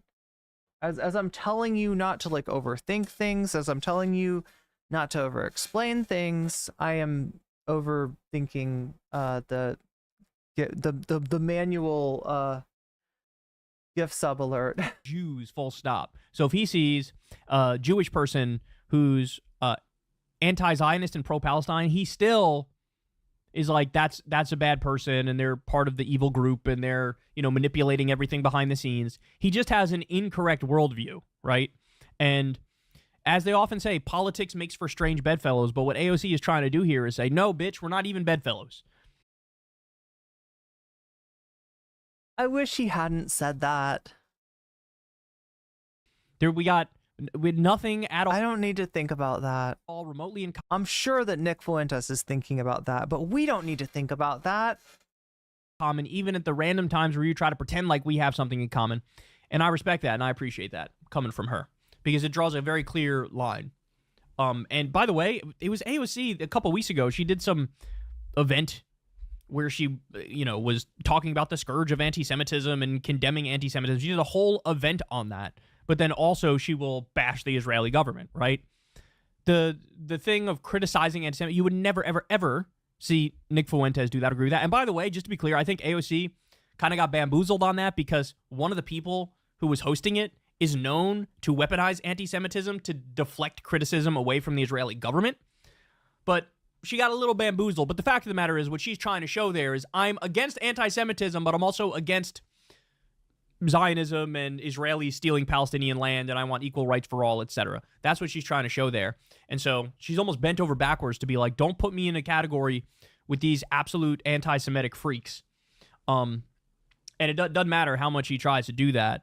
You're going to have these people cynically latch on to, you know, this cause, and funny enough, try to be like giving her credit. But just like that's what I said when I said it's like the kiss of death, right? It's a maneuver specifically, you know, where he sounds like he's complimenting or agreeing with her, but he knows he's doing specifically because of, you know, what he knows he represents to her, right? As a way of like just, you know, giving, you know, her enemies within the Democratic Party another thing to go after her for. Yeah, I guess he's kind of a smooth operator when it comes to this shit. And that's concerning, right? Like, he knew what he was doing when he did that. He wasn't thinking that, oh, maybe she'll be like, hey, cool man. Like, right? He had no illusions of what he was doing there. He did that shit on purpose. That was calculated. That's scary. I want credit from this guy, right?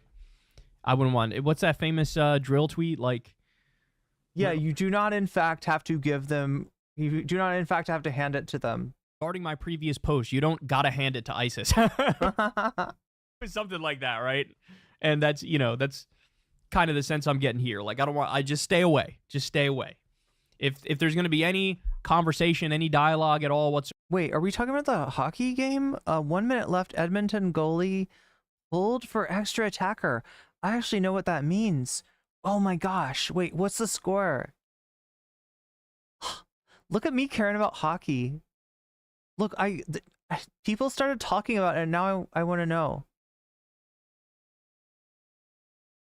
She also denounced Palestinian activists as anti-Semitic, so I think it's a mixed bag.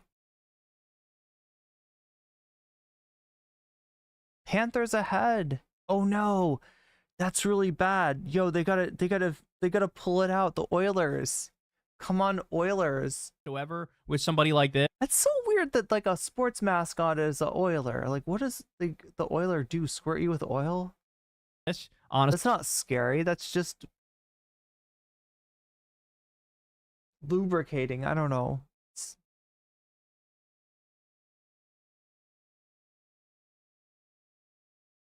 Why did that become a thing? Like, the Panthers, I get. Like, a Panther comes after you, you're like, whoa, okay, that's right. But an Oiler, somebody comes after you with an oil can.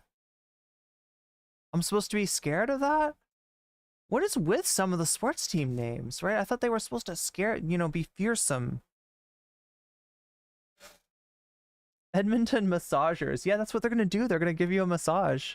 They're going to threaten you with a good time is what they're going to do. I know it's kind of funny to say this, but you go after. We need Trump to give the Panthers another pep talk, right? That's why I was saying Matt shouldn't say that shit about the Oilers and the, like Matt's putting the curse on them, right? That's bad luck. You can't do that. Florida won. No, Matt, this is why you gotta not.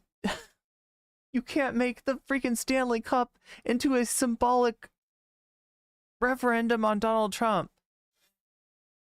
I'm from Buffalo. Our football team is named after the monthly request to remit payments? The Buffalo invoices?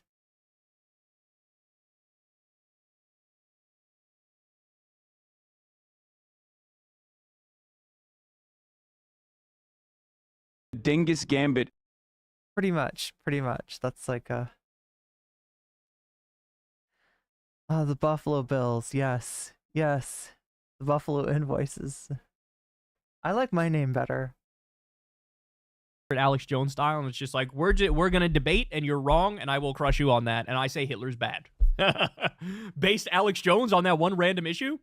I hate Alex Jones and I hate Nick Fuentes, but Alex Jones is a lot less psychopathic than Alex Jones, or at least he's not a Nazi. We'll go with that. At least Oilers are guys that work on oil rigs. Alberta is known for oil. Oilers could be big burly men.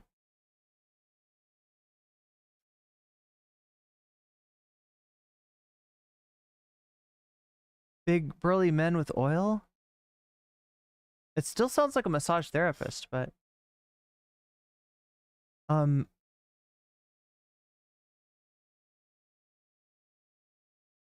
Trump used to literally tell Nazi oven jokes to Jewish executives in the 80s and 90s. I believe it. But like, okay, wait, you work on an oil rig. Wait, okay, so that's like out at sea, right? Wait, is an oil rig out at sea? Or could an oil rig, yeah, Edmonton, it's gotta be on the land, right? So it's like a big, so what are they gonna like jump down off the oil rig on you or something? They're gonna have all kinds of oils ready to massage you. Stop! I gotta stop this. They're not threatening massage therapists. That's not the idea. They're. He's not a Nazi. Look at where the ball. Okay, so it's kind of like the Seattle Mariners, right? They're like sailors, and it's like they're coming to sail on. I don't know what's the bar is now in these conversations that we have. This is where, I mean, against the Sharks, right? That would work, right? If they're up against the San Jose Sharks. Wait, is that even the same? No. Are the Sharks baseball? I don't think they're baseball. What are the Sharks? The San Jose Sharks. Land-based rigs have heavy-ass tools, so they're going to drop tools on you? Fracking rigs? They're going to frack you? It's on the land. Trump's former head of construction came out revealing that.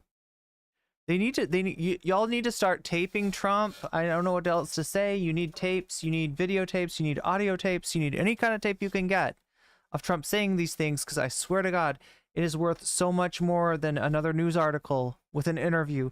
San Jose Sharks is NHL. What is Mariners? Mariners is baseball. So they would not play. Although I've always wished that could happen, right? Is there some way we could make that happen? Could we have inter-sports games? Like where they play baseball on a hockey rink with the baseball team against the hockey team? But the hockey team has to wear shoes on the ice? And so when they slide into the base, it's like they really slide into the base. Or what would the opposite of that be? Like baseball? Wait, no. Be field hockey. I don't know, chat. I don't know. We've come to. Hey y'all, do me a favor and like and subscribe. It helps out big time. Sharks versus the Ducks? Like, I mean, like, and that's the thing too about sports, like, games, is that, like, it's like if I had, like, to bet on Sharks versus Ducks, I mean, I think a shark would eat a duck pretty easily. The duck's just chilling out on top of the water, the shark comes up and, like, eats it, and it's like game over. If that's how it worked, if it was really about the mascots. The Leafs, yeah, the Leafs would never beat anyone, ever. It would be, you're just the Leafs. You're not gonna... Hot dogs are better than seafood? Tacoma Blues. Wait. Tacoma wept.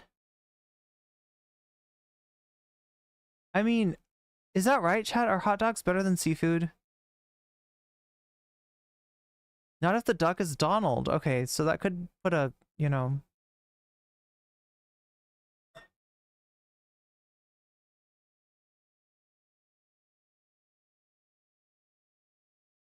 The danger pay working on an offshore rig is wild. So it's like that dangerous?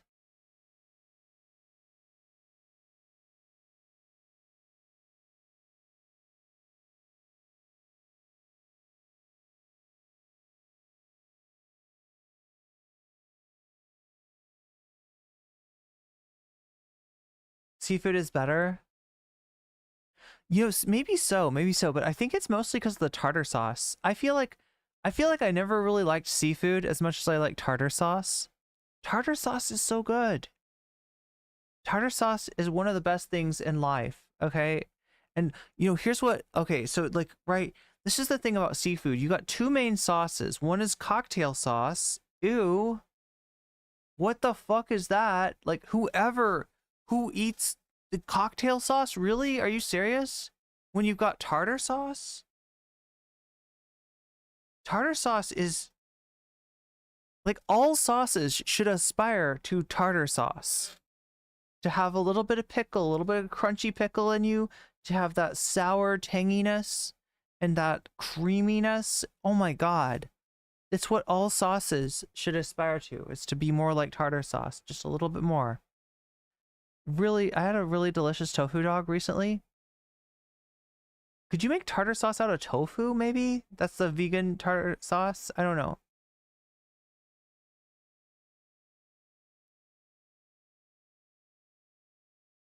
When you get a chance, check out the Piper Alpha Rig incident and the BP spill. The BP spill, oh my god.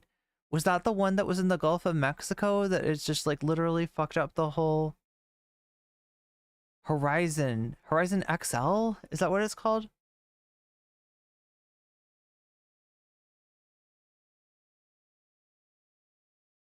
Wait, you're too good for this conversation? Because I'm talking about tartar sauce? Is that trashy to you? Deepwater Horizon. Why am I saying XL? Keystone XL. Oh my god, I mixed up. Wait, Keystone XL. Pipeline. Oh my god, how are those two things like confused concepts in my head? I'm like, Horizon XL. I'm sorry, chat. That's ridiculous. Don't fuse sports. Look up 4 on the floor combination Olympics? 4 on the floor? Combination Olympics? What is that even? 4 on the floor combination Olympics. Wait, I typed Olympic. What is 4 on the floor? Wait. Is it a show? Oh, I guess I can't watch it.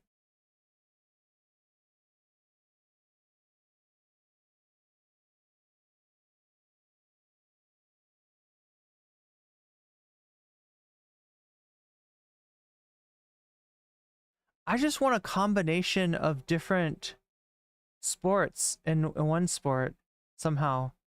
Like, and like the variety of knowing that like once in every great while a hockey team will play a baseball team, A football team will play a golf team. A badminton team will play a volleyball team.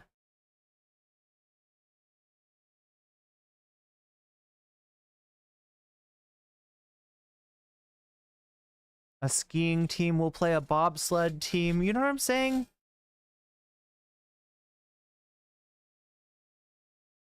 Figure skating versus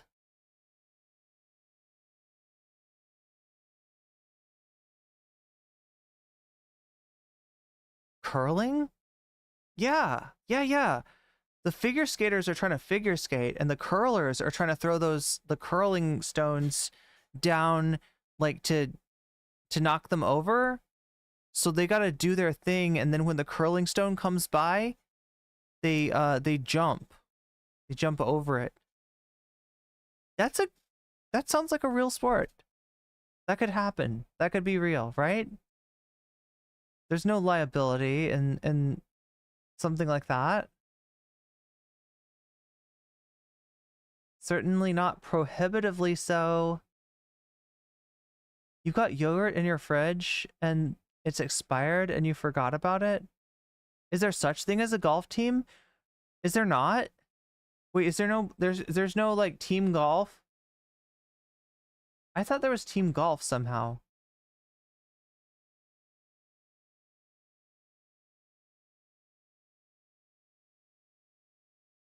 Okay, what is up with Waluigi?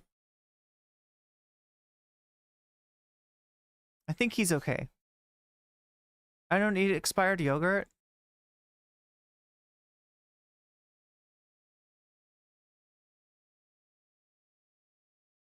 You just threw away 3 fruit cups and an entire pack of wraps. They expired in July 2023. I mean...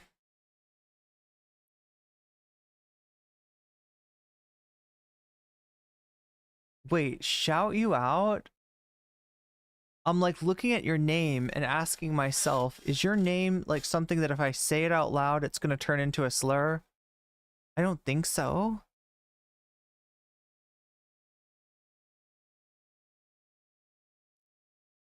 Hello, Bowie.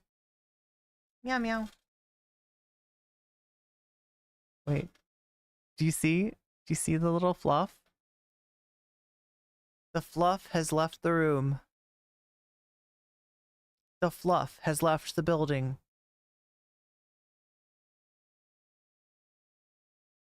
My high school, yeah, high school had a golf team, right? So there are golf teams then, maybe? Bike boxing? Yo. Wait, so you're riding a bike with no handlebars and you're boxing each other? Like it's kind of like jousting, right? You're riding your bike and you got boxing gloves, and as you go by each other, you try to hit each other and then you turn around again. And maybe you have like one hand on the steering wheel and one hand to punch with. It's like that kind of deal. Like jousting would be fun. Chess boxing. Yeah, chess boxing is real.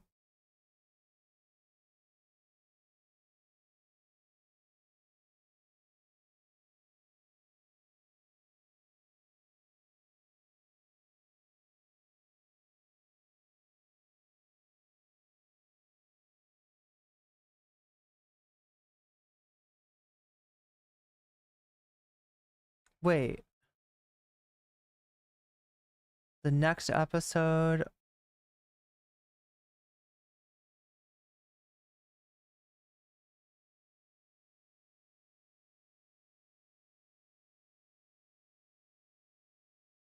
will be at Chernobyl? Chad, I really wish we could watch this, okay? There is this group of dudes. I think they're Ukrainian. And they go to Chernobyl. And not just do they go to Chernobyl, right? They infiltrate. They penetrate Chernobyl. The exclusion zone, right? And then they freaking do shit like if it's winter, they'll ice skate, or sometimes they will cut a hole in the ice and they will scuba dive. And they're always like doing this wacky shit where they're like exploring deep within Chernobyl, like, right? The radioactive disaster from the 80s, Chernobyl, not, yeah. So, yeah, I showed you that before, and I got copyright claimed. Like, those guys are, like, really serious about their content. They're basically Jubilee. No, they're worse than Jubilee. No, they're better. They're not as bad as Jubilee. They didn't get my stream taken down. I was allowed to stream that. I couldn't make any money off of it because of they claim the content. Isn't Chernobyl still radioactive? Yeah, that's what I thought, but I think these guys are trying to get turned into ghouls. I think they've played a little too much Fallout, and they are thinking about becoming some cool ghouls. How come, yeah, Christian Strand, how come Hassan can play? That's my question. Not just Hassan. Like, I've seen, like, there was a streamer that literally had a stream on YouTube that had covered that content before me, and I even mentioned it in my appeal to YouTube, and they didn't care. They were just like, nope, can't do it. Like, it's just this weird shit. I compare it to like a what is it called? Like an invisible fence for dogs, like, right? One of those things that zaps the dogs. But the thing is, the dogs eventually learn, oh yeah, here, you can't go past here, right? With YouTube, there's no like learning. It's just you get zapped.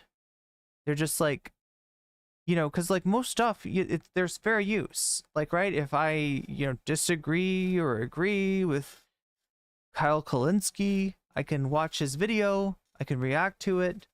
It's transformative. Nobody's ever going to be like, oh, I was going to go and watch Kyle Kalinske's video, but instead I'm going to watch yours, Irene, because Kyle Kalinske's video would be faster to watch. And if all you want is Kyle Kalinske, that's where you get it, right? So it's like fair use. It's fair use. It's transformative. It's commentary. It's educational, whatever the fuck you want to say. But you can't say that that's true about Kyle Kalinske and it's somehow not true about Jubilee. They are getting treated, special, and like YouTube just does this with certain shit, and I don't understand it, and I think it's fucked up. We really should take this to Twitter, right? Instead of me responding to Voshites who try to start drama with me, I should instead respond to Jubilee and try to start drama with them. They deserve the drama. I do not deserve the drama. I deserve the engagement. The Voshite tweeting at me does not deserve the engagement. So there we go. Fair is fair. Can we all agree that fair is fair? They are all directly telling you what you can and can't show. Isn't the foundation of the problem that the current opinion, they control opinion that much in the first place? You could definitely make an argument that, like, streamers should stop reacting to Jubilee. It's that people want to see Jubilee, though. That's the problem. And sometimes the streamer wants to see Jubilee too. Sometimes, a little bit. Usually not. Jubilee is so ugh.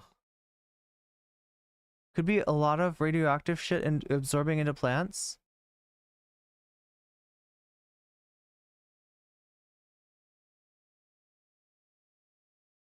One is one, fair is fair, A is greater than equal to B. Wait, is that what that means?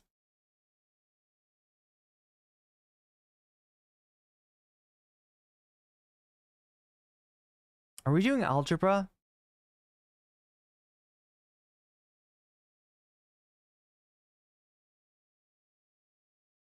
What I didn't know is that the iconic vehicle cemetery from Chernobyl is basically gone. All of the scrapped radioactive metal just vanished. Somebody really wanted radioactive metal, I guess. Probably a metal band. It's a logic. Oh, I remember this now. It means it implies that. Yeah. If A, therefore B. No, it's not quite the same. It's not quite the same, is it? How do you disappear an entire Soviet...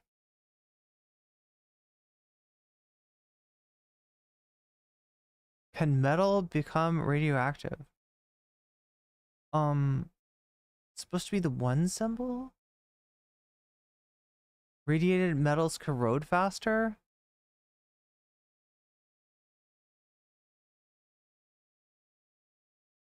Wait, the military conducted over 200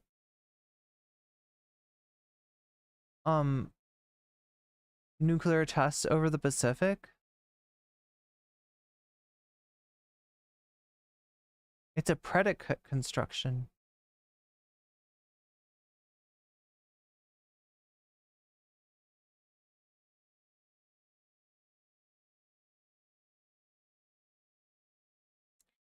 Yeah, that's what it, wait, Pripyat?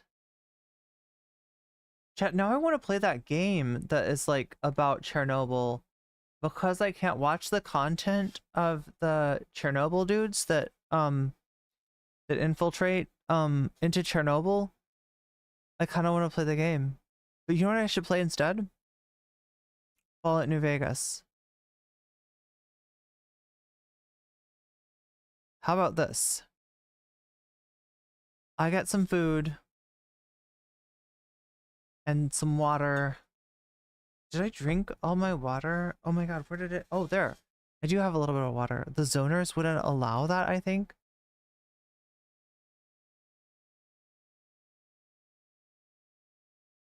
Chernobyl Light is a good game. What is the game that I'm thinking of? Down for some Fallout New Vegas. Yeah. I played on PC, or, okay, so here's the deal, and I'm really scared about this, right? The one time I went to the old Mormon fort, the game crashed. I've read somewhere, like on Reddit, that it does this, but I haven't seen anybody say it's like specifically like one place. I think that what happens is that it just sometimes happens. You get an audio Stalker, Heart of Chernobyl. Yeah, I think that's it. That's the one that I think these guys were like really into that game. And so like all the weird stuff that they say of like the stalkers are penetrating, right? I think that's from that game. Because when I first saw it, I was like, wait, why do they keep on talking about penetrating things? I was thinking it was something else entirely, but no. I think that's from that game. Sometimes it just happens, but the saves and reload. Yeah, that's what I did, is I just went to the last save. Some people took Stalker a bit too far. Yeah, they were definitely putting their lives in danger. But probably for the clicks more than anything. My Fallout New Vegas crashes all the time. I think it's a modern Intel chip problem with it being an older game. Well, I've got to go as well, Bad Ash. I'm gonna get some food, and then I'm gonna, okay, I hate telling you, like, I'm gonna stream Fallout New Vegas tonight, but we really got to, because it's like getting cool, and it's getting difficult, and especially if you know that game, show up tonight, because I need your help. Okay, I am in a bad way. I'm in Old World Blues, and I got through like the first half of the mission in the school thing, you know, the school thing from Old World Blues, and I've got like 6 stim packs left. Okay, I am down to very little healing, because I'm getting my ass kicked by those lobotomites and those dogs, the brain dogs, right? Is there a cat back there? Tyrion. Meow.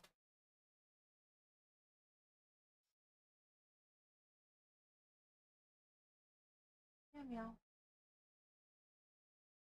There's a cat. Do you see? Oh, you can see his tail. You can see his tail. There he goes. Oh, wait. I'm trying to get out of the way so you can see the cat.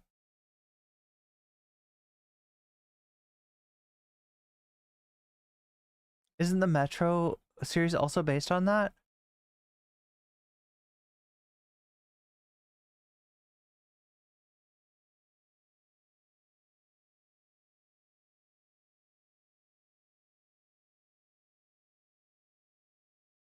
Sometimes the game crashes randomly unless it keeps happening.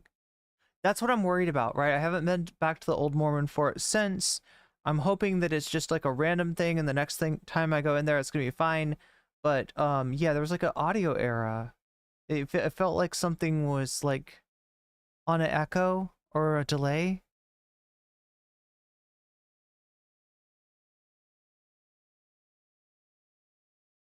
It's based on the books, which are based on nuclear war.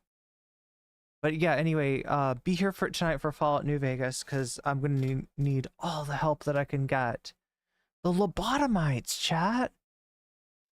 I've been playing that game, and so far it's been super easy. Everything is easy. Every enemy, like the spore people were so easy. It's like, oh, you think you're hiding, you're in the grass and you're green, you think that I can't see. No, I can see you, and I would just snipe them, right? I was just destroying all of the spore dudes, right? Easy peasy, lemon squeezy. And then I got to Old World Blues and the lobotomites and the dogs, and everything is so much harder. I should have brought like better armor or something. I don't know, chat. I'm just like, I need to save up the bottle caps and get better armor. But yeah, I'll have to worry about that tonight. For now, I'm gonna worry about some stir fry, and I will see you back here tonight if you're the gaming frogs, right? I realize that not all of you are gaming frogs, and not all of you are gonna be awake in a few hours, but I am, and I'm gonna be playing Fallout New Vegas. So just know that that's happening on this channel in short form, on the gaming channel in like long regular form, and on Twitch in whatever form the things happen on Twitch, which I think is like the landscape, right? That's the landscape. Anyway, I will see you when I see you. Until then, good night and good luck.